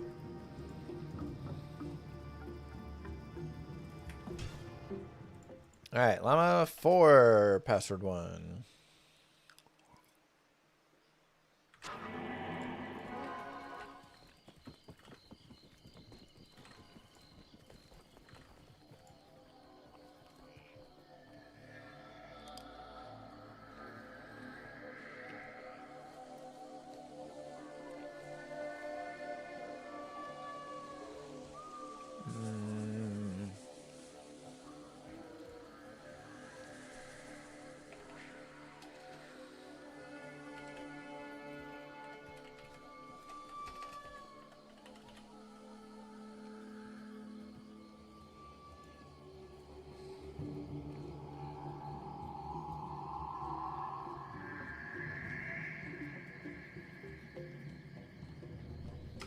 Hello.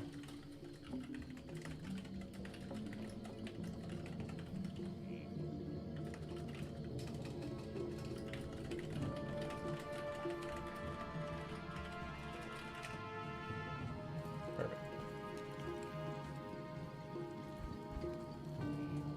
I'm at Terrorize Act 2. No, I'm not.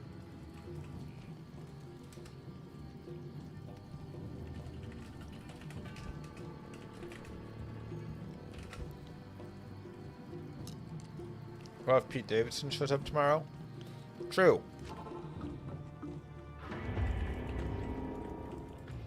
We can give Burrs and Dane. Pete Davidson will be rushing for level 99.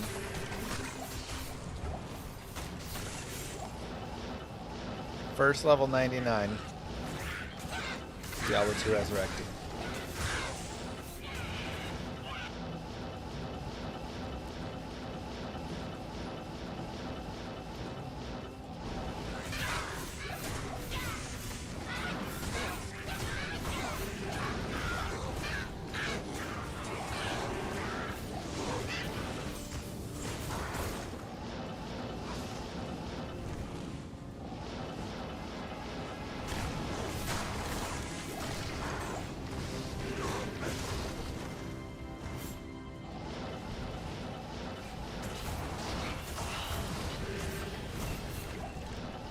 How it is. I mean, there are plenty of people who...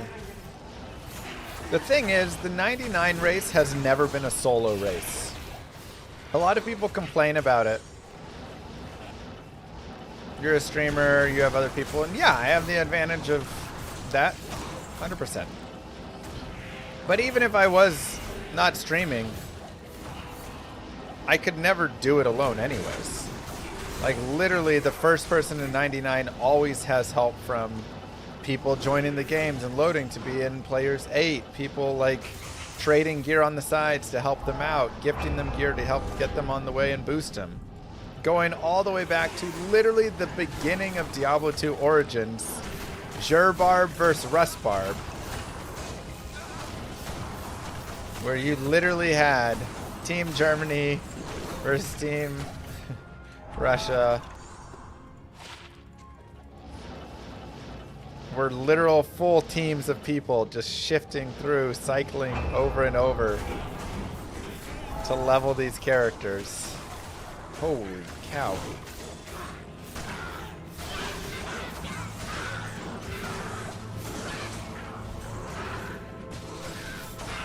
So these battles have always been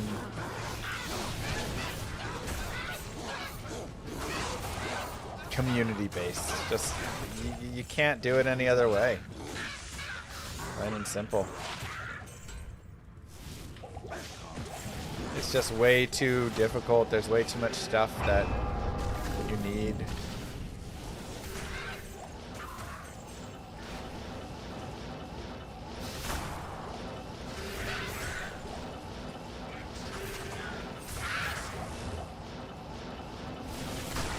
Cleave looks a little too personal with Players 8. Just the heralds are rough.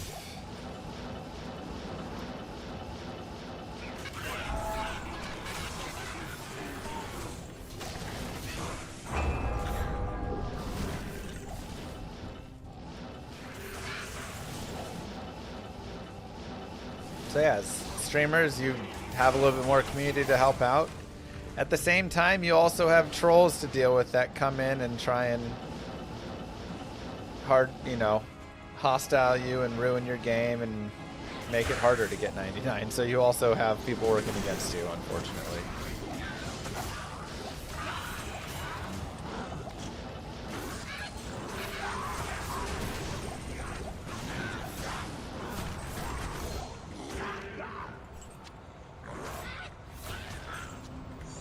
Now, do I think it would be super sick if they had a no life ladder? It would be what it is, actually. A solo self-found ladder? Yeah, that'd be cool.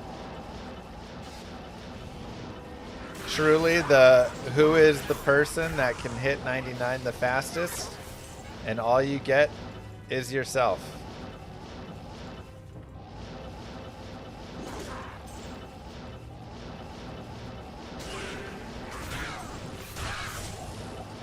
That would be really fun. I'd love to compete in that.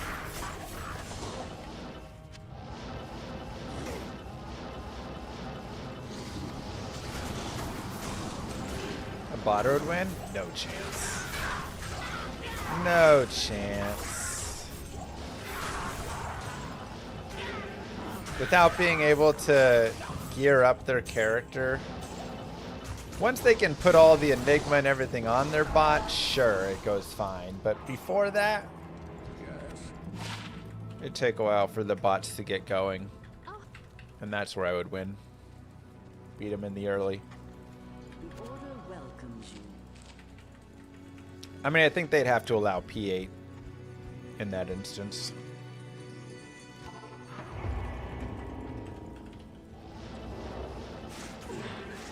Also, yeah, botters generally aren't going to care about SSF because they can't make money, so...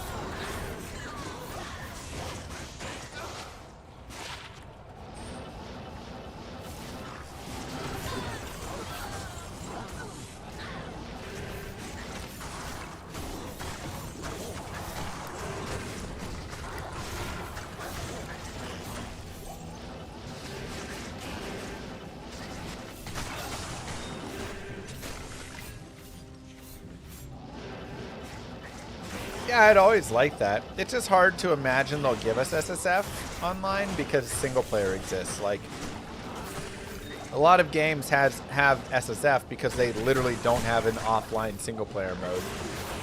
So that is their, like, single player mode.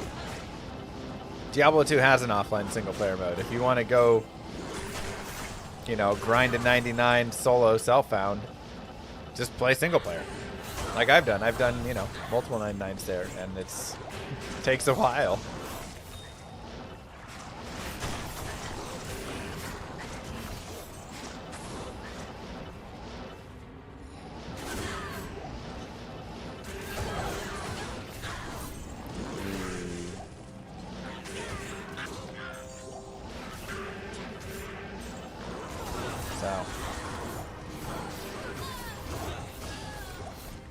But it would be cool to see it side by side with other people.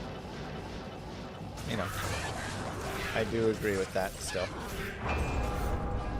So we doing it again? Help Llama 99, first ladder. Let's do it again, baby.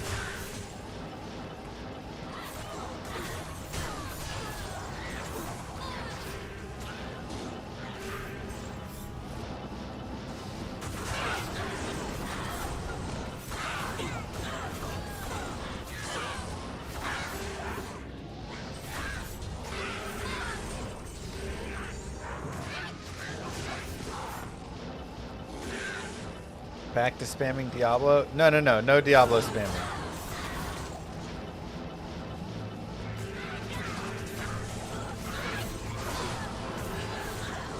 Ladder resets 5 p.m. PST tomorrow.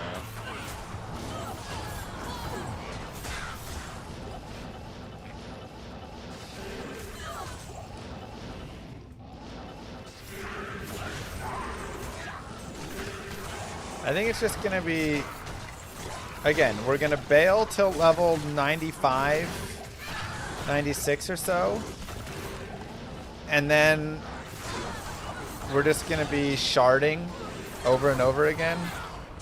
And I'll just have a list of the best areas that I want. And then chat can go run the other areas so everybody can still be running Terror Zone areas and getting MF and finding cool items and doing stuff. It sounds messy. It'll be messy. Like, yeah, we're gonna have, you know, some things all over the place, and we're gonna be trying to juggle stuff, figure it out on the fly. But,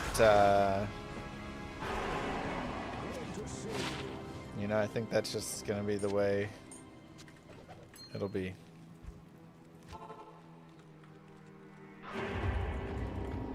It'd be great, Fantasy. I'd love it.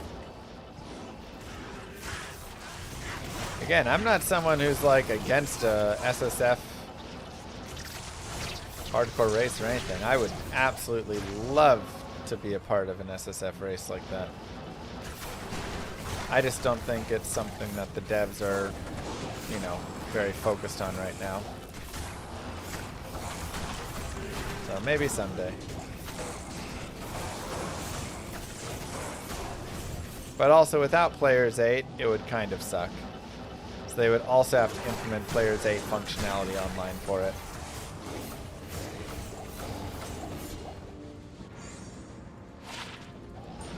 Because P1 is rough.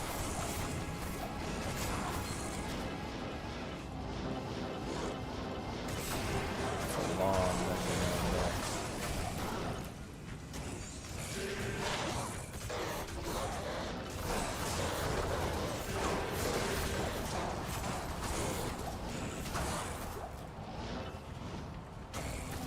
For now, I'm just enjoying the fact that we got an expansion to Diablo 2.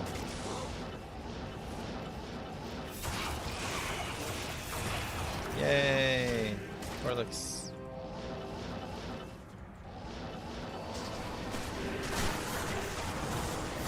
Yeah, I'm just gonna be happy there. Couldn't they just open the ladder to offline characters? Well, then you just hero edit it. Then you just have open BattleNet, and we've seen how that goes before.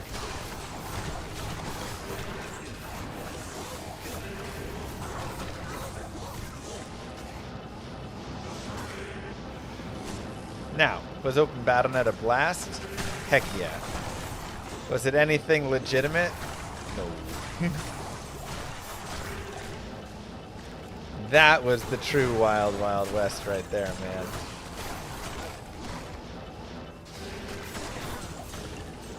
Who had the most skills at making the craziest tacked items ever?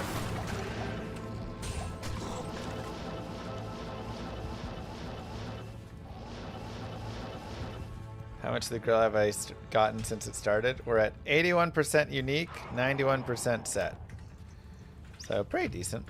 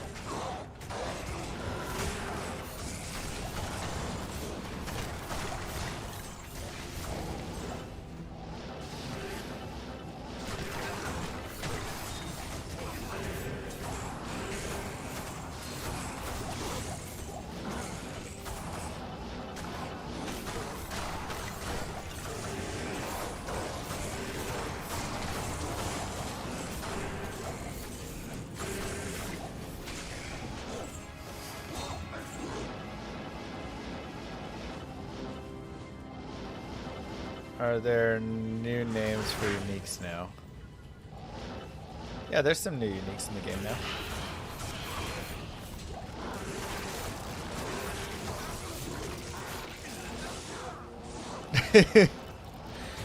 Exactly, Daryl.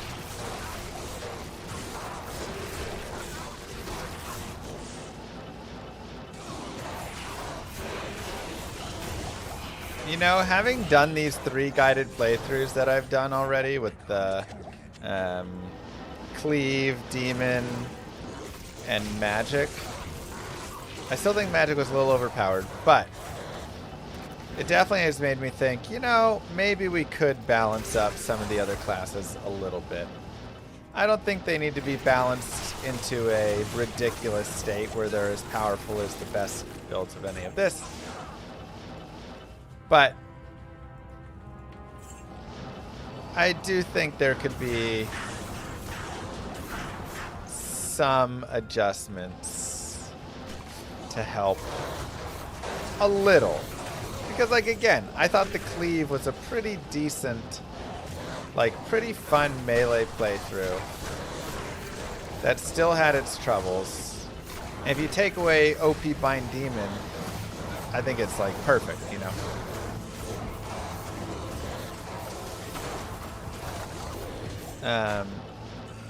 Necro needs a lot of help.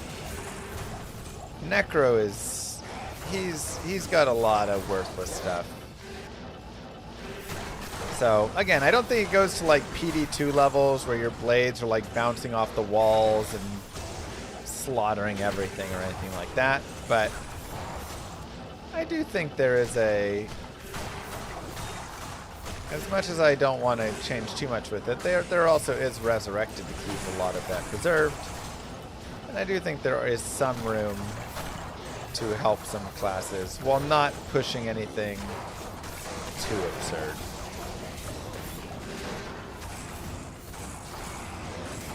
And then there's some things like Paladin where it's like, yeah, you're not touching a lot, but like you could slightly adjust Vengeance, ever so slightly.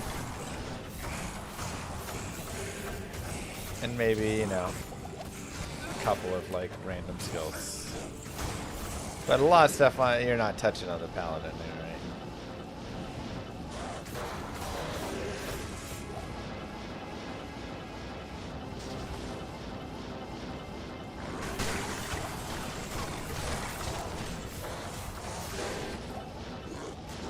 But yes, melee skills and builds need all the weapon base damages to just be a little stronger. And the attack rating to not be as harsh, and that will do a lot for most of them. Just physical builds, like bows, also need that help.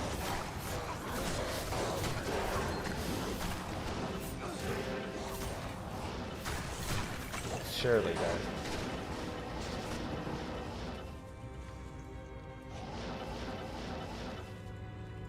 Condense the Bard Masteries.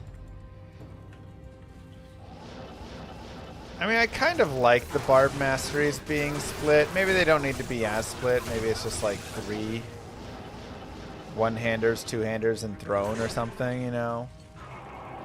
But I do kind of like the Masteries, though it does kind of make it a little awkward when you're playing through the game. That you're like, oh, I just went into Maces and now I have this cool thing. So it is a bit of commitment. But, you know, you can't be afraid of commitment.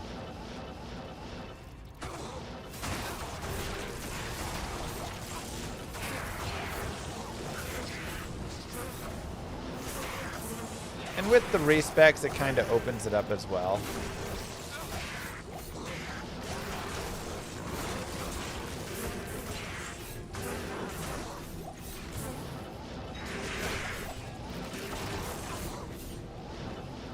What other acts can drop the Act 5 statue?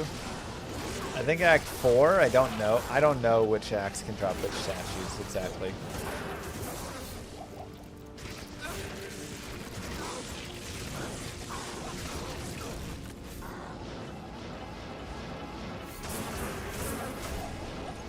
So then what's your excuse? I mean in Diablo 2. Now in life, commitment is very big, and you should spend a lot of time thinking through everything. Don't want to rush too fast.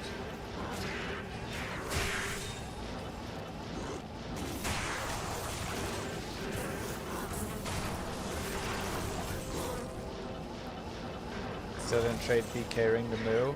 Officially, or in theory?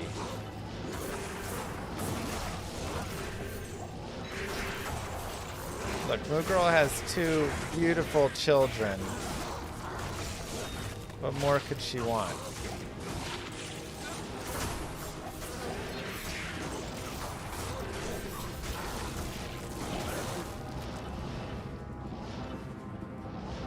Yeah, Warlock with a bow is fine. A ring? Doesn't want the ring. Nobody knows. So hard to ever tell what she wants, you know?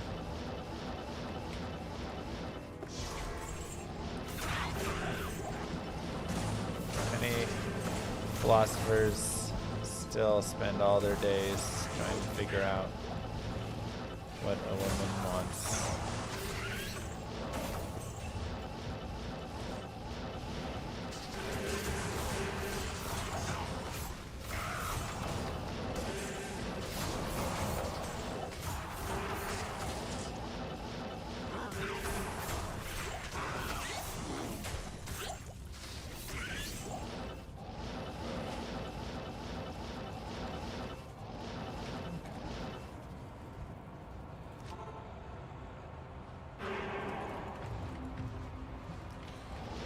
I mean, that's kind of what we do, Fantasy. When I bring ideas to the devs, I'm not just bringing my own ideas to the devs. I'm bringing, like, kind of the mass ideas that I see and hear the most in my streams and across all the comments and everything.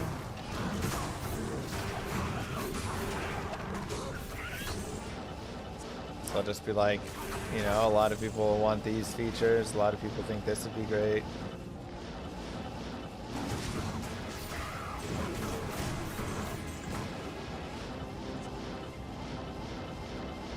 Online P8 option. Trust me, I have brought that up to them.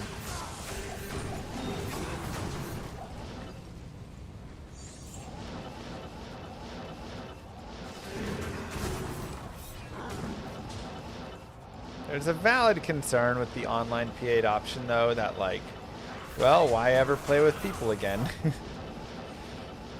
Like, would I be playing with all you guys right now? I mean, yes, I probably would, but how many people are just never going to make a game to meet people again if they can just type /players8? So many. But I think if you introduce an SSF mode, then you can make the online /players8 count in the SSF mode. And I think that's where you do it.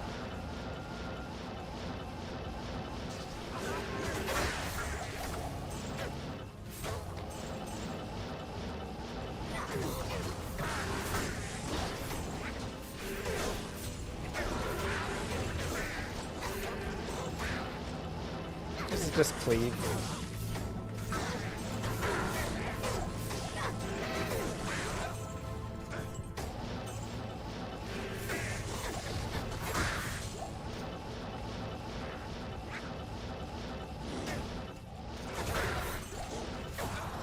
Maybe Exodus, yeah.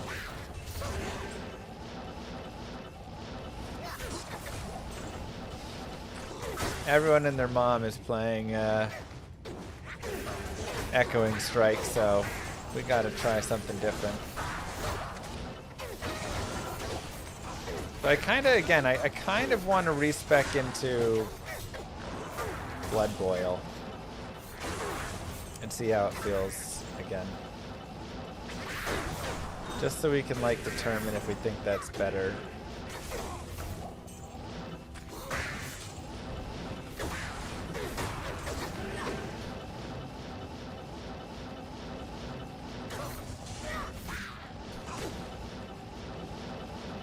Because we played some Blood Boil before, and I enjoyed it for sure, but I'm trying to determine if I think it's best for 99. Wow, someone actually did the Swampy Pit. Can we ever trust Llama again? Why would you ever not be able to trust me? Don't answer that.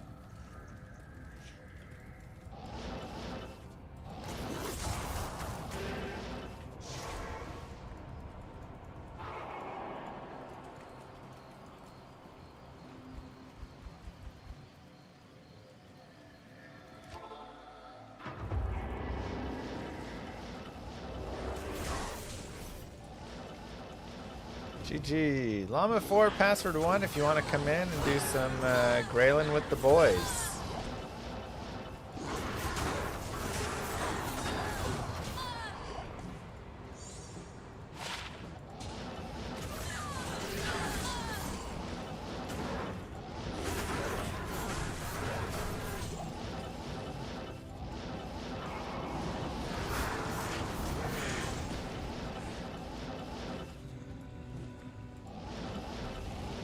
WoW Classic SS... Wait. WoW Classic has an SSF mode? That's cool. But what do you... Isn't the whole point of WoW that you go and, like, raid with your friends?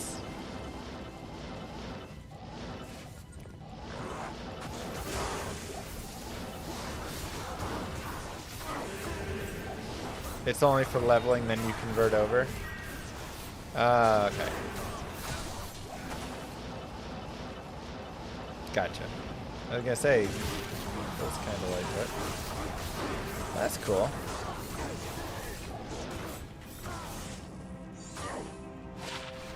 %29%. Nice.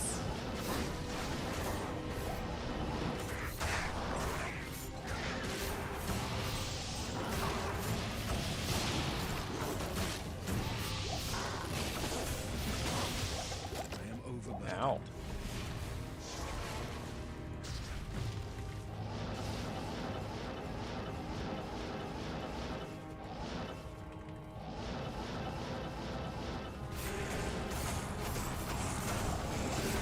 Our hex is worth using? Yes. Oh god.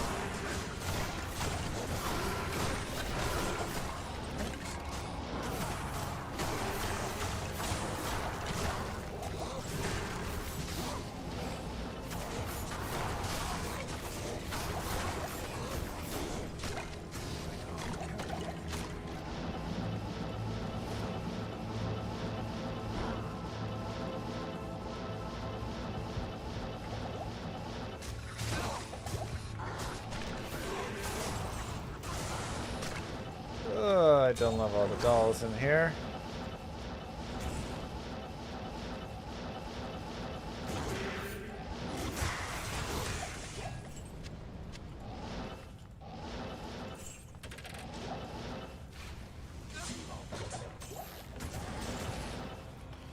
I don't know if we'll get patch notes. I hope so, but I'd say it seems less and less likely that we'll get patch notes.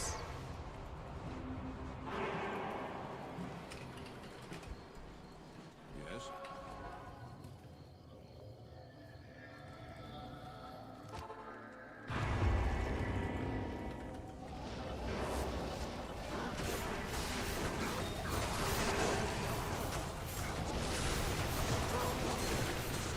Caduceus, let's go!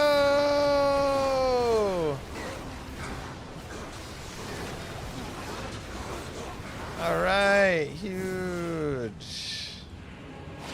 Four socket. GG, baby.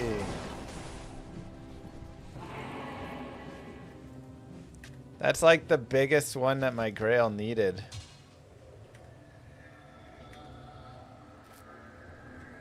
Alright, Chronicle sets 92%. Move.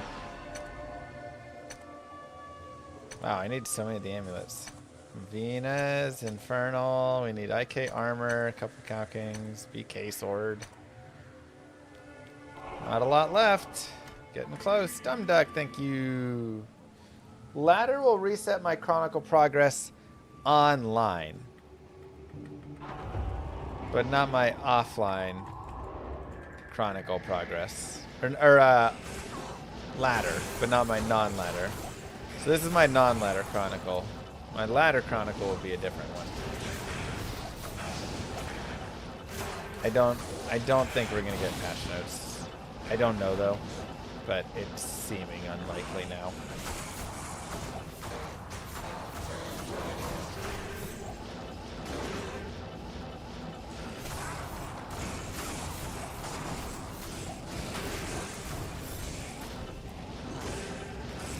Like, today was the day to get them, and they released patch notes, and it was just bug fixes. So to me, it says they are just fixing up game-crashing bugs right now, and they're not worried about balance at the moment.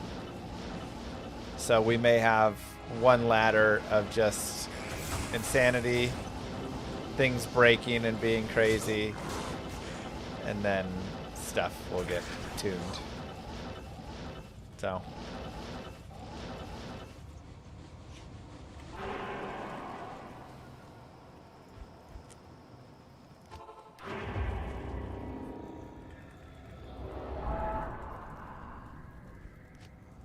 Roadstone Keep is terrorized. Okay.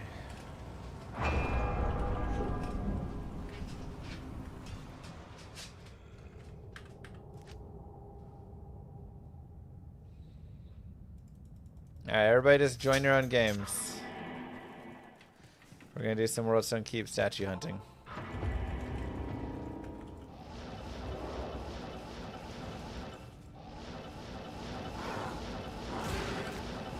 Just firing up a bunch of loaders against TOS. I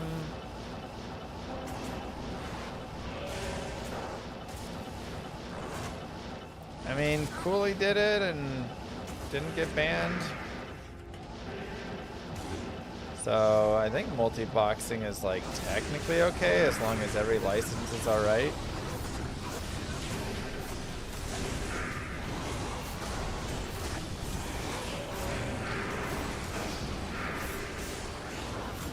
Yes, Mosaic will no longer be on ladder.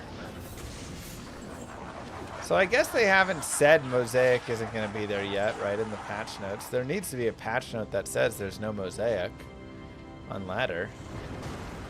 I think.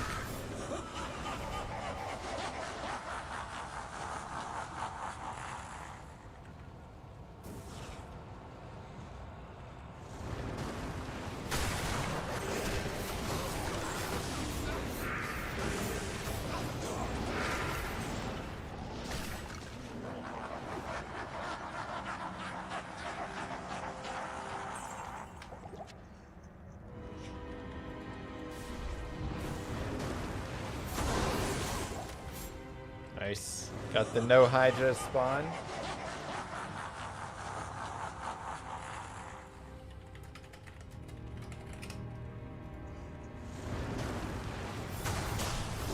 Oh, there we go.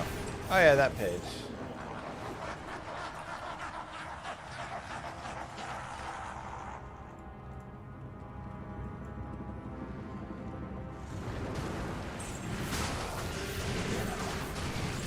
Rust barb, sure barb. Good times. Fix not being able to craft Mosaic rune online non-ladder. Yeah, so I don't know.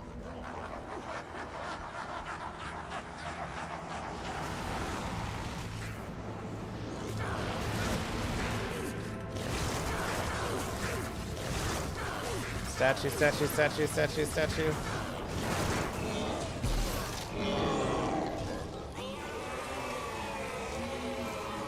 Which hero is harder to play in PvP? I actually don't know. I've messed around on a few different ones, but I don't think I've played every hero PvP to know which is actually like the hardest.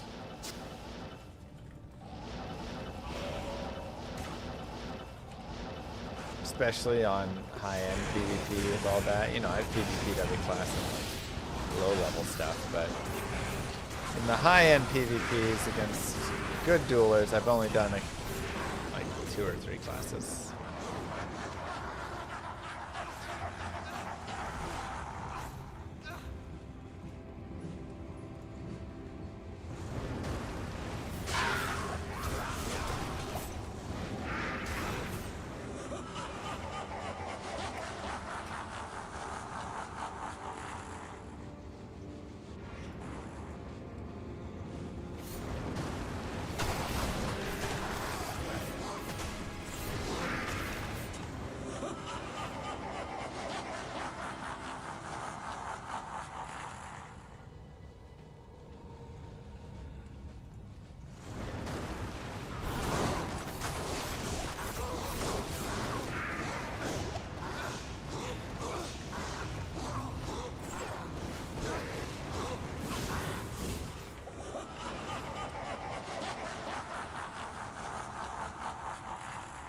Map with arena mode.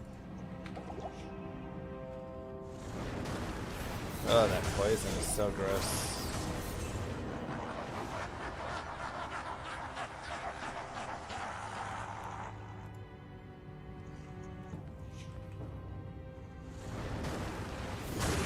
No safe space. I know, it's pretty crazy.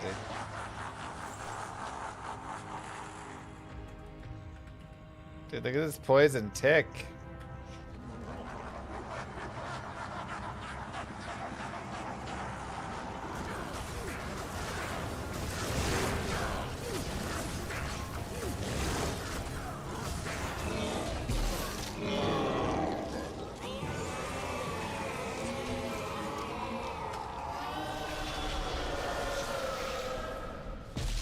Nothing related to Standard of Heroes?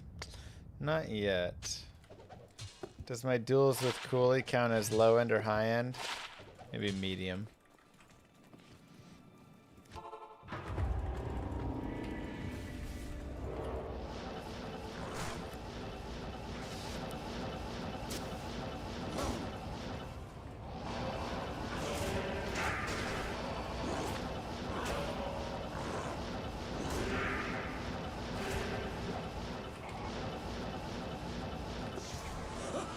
Nice.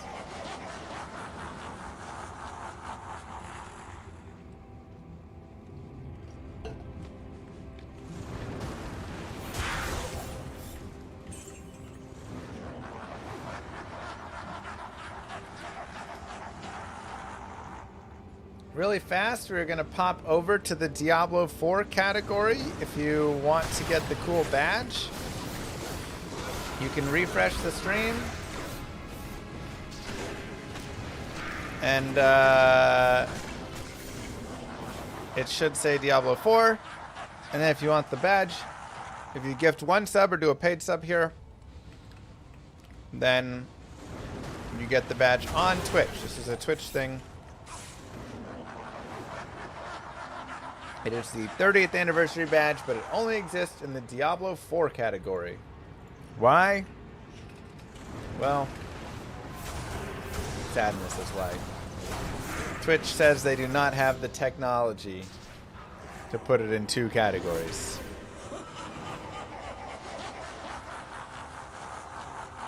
Who knows?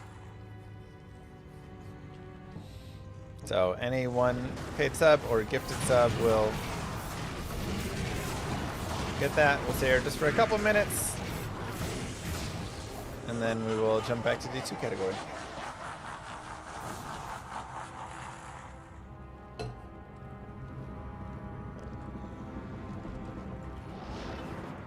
Small indie company. That's right. You, Joe.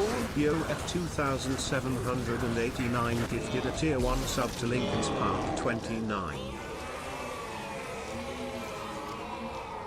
Moo. Met casual. Salutations. I believe it is fixed online, but not offline. The racks issue.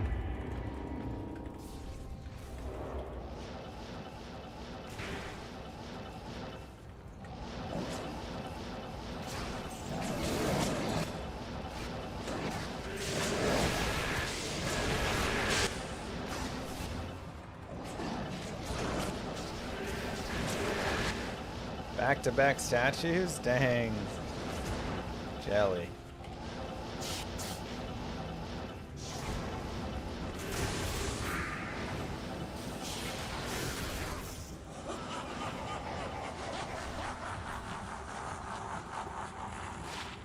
Alright, fine. Here you go, Mercenary. You can have your loot back. Above the Clouds gifted a tier 1 sub to Sick Blaze. Thanks, Above the Clouds.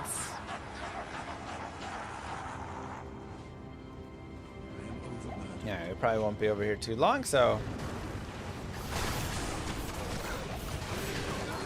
we will get ready to pop back over to the 2 category. So last call for badge haul. If you want your badge, 1 gift sub or 1 paid sub will get you the 30th anniversary badge. Otherwise, again, we will head back to D2 here in the next like 30 seconds or so. Gifted a tier 1 sub to Slayer 573. Thank you, Deb. Thank you, Anonymous. Every sub goes towards my babies. An anonymous user gifted a tier 1 sub to for Jmonai. college.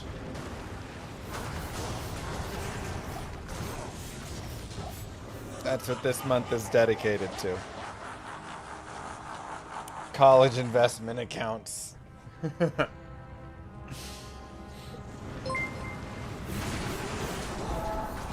Mr. Llama has gifted a tier 2 subscription to Little Timmy. Little Timmy has no more subscriptions, and Flavie took all his dollars. Little Timmy can play Warlock with Mr. Llama playthroughs and guides. Timmy is not that sad. Llama laughing Kano dope. There you go. You're welcome, little Timmy.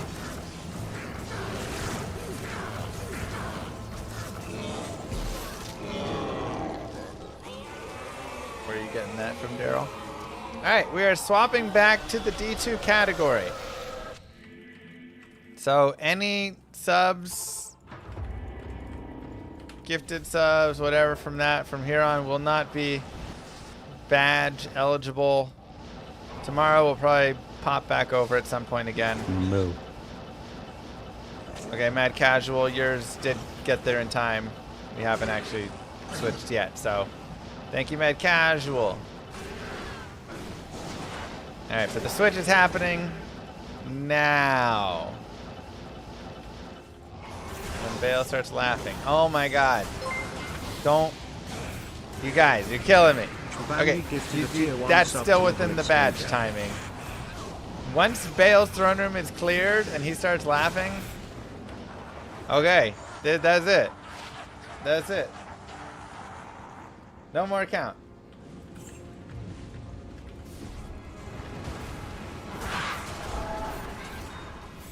Just don't. ACL, what are you doing, man? Uncle 450Z gifted a tier 1 sub to Yeti_Squatch.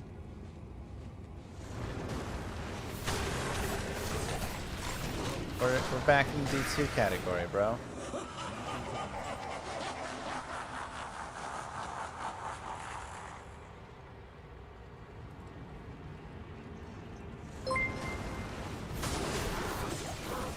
TG_dossier gifted a tier 1 sub to did_I_get_it. They have given 11 gift subs in the channel. Says I still need to sub or a gift to earn it. Send a note to Twitch support, Casual, and let them know you upgraded the Prime to it. It may be like some weird thing because you did it that way where you upgraded, and they'll manually fix it. They've done it for a lot of people already where they've manually fixed it because it was messed up.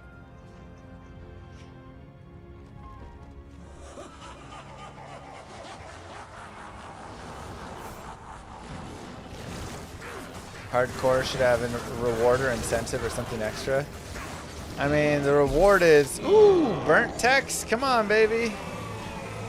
The reward of hardcore is you don't die, so you get to have your character. Big money, no whammies. Ah, measured wrath. All right, well, let's see. It's our first burnt text.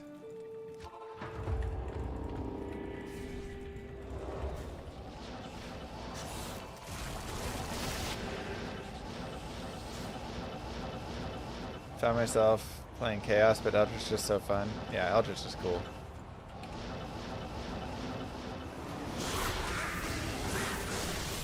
What are Spirit, Enigma, Shaco gonna look like after I nerf them? Oh man, I mean, you know, definitely. I mean, to be fair, Shaco, no. Spirit probably does need a nerf.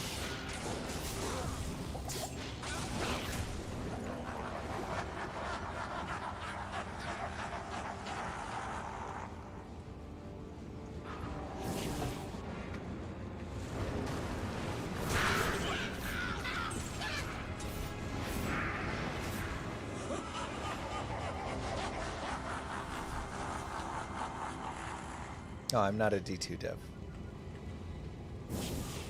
What's the appeal of this build over fire? I mean, it's a smaller AoE, but it's a fun, fast bouncing, nice hard hitting build. Fire is still very good.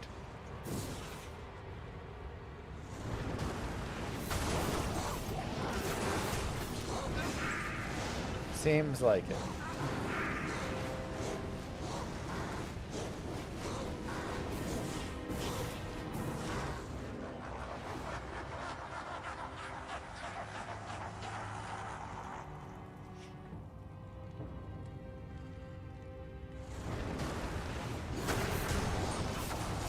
Moo.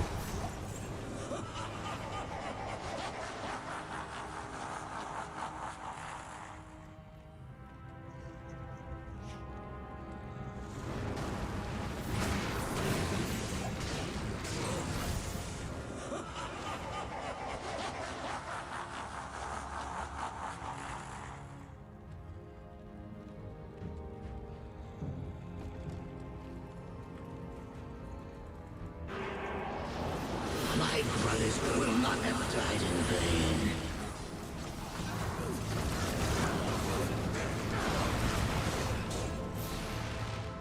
Okay. Thank you, Monster Hand. Thank you, TG.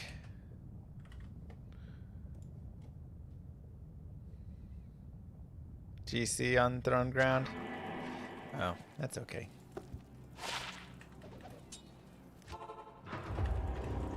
It was definitely garbage. Do I have videos ready to drop tomorrow explaining all the changes to ladder? Why would I have videos ready to drop about any changes coming to anything? I don't have any knowledge of stuff that's happening ahead of time where I immediately would drop a bunch of videos. That is a crazy statement.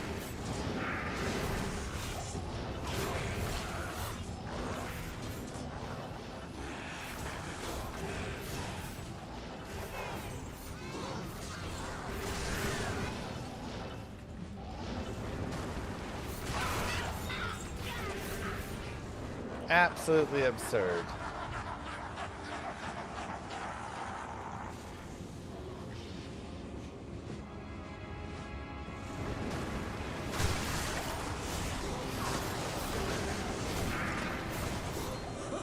I can't even.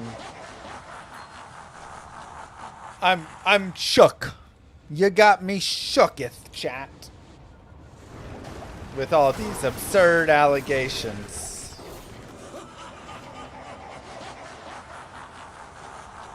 Oh.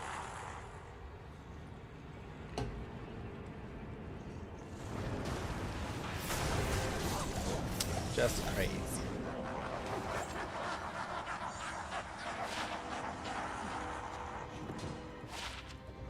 $311.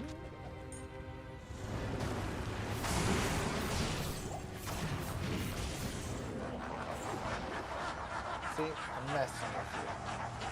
I don't know anything. What's a little llama like me gonna know, you know?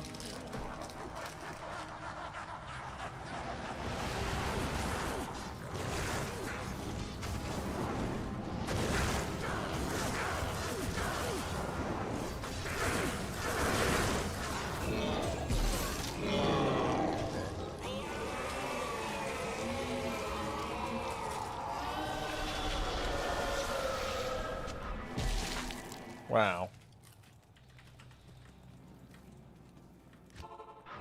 I just could not believe the allegations being thrown around here.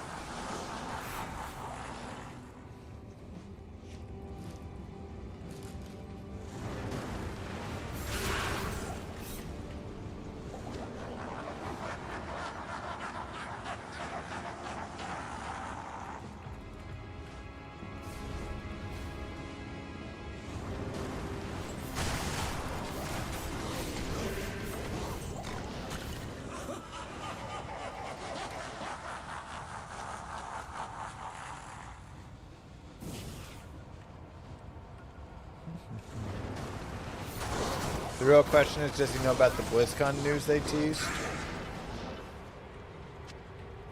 No clue. That makes me super excited for BlizzCon, though. You know? What could it be? Man.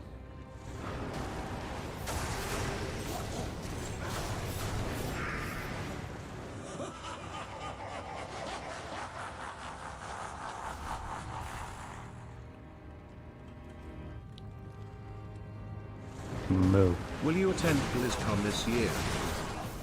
I would like to. I mean, they're teasing D2 stuff or Diablo stuff. Like, I want to be there if there's something cool. Are these ordinary chat men, chat savages, chat varians, saying you already got it prepared? It'd be nice, but it does sound ludicrous. Thank Even you. absurd. Preposterous. Nonsensical at least. Illogical in substance. Yeah. Unreasonable. Groundless, farcical, laughable and risible. Clearly outrageous, outlandish, wild, crazy, insane and even silly. Unhinged. Like a sad wallet, forgotten in the sand. Been there before. Yeah. I don't know. Is it Diablo 5? They did say they wanted to start working on Diablo 5 sooner. Is it D1 remastered? Is it D3 remastered? That game is old enough now.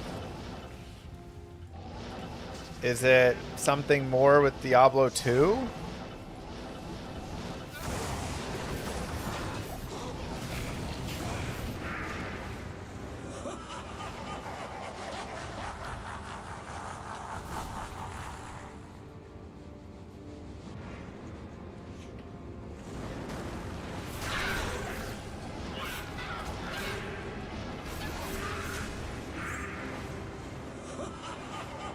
Is it another Diablo Immortal clone? I think they've learned their lesson there.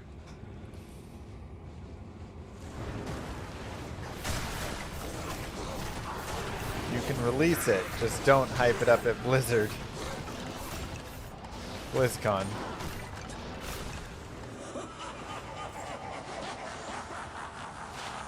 Ooh, Zakaroom's hand.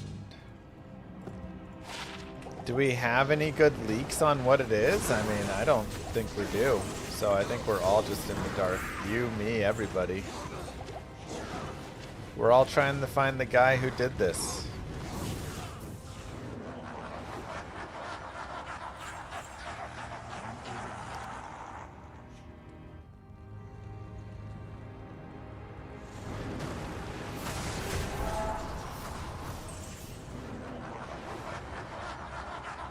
Wait, why'd they get banned? What did they do?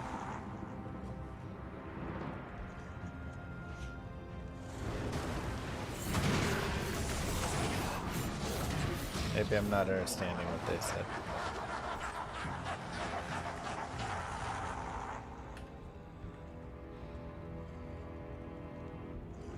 Diablo the board game? Alright, I'm not gonna lie. I'm here for it. I love board games. And the StarCraft board game was actually pretty fun. Not like the greatest game I've ever played, but... Okay, binary, sounds good enough.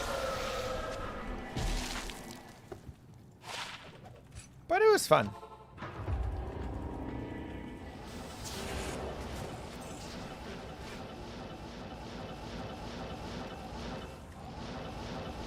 Re-release Diablo D&D? Oh, that would be sick. Okay, I mean, I would play a Diablo D&D campaign. 1000%.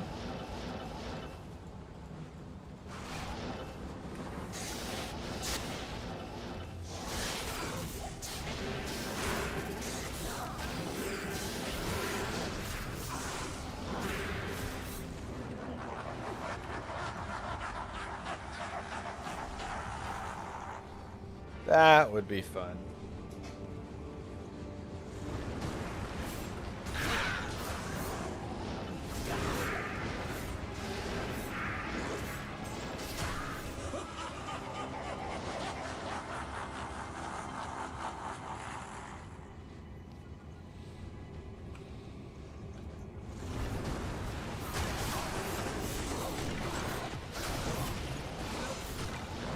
Eventually the Diablo D&D campaign would just turn into like grinding Baal over and over again for levels, and I'm here for it. Every 5-hour session we sit down, we just do 50 Baal runs, 100 Baal runs. The DM would be like, would you guys like to explore any other areas? Nope. We're going to do some more Baal runs. Okay. You guys are level 95. You are far and above the levels and powers of this area. You proceed into the Throne of Destruction. I don't even know why you have to roll a dice, because everything will hit and everything dies in one hit anyways. So go ahead.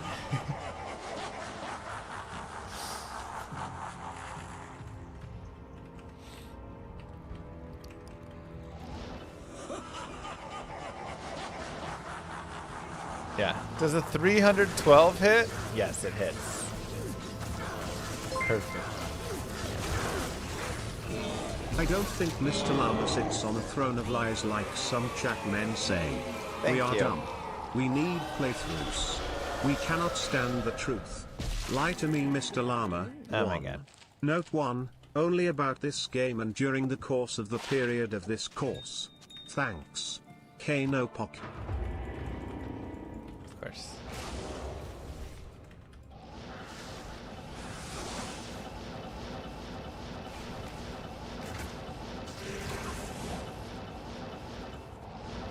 Alright, let's roll dice for Mosaic. Please get out 19 D20s, 17 D12s,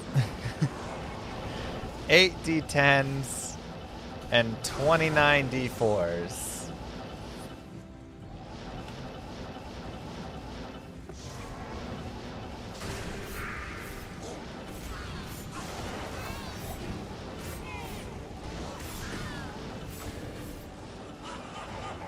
Moo. And we'll roll. All right.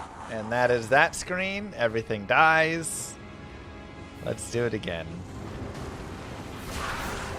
Let's roll it again for your second kick of 5. Ted Zune, thank you very much for the Prime sub. Reminding everybody they may have a Twitch Prime sub available. They can use it here. They can use it somewhere else. They just got to make sure that they use it. Otherwise, they lose it. You don't want to be the guy that forgets to use it and loses it. Alright? I've been that guy before. I don't want to be that. You don't want to be that guy.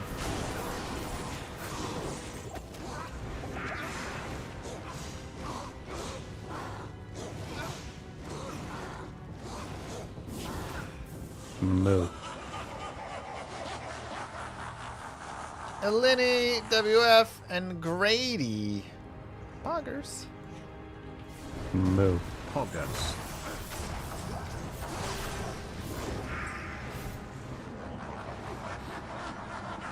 This is the tiniest way that we can get back at Bezos. You've already given him your money for Twitch or for Amazon Prime. But you can steal back a couple bucks every month. It's the only way that we can chip away at him.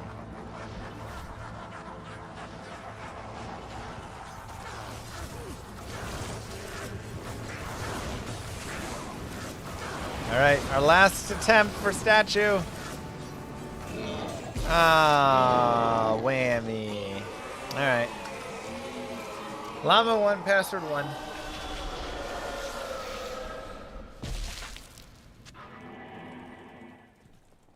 I remind you of that comedian. Can't remember his name now.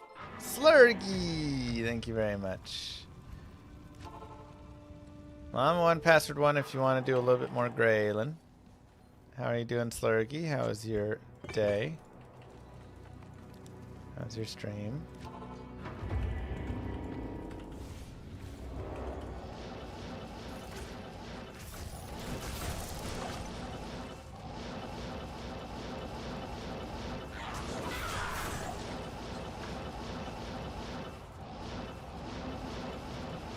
Am I going to do first ladder Ubers again? I don't know if we're going to go for Ubers. I think we're just going to go right into leveling. Stream was great. Good. Good, good.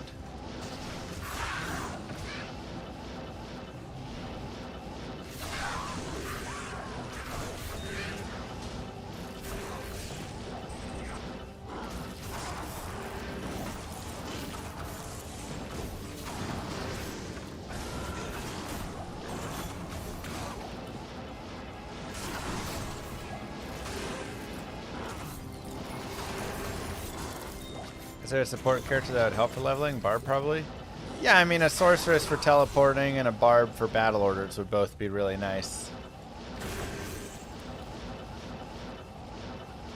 So those will be the, like, main supports that I'll be needing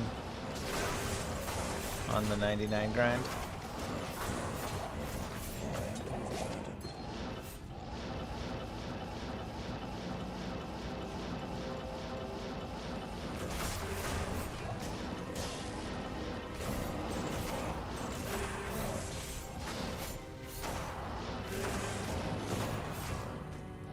I will make a note of that.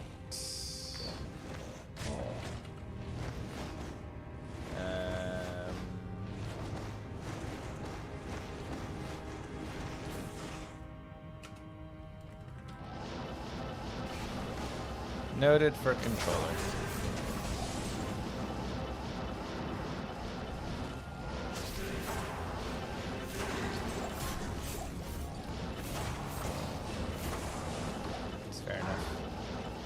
Hey, Source is good old reliable, man. You can never go wrong with a sorceress.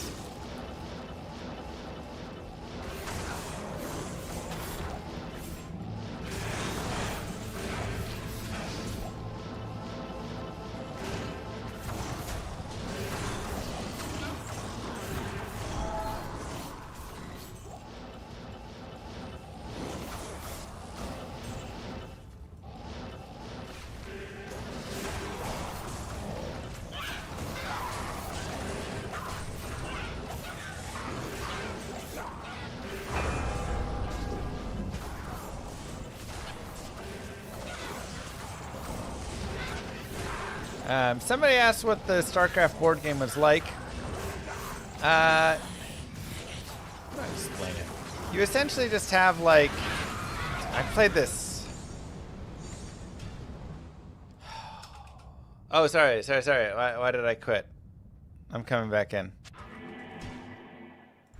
My bad. Force a habit.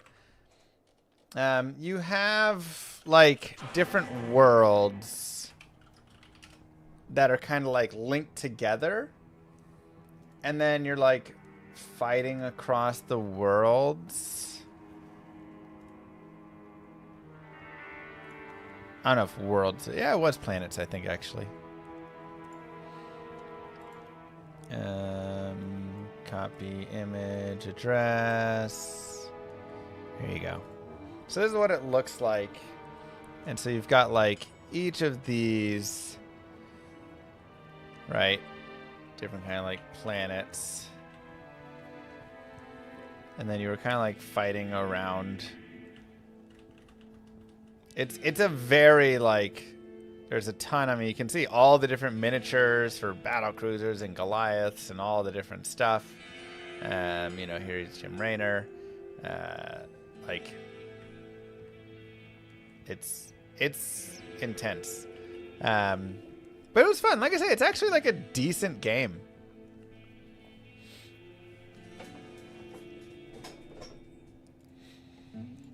But we played it one time, and it took about, like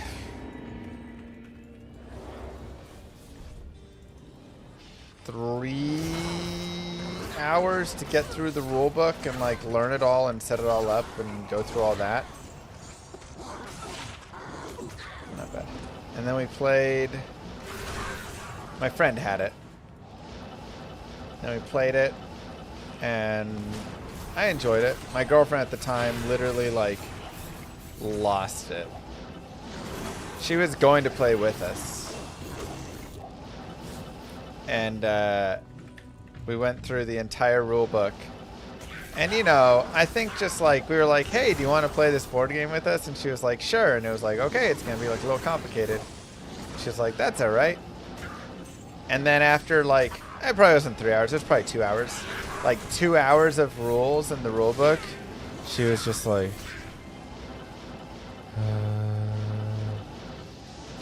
and we're like, all right, we're gonna start. And she was like, I need to go home. I was like, what? She was like, I can't be here anymore. I can't play this game with you guys. I don't know what's happening. I need to leave. So she just got up, got in her car, and left. And then we played StarCraft for a few hours. And then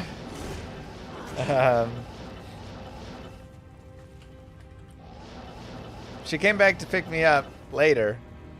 So we played a few hours of StarCraft. And then we played oh god, what's it called? I always try and say Command and Conquer. It's not Command and Conquer. You know the game.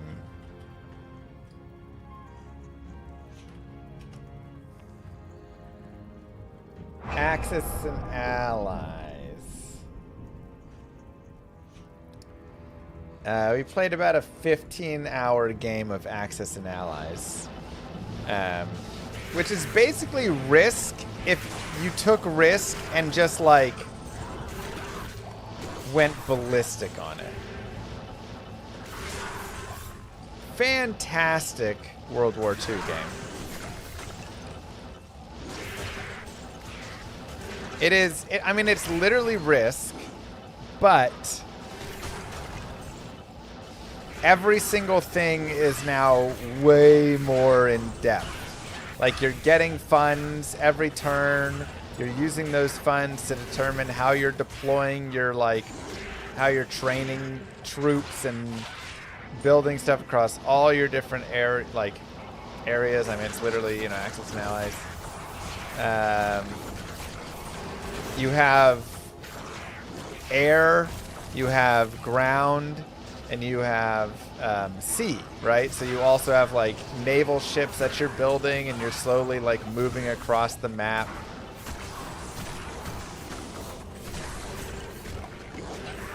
I mean, it's fantastic. Company of Heroes also good. Never played that one.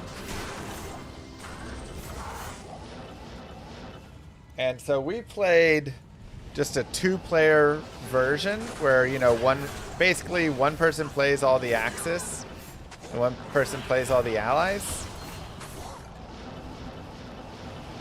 So, you know, you take a turn as Germany, then they take a turn as the US, then you take a turn as Russia, then they take a turn as the United Kingdom, then you take it, right? Like, it goes like back and forth like that.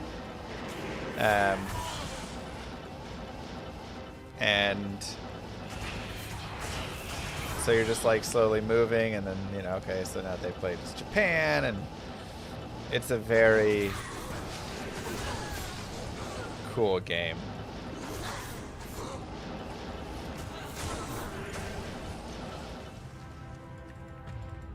We should expect a Llama RPG board game. I've already developed a Llama RPG board game. It just needs a little fine-tuning. But I made it a while ago.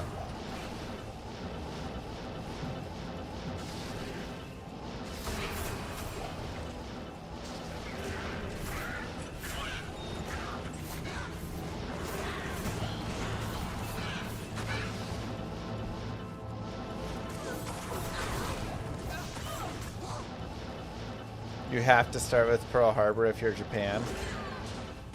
Yeah. Yeah, there's definitely like some good strategic moves to be made that historically also follow pretty well.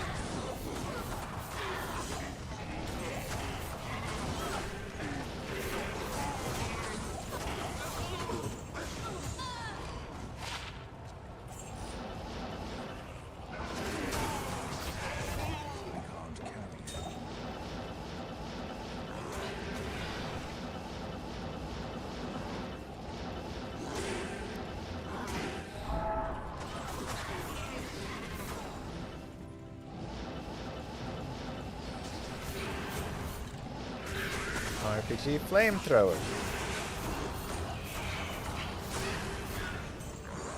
Oh yeah, we're gonna have it all.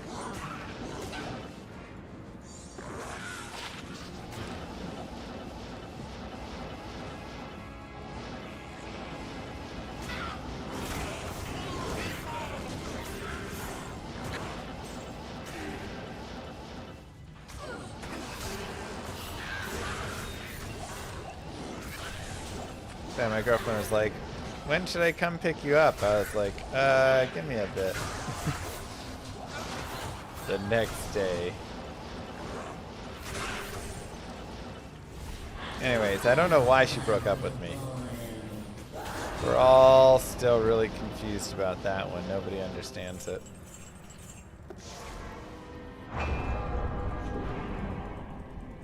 Greetings. Complete and total mystery. But those are just some of the mysteries of life that nobody will ever know.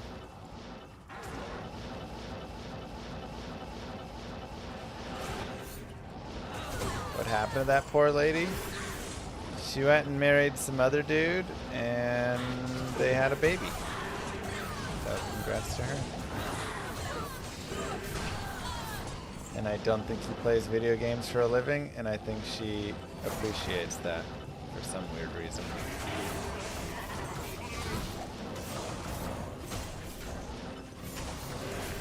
She never really liked the video gaming. When I dated her, it was 10 years ago. So I was streaming, but not any bit, you know, really successful. I was like, you know, mildly. We're doing okay, but we were just like building up. Oh my god. And, you know, it was hard to... These heralds are insane. Hard to convince her that I was gonna be successful. Basically, she didn't believe in me. You cannot bind heralds. I was like, I'm gonna grow up and be a professional video gamer, and she was like, no.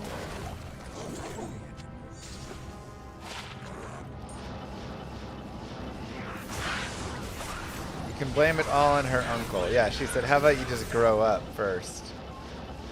Whatever that means. But you can blame it all on her uncle because her uncle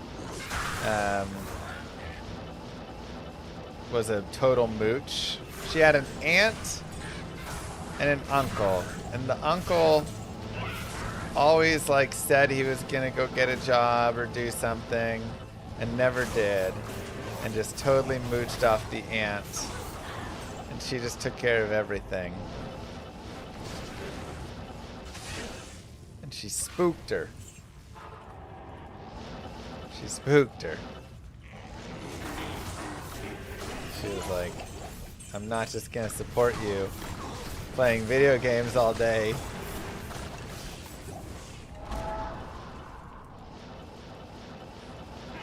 I knew it would work out.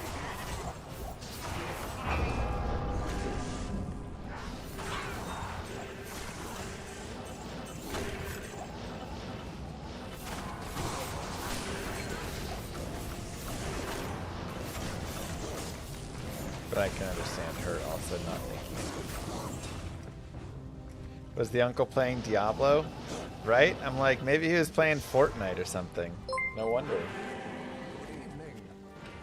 We would never support you to play silly video games all day, lol.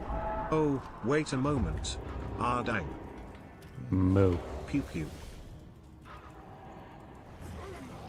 Pew pew. Thank you, laser beams. And I appreciate all of you So much.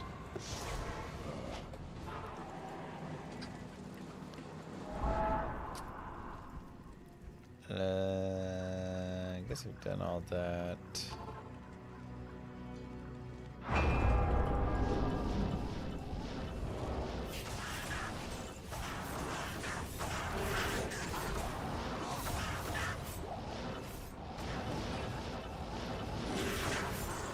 And then I started dating Moo Girl afterwards. And she was like, "What do you do for a living?" And I was like, "I'd prefer not to tell you. Please don't look me up online." And she was like, "Okay."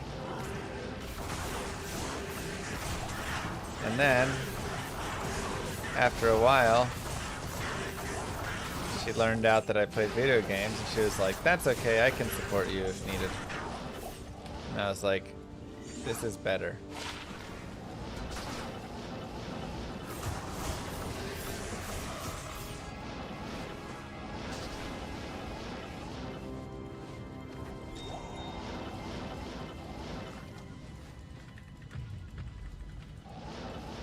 Working time. Let's go.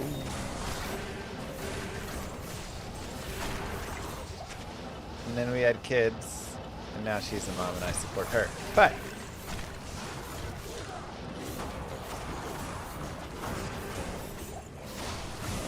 it was the thought that counts, and she never found the feet fix.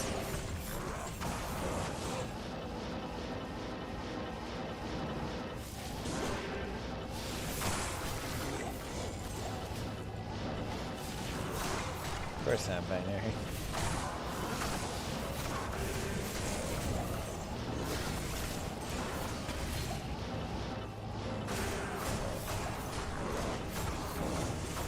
What'd she think of the flower painting? Well, they hang up in our bedroom, and I get to look at them and blow them a kiss every night.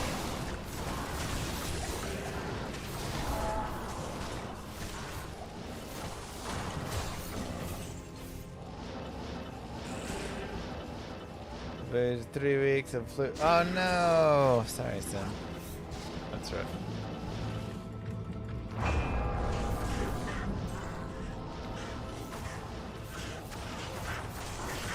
We had a rough stomach bug all last week. Well, basically right through all of the launch of this, everybody was sick.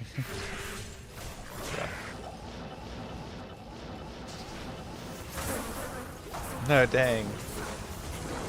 Well, it should be no longer an issue, and I'm sorry.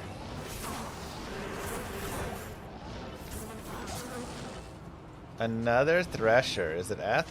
No. 194. Gross.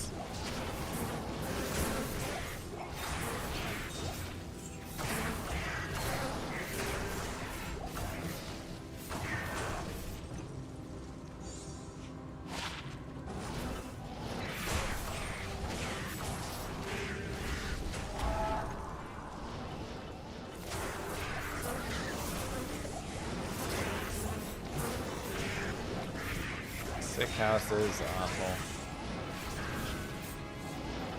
Am I almost done with the gray? I mean, not really. We're only like 82% or something through uniques and 92% through sets, so we still have plenty of time.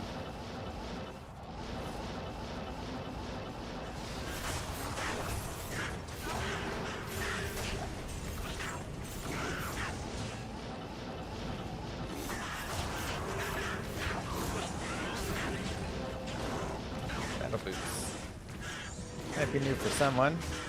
40% icky.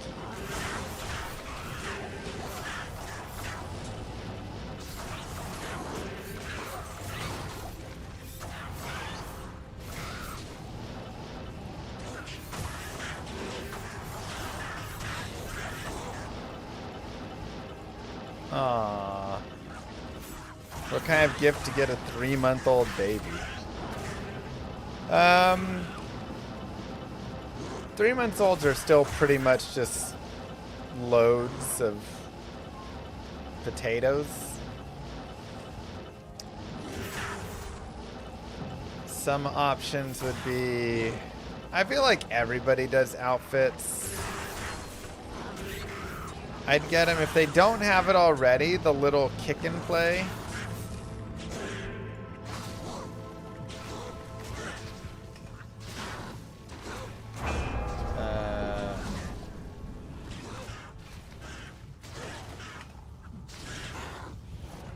There's a little kick and play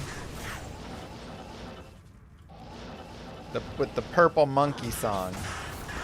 Both my kids really like that one. Mr. Llama, what is the best unique polearm spear name for a pickup line? Best polearm spear line for a pickup line? Wait, what?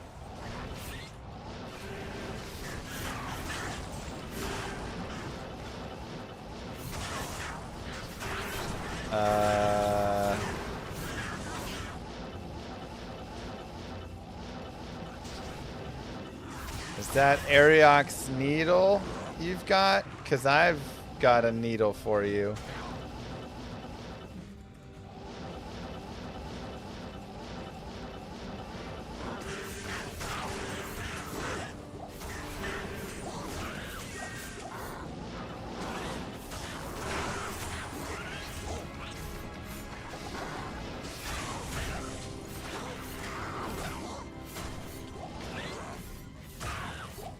That kick and play song stuck in your head. Maybe you could be a purple monkey in a bubblegum tree, and you can swing with the trees, and you can swing back to me. So I'd get him that kick and play.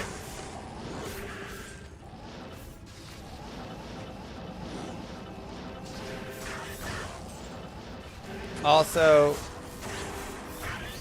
a nice diaper pail if they don't have it. Diaper genie. Are you a kelpie snare? Because I find myself trapped. Oh, that's better than mine.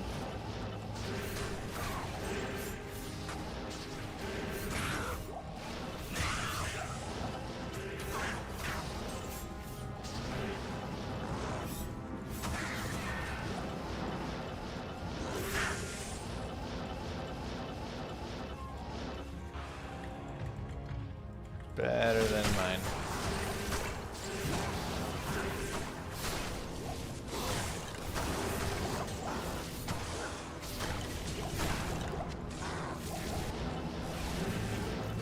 The diaper genie is nasty. I mean, it has bags inside of it. Every time you change a diaper, it's so hard to like take it outside to the trash. Just put it in the diaper genie and make sure you take the diaper genie out every few days so that flies don't get in it. Because then it gets real gross. Okay, sounds good. Thanks, Henry. Hope you're having a nice day. So Wagon, thank you very much for the sub.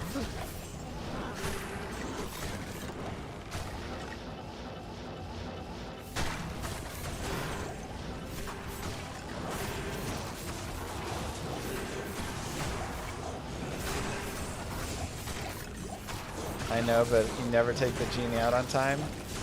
I don't know. My kids poop so much that the genie gets full every couple days. Then I have to take it out on time.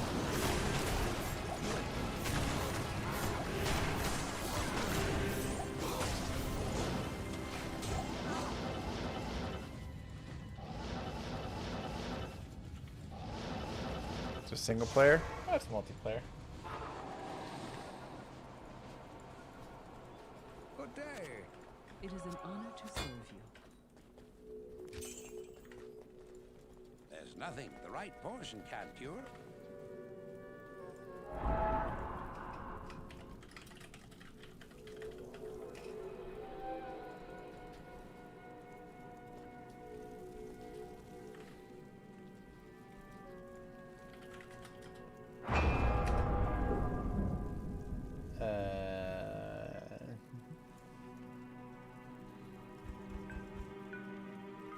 Let's try Palace.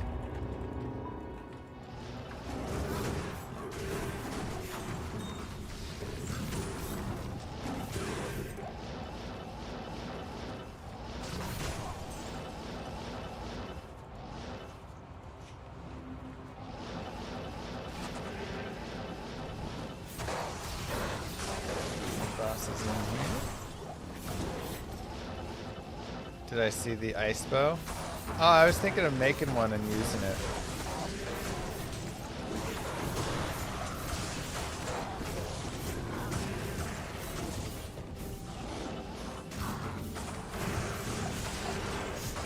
It's fun.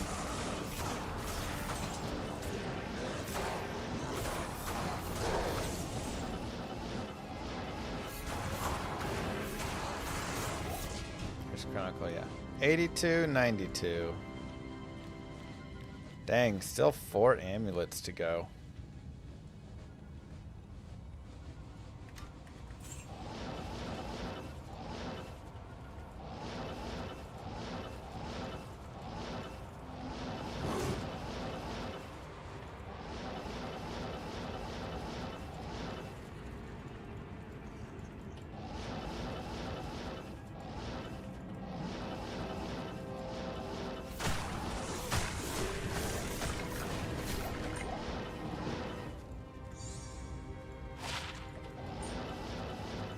Nice.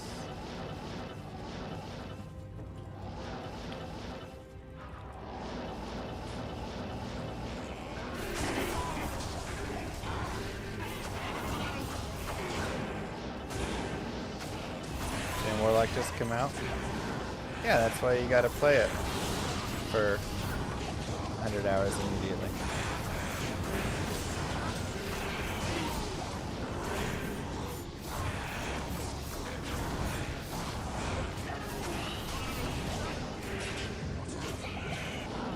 This is just warm up for ladder reset, yeah.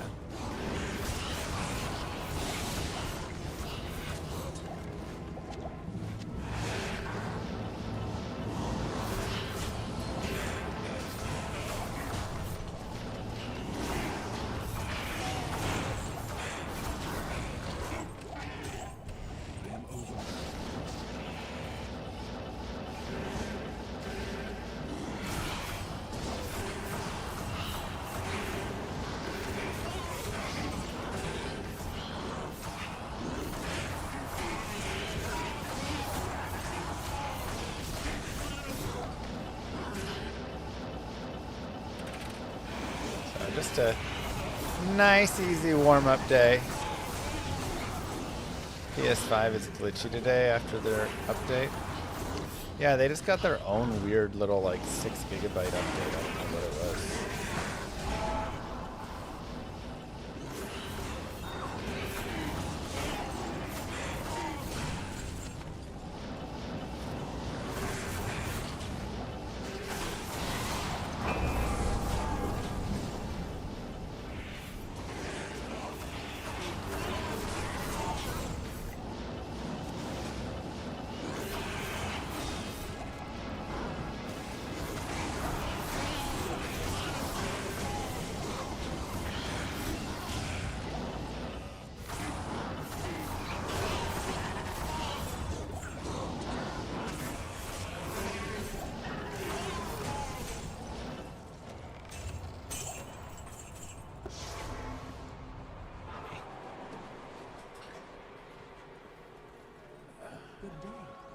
I don't know what happens if you 100% it and then they add new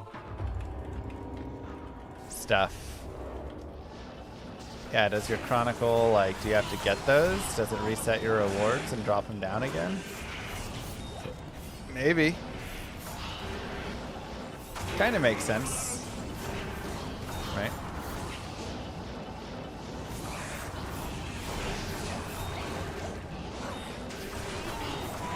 I could see it going either way, honestly.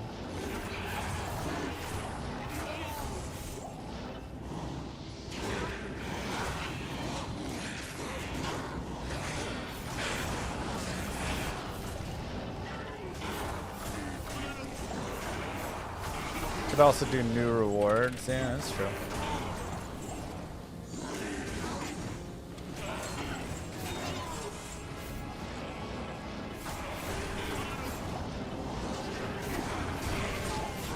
How's everything terrorized?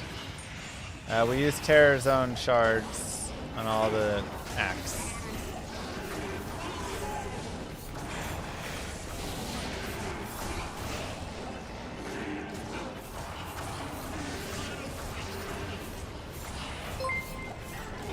What up, Ray? Yo Llama, my Griffins was a bad roll, plus 12 neg 15, any idea what it's worth? I mean, it's still a Griffin, so you can still probably get a low Hiren out of it, is my guess. But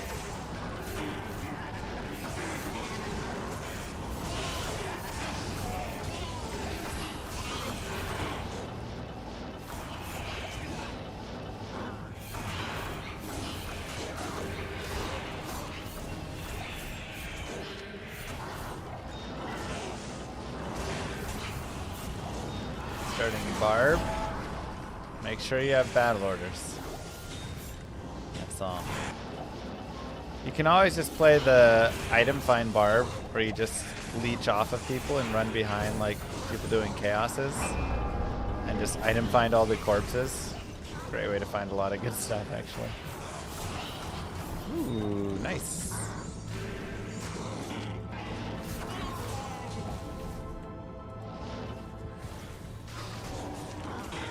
Yeah, Hork Barb and sell all the stuff you find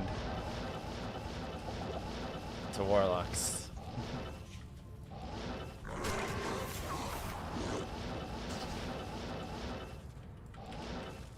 Impossible.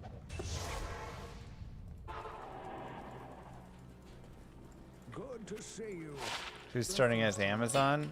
I Moo. don't think there can be that many Amazon starting. We'll see though, maybe I'm wrong. Malik, thank you very much with the Prime, and Frosty with the raid. Hello.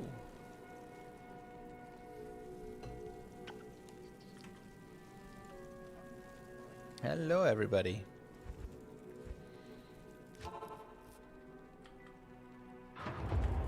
How was the Cleave guided playthrough? Did I enjoy it? I had a great time with it. I actually thought it was really nice.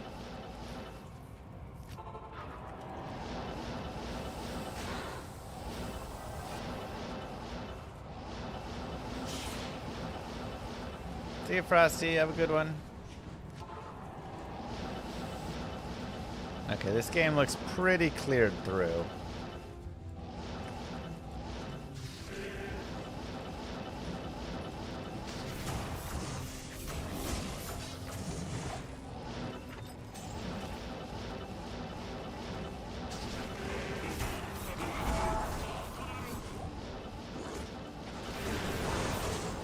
Couple more areas, I guess.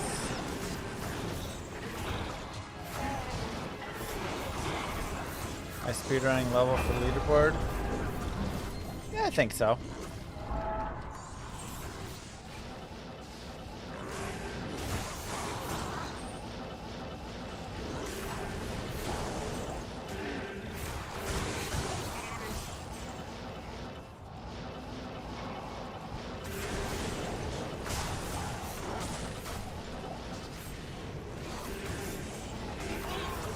Mark my words, I'm never leveling to 99 again.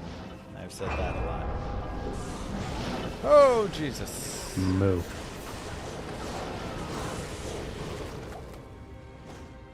Wow. That hurts. I can't carry anymore. Mash attack, thank you. Dude, heralds are so wild.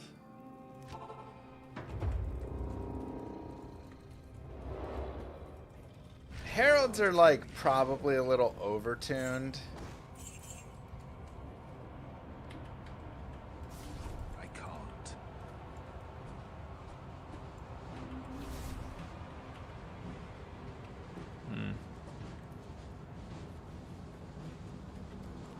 Help.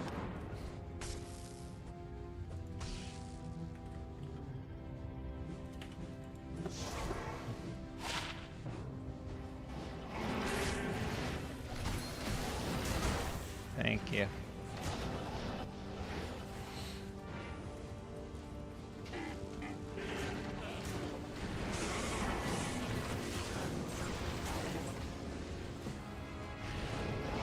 Yeah, they're disgustingly strong.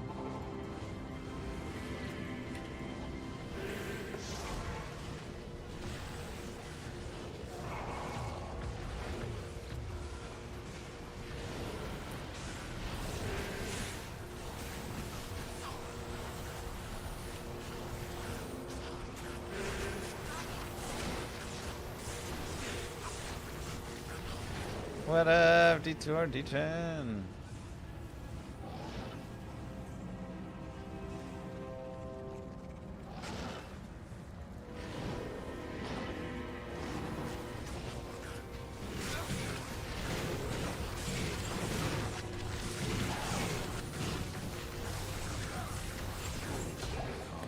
I mean, it's probably this build is just not good for Heralds, to be honest.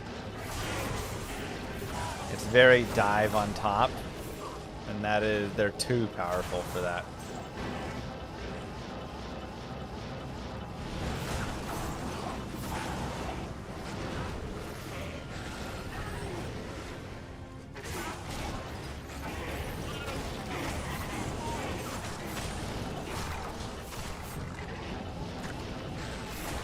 No, spiders are gonna get pummeled too.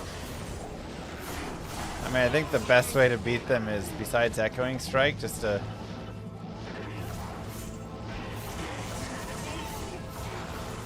you know, a range caster.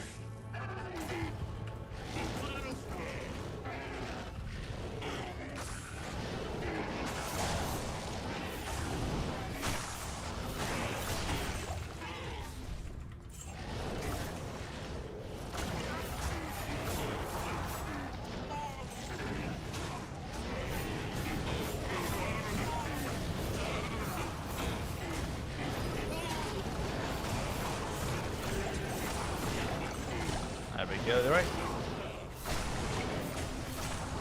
Playing late. I'm trying to like get my schedule slightly shifted over.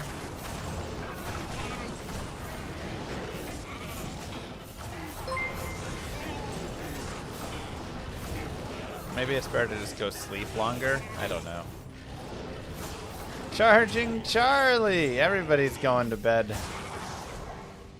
Hey Charlie, thank you.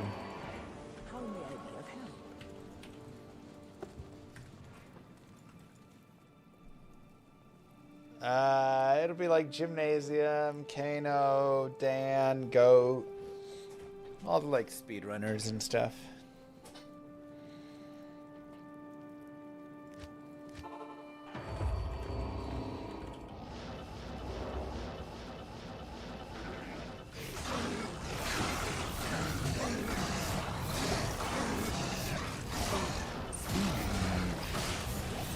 Charlie knows what's up.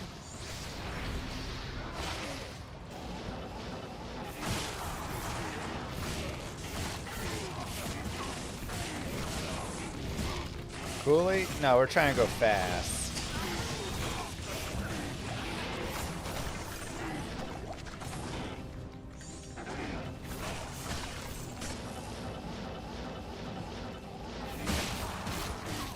Fastish.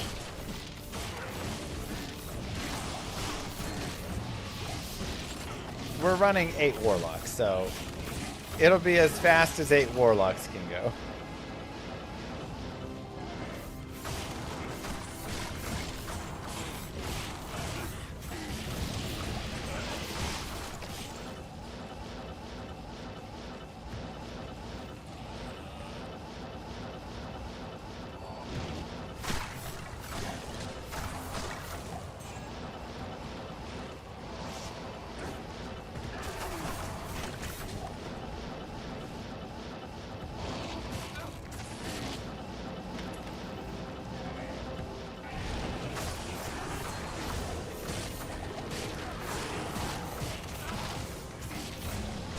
Really fun class. Good.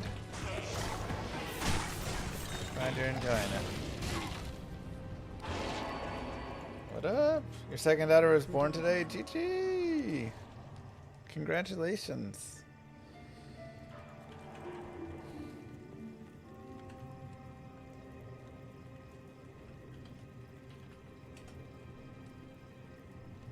I wonder if this will be the first reset where Source isn't most played. I mean, I feel like it will be. You know, with Echo and Mirrors. Yeah, I mean, that's like super strong right now for sure.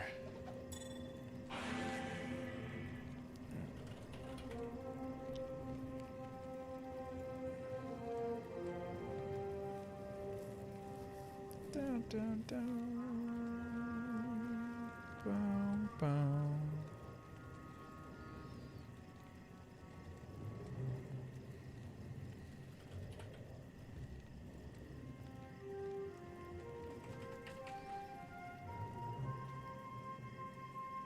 Merce has Holy Shock. Huh. So they put a Dream Helm on their Mercenary, I guess? Interesting.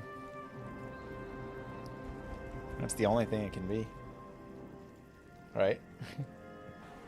Because they're using Insight. Style points.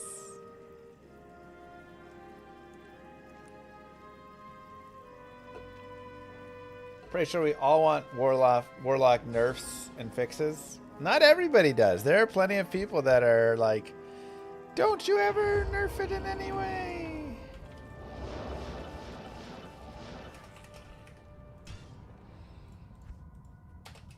Llama 3 Password 1 is the new game.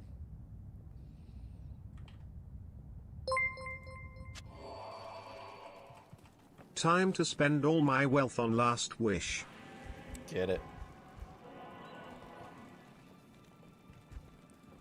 Go get it.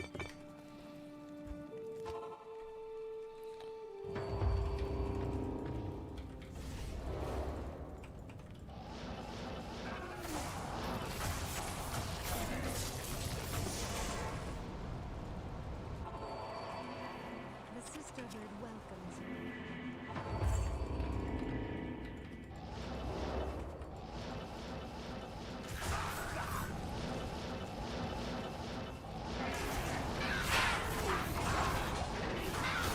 I mean, there's a little tune down this class can need. I think you can tune this class down a little bit without destroying it. Like, in any way. It'll still be very fun. It'll still be very powerful. But it'll be a little bit more in line with, like, some of the top end of the other things. The bigger difference is there'll just be still a lot more variety on this class. And I think that'll be really good for it. Like, it does get to play kind of a multitude of ways. And there's some really cool combinations. I mean, it really is a great class. And it kind of slightly, in a way, highlights some of the inefficiencies that some of the other classes have. Time for Big Lemon. Thank you so much. Good night. Thank you again.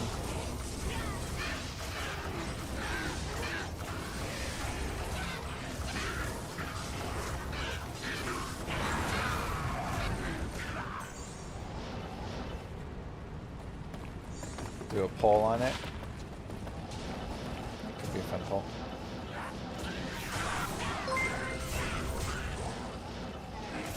Okay, chat. Now, the real topic. How are you going to name your characters? It's always the hardest thing. That, and trusting Mr. Llama, some say. I just write it. So, character names?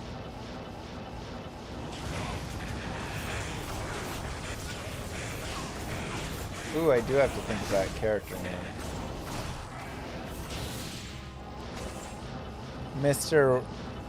Llama, the Warlock.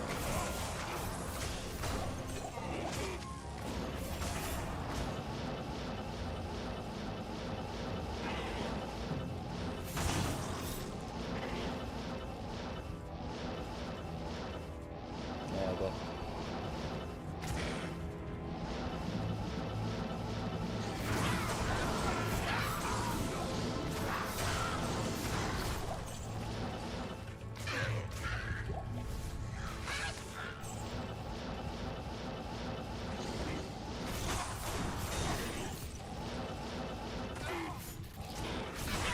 Llama lies.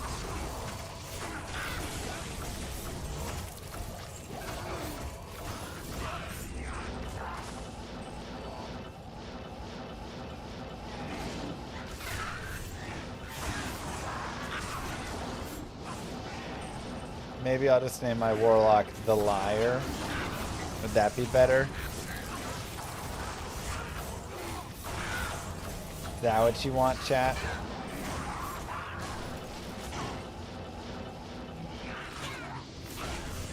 Good, be honest for once. It's Mr. Liar.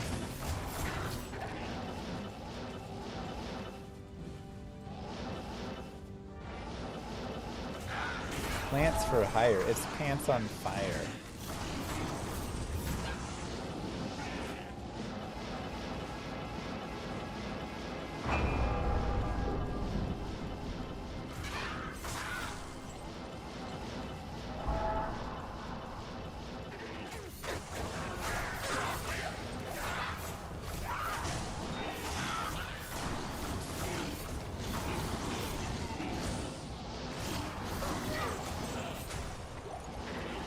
Is Amazon any good? Sure.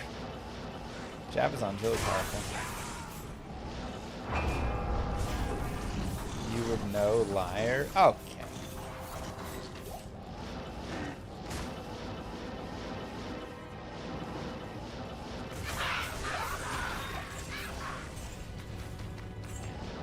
Orb Hydra good? Yeah. Not like S tier, but solid and allows you to do a variety of content.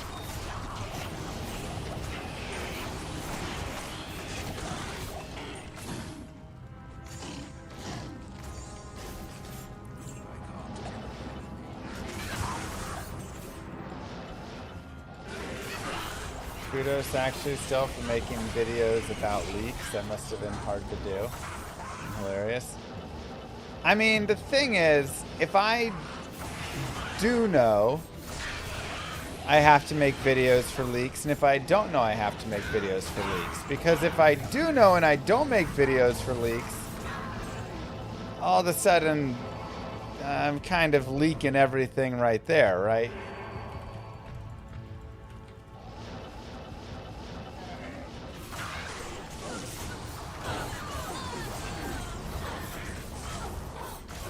So whenever you're making a video about a leak and you know exactly what's happening, you just have to go exactly off what the leak is and then what you believe you would say if you didn't know what was happening.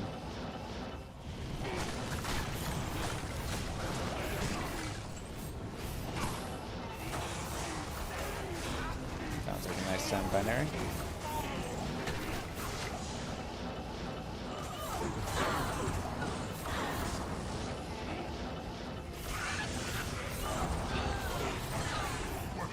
Tune name is Llama Leak.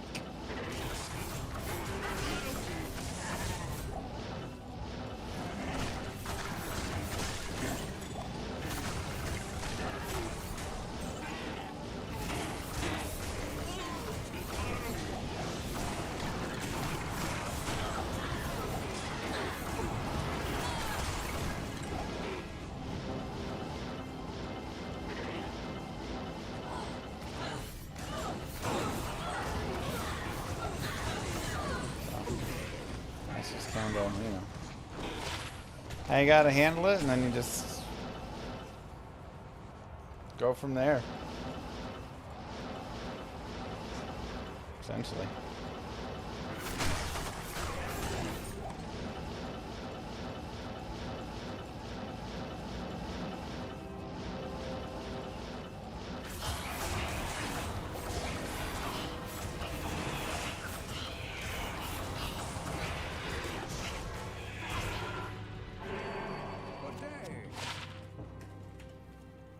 That is a fun fact.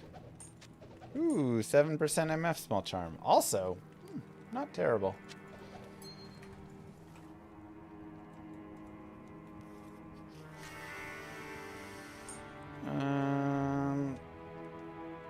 How are my res? My fire res is bad. My other res are like okay.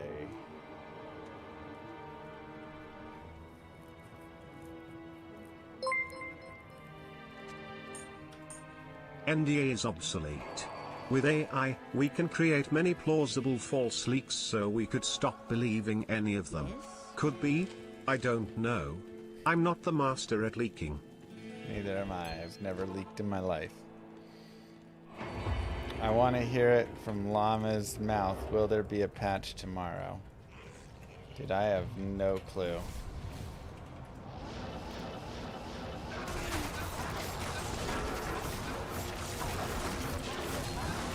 Tomorrow, thank you.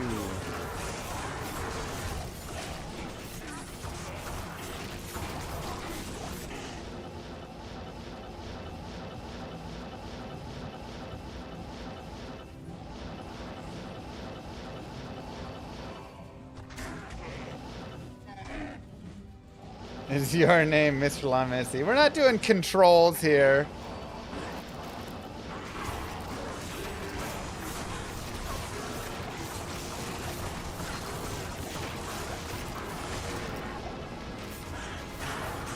You know, something I have found is I feel like I'm actually worse at not like telling the truth when I don't know anything. I don't know if there's anything. But everybody thinks I do, and the more everybody thinks I do, the worse I am at just telling the truth of I don't know anything. It comes across so much like I do know something still.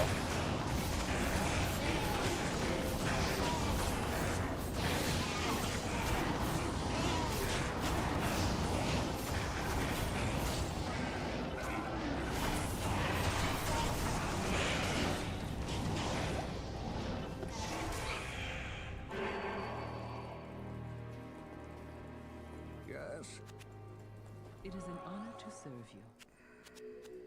you. No, I got no clue, Warren. It's a whole bunch of good questions. But if you don't know, then how do you know, you know? Oh dear, now we're just getting real confusing.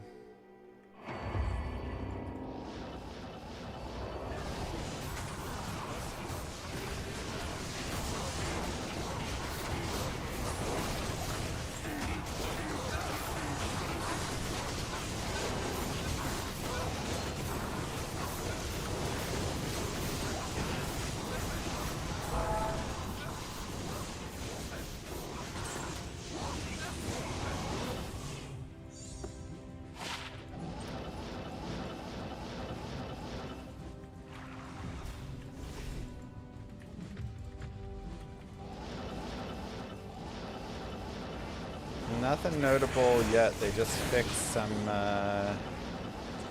bugs, so.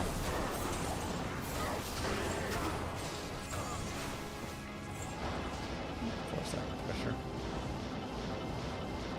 Fixed some game crash bugs and stuff, but.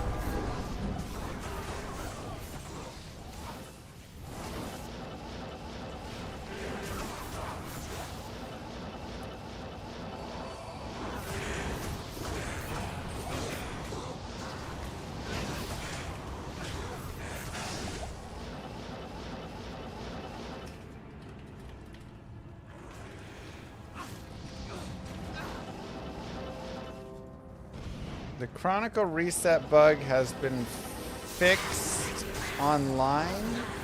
I think offline it still might be bugged. Wow, I have not found a shard all day long.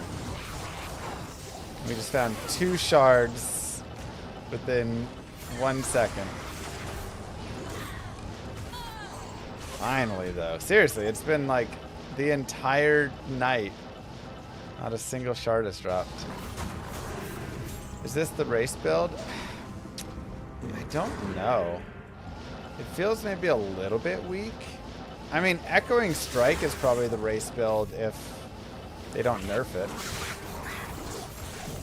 If they do nerf it, I'm kind of considering Blood Boil.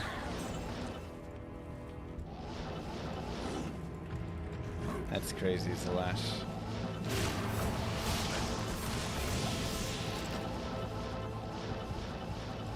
Like, I think Blood Boil might actually be the fastest build if Echoing Strike gets a nerf. Abyss is too slow.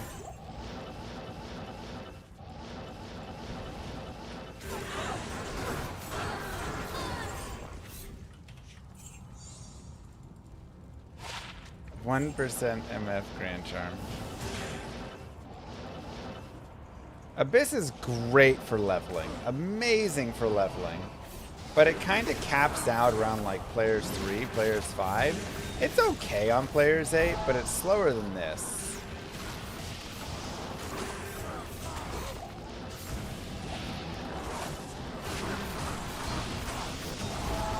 Now, Blood Boil, I think, has a good chance.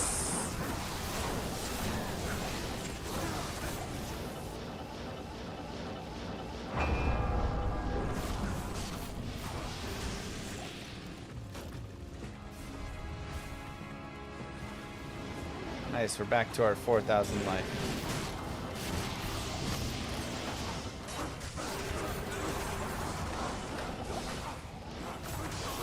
Jesus.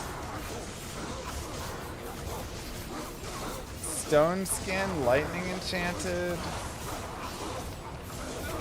What the heck?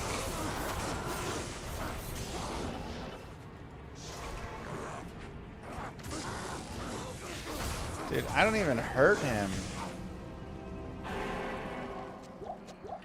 Bring a non-melee build.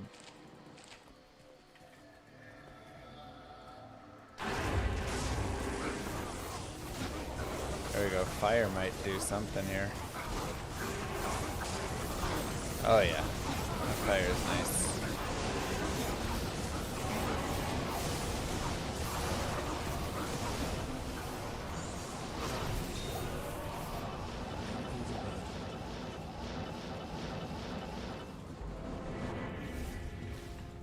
Just use the 1 point in lethargy. Lethargy, yeah. True.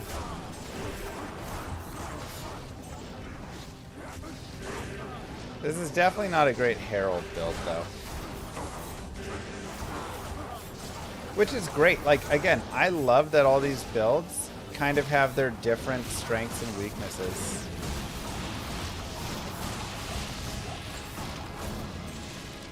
That's like what makes Diablo 2 so great, is when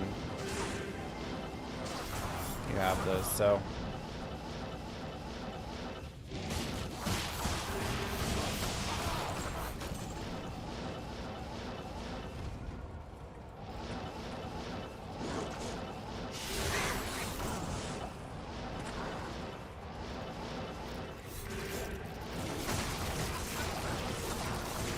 yeah, Defilers with Blood Boil minions and a curse.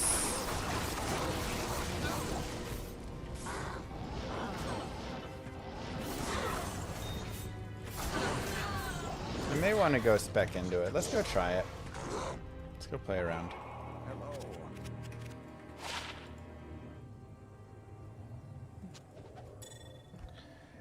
Let's give it a try.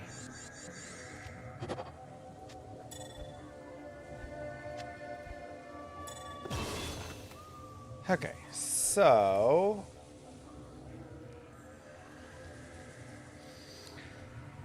Blood Boil, Blood Boil, Blood Boil, Blood Boil. So you're maxing Blood Boil, maxing Gorge, maxing Blood Oath. Am I consuming anything?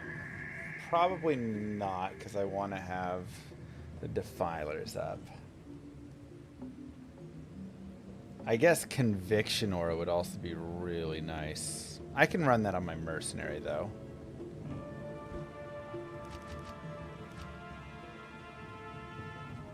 I probably want Obsession.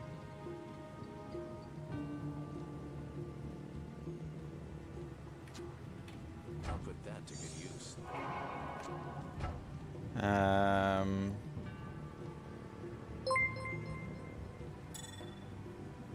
Everyone pay attention.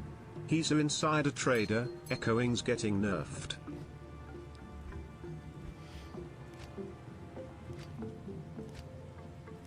I'm not, that's not what this means. This is just me trying out a build in case Echoing gets nerfed. Hoya boya ba cha da da ra. You know? Alright, there's Flickering Flame.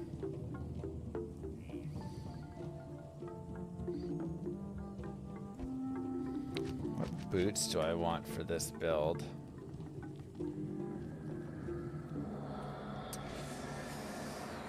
Are there any boots that actually add anything? Wraith Steps do not. I don't care about Eldritch. So I guess I might want the Horizon's Legacy just for Cannot Be Frozen.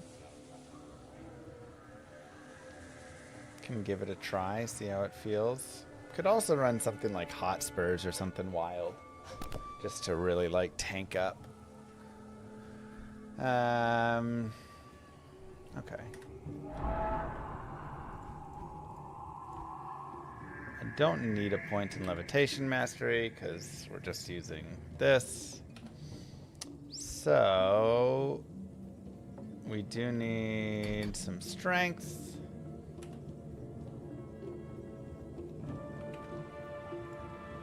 And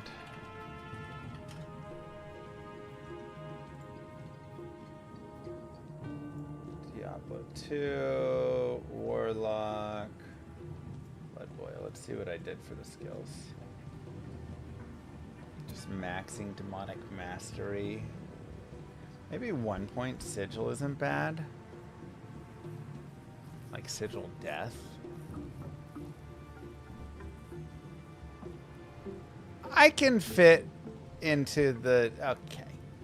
My goodness.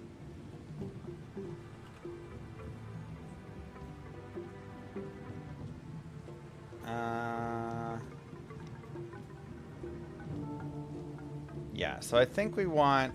I mean, we at least need a couple more points in that and that.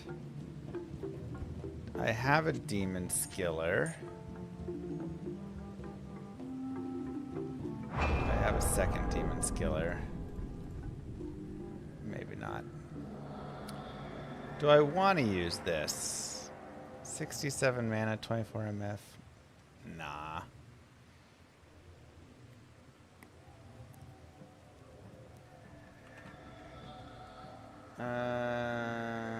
Okay.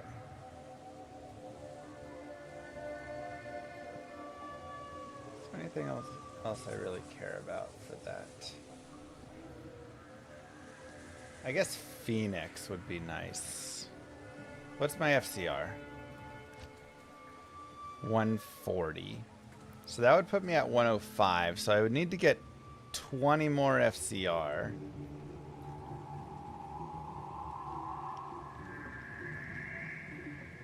To run the 125.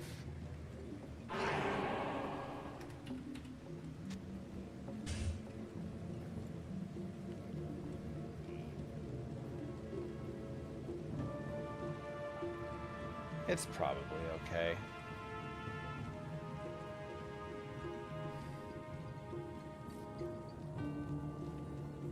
I don't have a 220 Warlock Yami, so could run 2 FCR rings, but then I drop +2 skills here, and I drop +2 skills here. And that feels like a lot. Okay,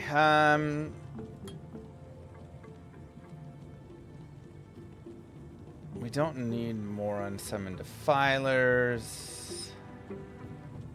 So I'm probably, I mean, I think it is just Demonic Mastery and Bind Demon are the final 2 bits.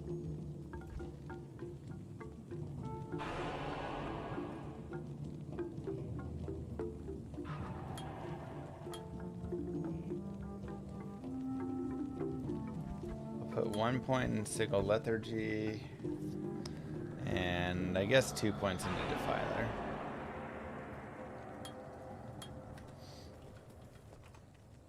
Okay, so Blood Boil and Gorge.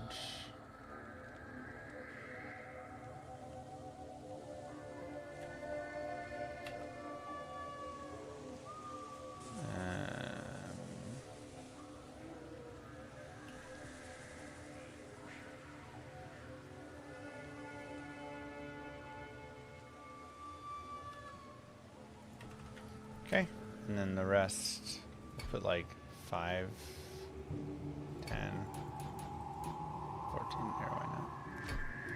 Just gonna go there.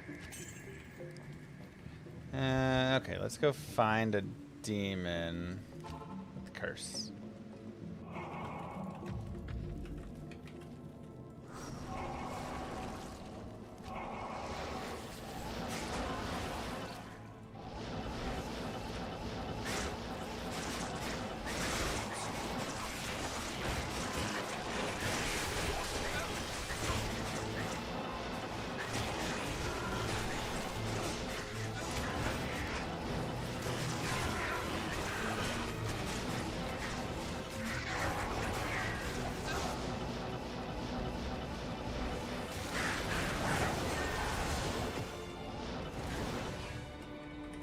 I guess I can just hit any demon, actually.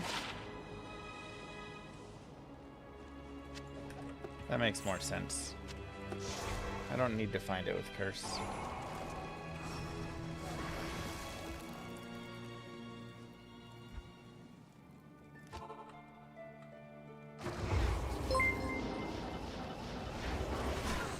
So in playing the campaign with my brother who rarely plays, and at level 30 he asks how much energy do I have. I have 20, he has 96, lol. I made him respect immediately. 96. I gotta get used to playing with this, Okay, so that gives us conviction. No, he's got holy fire.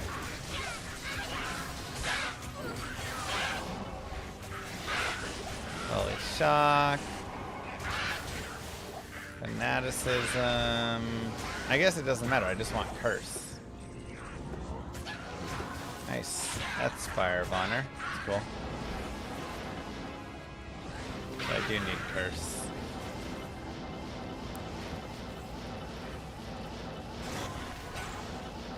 Because I have the infinity already. Before I get the infinity, it will matter.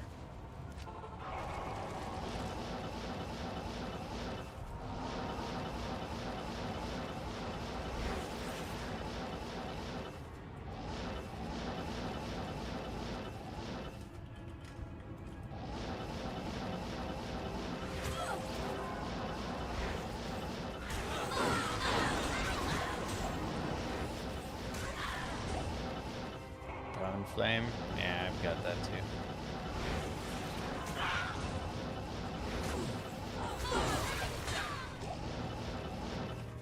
Okay, let me note that down.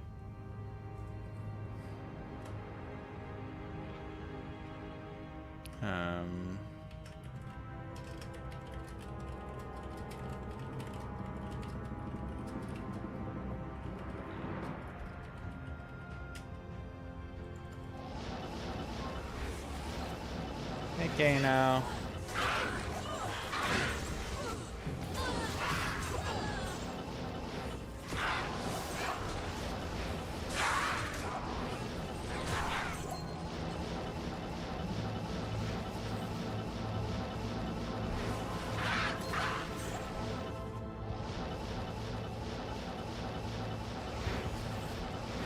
I mean, this Fanat is also kind of cooking a little bit. So is my holy fire, like... wild.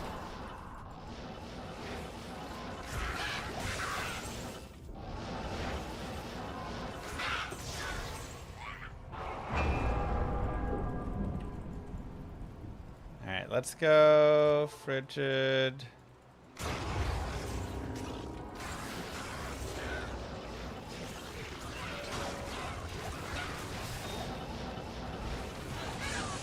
See if we can't find a cursed mob.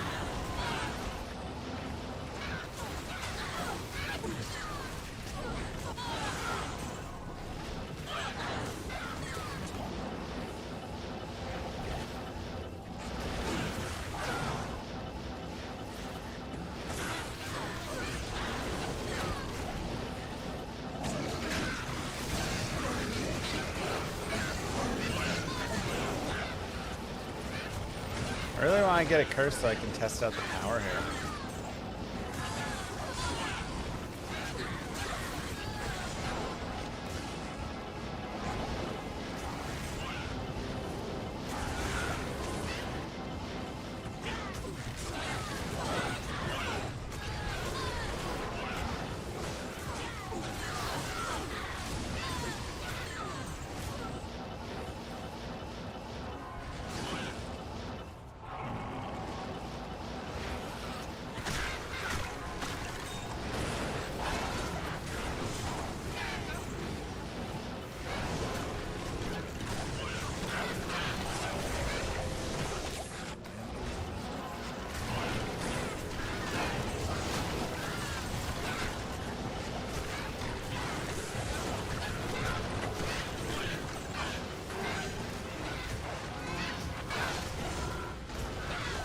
Oh, I guess that was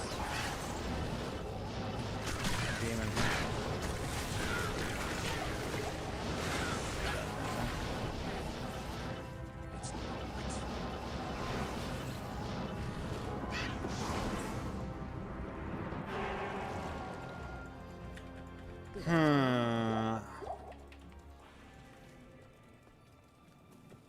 Warlock, my new favorite class. I mean, it's just a new class, you know, like getting to only have played this for 9 days now.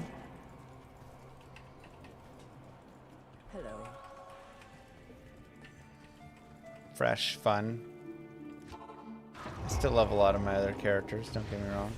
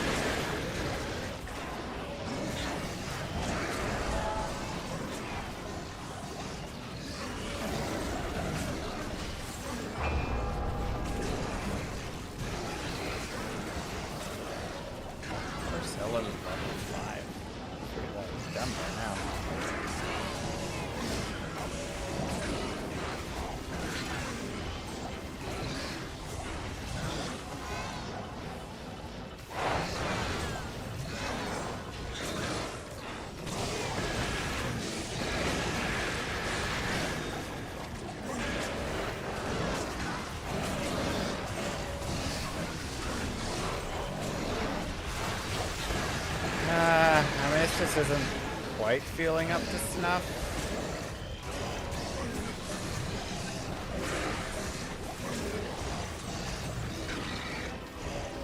Like, it's not bad. But I also don't have the curse yet. Happy.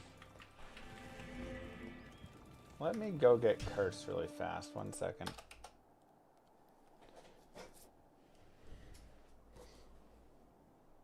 Missing 20% damage from the consume.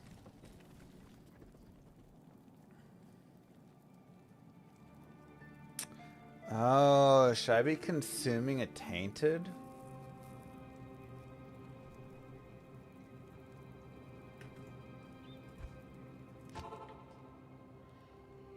Yeah, maybe that's what I need to do instead. So then I'm just running less.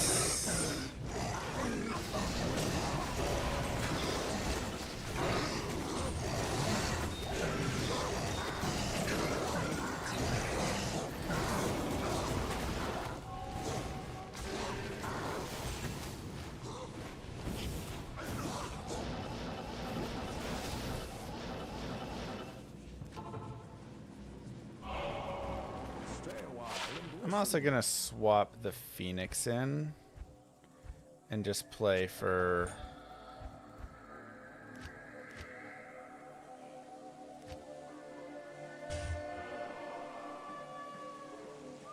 play with the Phoenix on a 1 breakpoint less.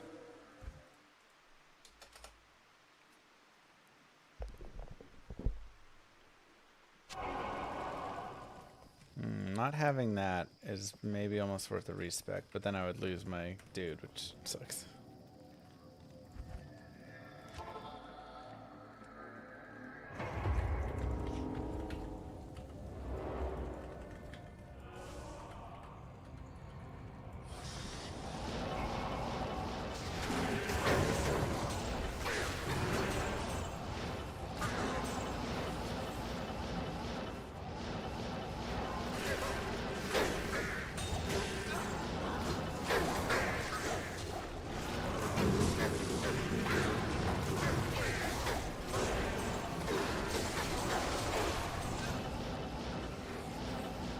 Grand Charm, let's go.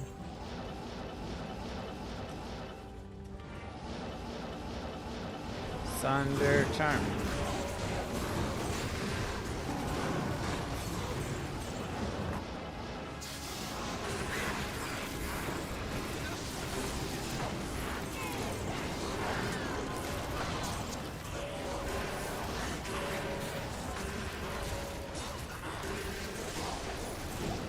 So it's like we might also need a Fire Sunder. It's like we're not breaking fire here.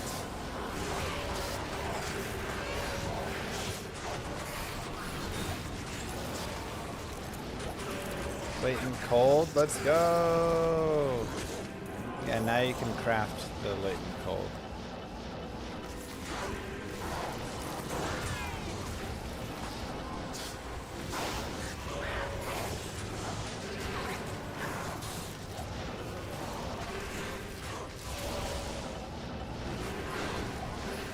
I mean, I guess the idea is if I'm stomping, then I only need one summon.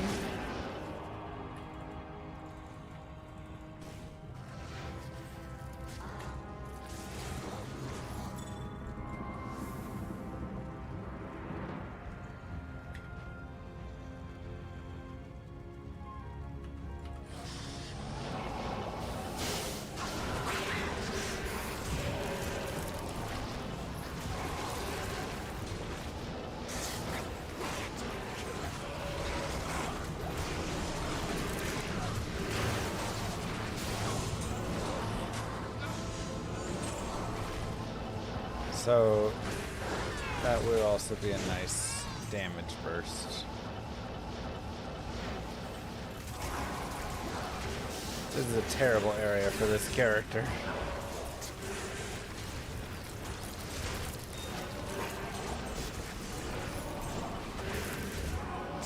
Because we're looking nerf overall. Yeah, some nerfs. Just some balance tuning.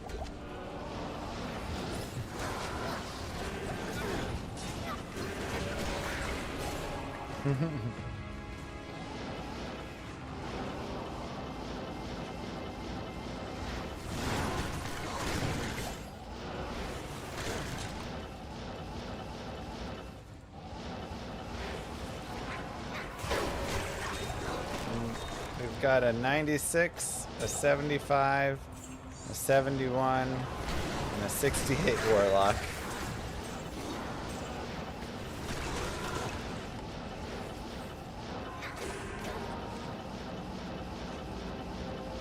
And tomorrow we start push for a 99 Warlock.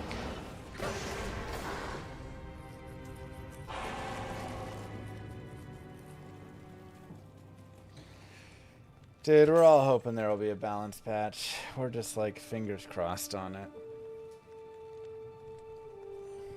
That's all. Playing with no Enigma is gonna feel bad. It'll feel rough for sure. Yeah, I don't know if this is the build. I mean, again, it's like, okay, if we respec and get the tainted and consume the tainted. Akmel.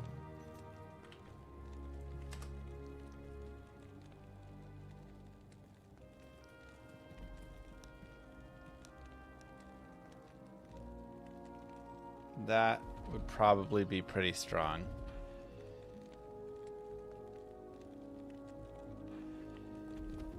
Because this is still pretty powerful, but it's also pretty expensive. Like, we need Obsession, Flickering Flame, Phoenix, Enigma. Like, it feels like a lot of gear is necessary for this. Echoing is way cheaper.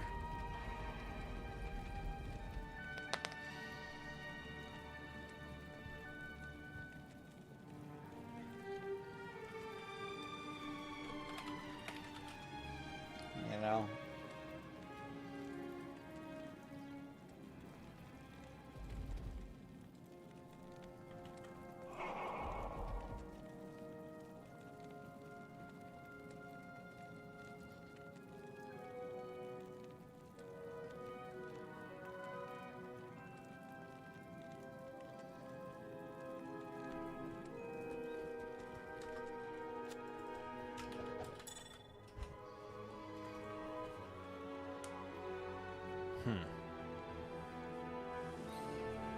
Oh, if only.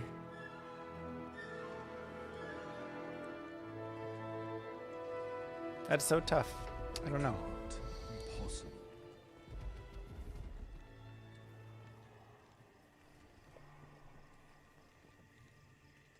I mean, it might just be the Echoing Strike, like, Insight. Yeah, I mean, so you can run Hodo. Impossible. It's not as good. You lose a lot. Mang Songs would also be nice, but probably going to be really expensive. But if you get a Mang Song with the new jewel in it, that's probably, like, really good. But then your FCR really suffers.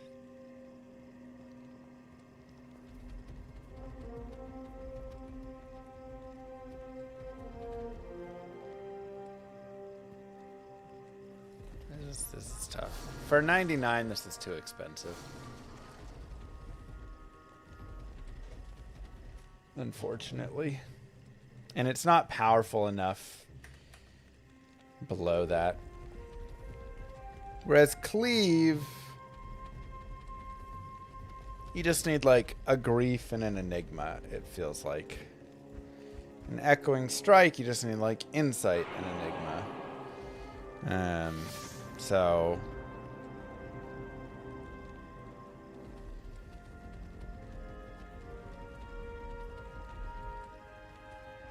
Hex Purge. You only need basic attack. Yeah, I mean the basic attack is good for it too. I like the Cleave.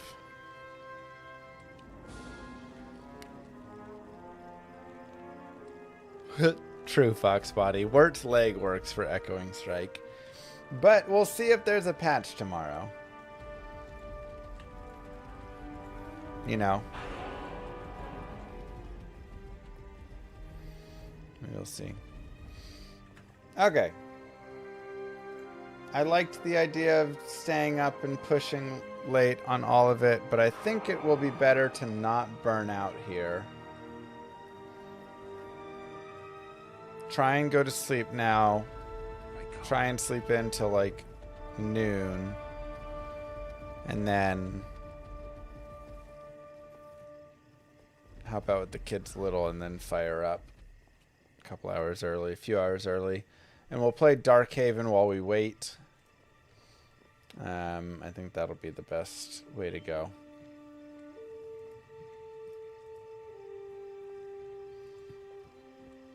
So I think that's the way to do it.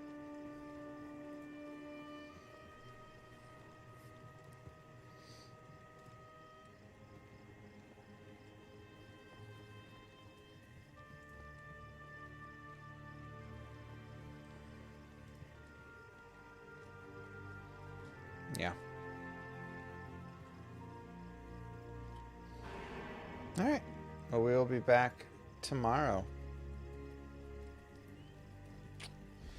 Kisses to you all. Have a good night. I'll see you then, and we will get ready to grind hard. !Discord. I have a channel that's just been opened there, and that'll be where we'll talk more about all of that.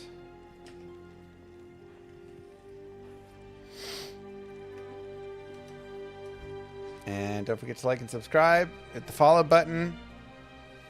Thanks, everyone. Kisses to you all. Peace. I'll see you tomorrow for the grind.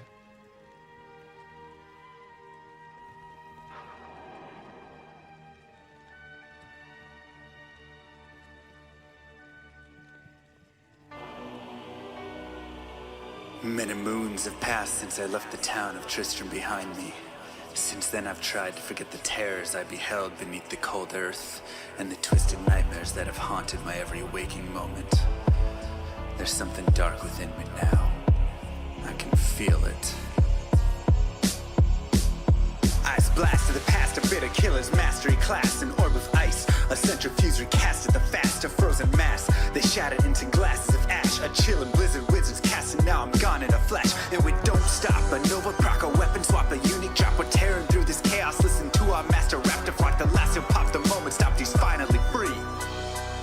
Not even death can save me from me. Holy bolt, holy shield, holy freeze. I might smite the Lord of Terror unto his knees. I'll set free the beast within just to watch him bleed. Pure concentration, no salvation, just to restore peace and bring order to the world. The desecration from my sword, he start a war. I'll massacre the core foundation of the law. This ain't no soul in search of answers, just a hero with a T. And by the time I finish slaying, there won't be Diablo 3. Lord of destruction, Lord of corruption, Lord of the hate and pain. I instigate a flow so great, eviscerate the syndicate. I decimate, eradicate my foes in turretonic state. They suffocate, choke on my name. Lord of seduction, Lord of disruption, Lord of the lies, Belial hides inside. He's terrified, mass genocide. My master rhymes identify the stale while they listen as I amplify, specify it's time to die. Bring it back to the master of the track. Travel east to find the beast so I can slay him with my rap. Don't need flails or a sword. Tie my hands behind my back. Like a shop up, I'ma kill him with my lyrical attack. Time to let out my battle cry. I don't find the time to grind a level 9 to 9. Support the party blizzard wizard and that summon god. I stand to tank the flank of dolls, but when I try to fight, my damage lacks. A crepified, I can't attack. I spent my life mastering axes, now I'm damned to cat. Or cries of anguish, they don't care, they want the mana back. Dead dreams of prestige, honor, valor. Now I stand and rap, I go slow. A mental block from years ago, still trapped inside my mind. The fiction howling's all I know. Yet as I hit my blows, my vengeance charges start to grow. Look out, Diablo, this barbarian's about to steal the show. I spit fire, but not the weak like Inferno. Ebotted poison over shots crushed from my goblin toes. Line by line, I'm breathing rhymes in a red lightning hose. And if you're caught up in this flow, your corpse just might explode. Lord of destruction, Lord of corruption, Lord of the hate and pain. I instigate a flow so great, eviscerate the syndicate. I decimate, eradicate my foes in turretonic state. They suffocate, choke on my name. Lord of seduction, Lord of disruption, Lord of the lies, Belial hides inside. He's terrified, mass genocide. My master rhymes identify the stale while they listen as I amplify, specify it's time to die. It's a catastrophe, metalic bashing me. Can't throw blows cause I chose my caricature. Tornadoes, dodging mobs like it's an allergy. Pattern war's a product of a master mastery. I pray to D, pray straight blasphemy. I pray to find a glitch or bug to get me past these three. I'll lose my mind if Talik's extra faster, I can't see. Maddox throws it's time to focus, DJ drop that beat. They're afraid of the pain that I ingrain in the brain. Degrade the brave escapades by throwing shade at the name. My rage builds enter lane, volcanoes burning away. Cat level 4, hurricane, chill to the core, can't escape. Soon be no more disengrave statues of gold that I say you're worthy hero. Now go slay the Lord of destruction today. Source and controls road fate. Get to the throne to delay your only hope. Take a moment now, ready, set, play. Lord of destruction,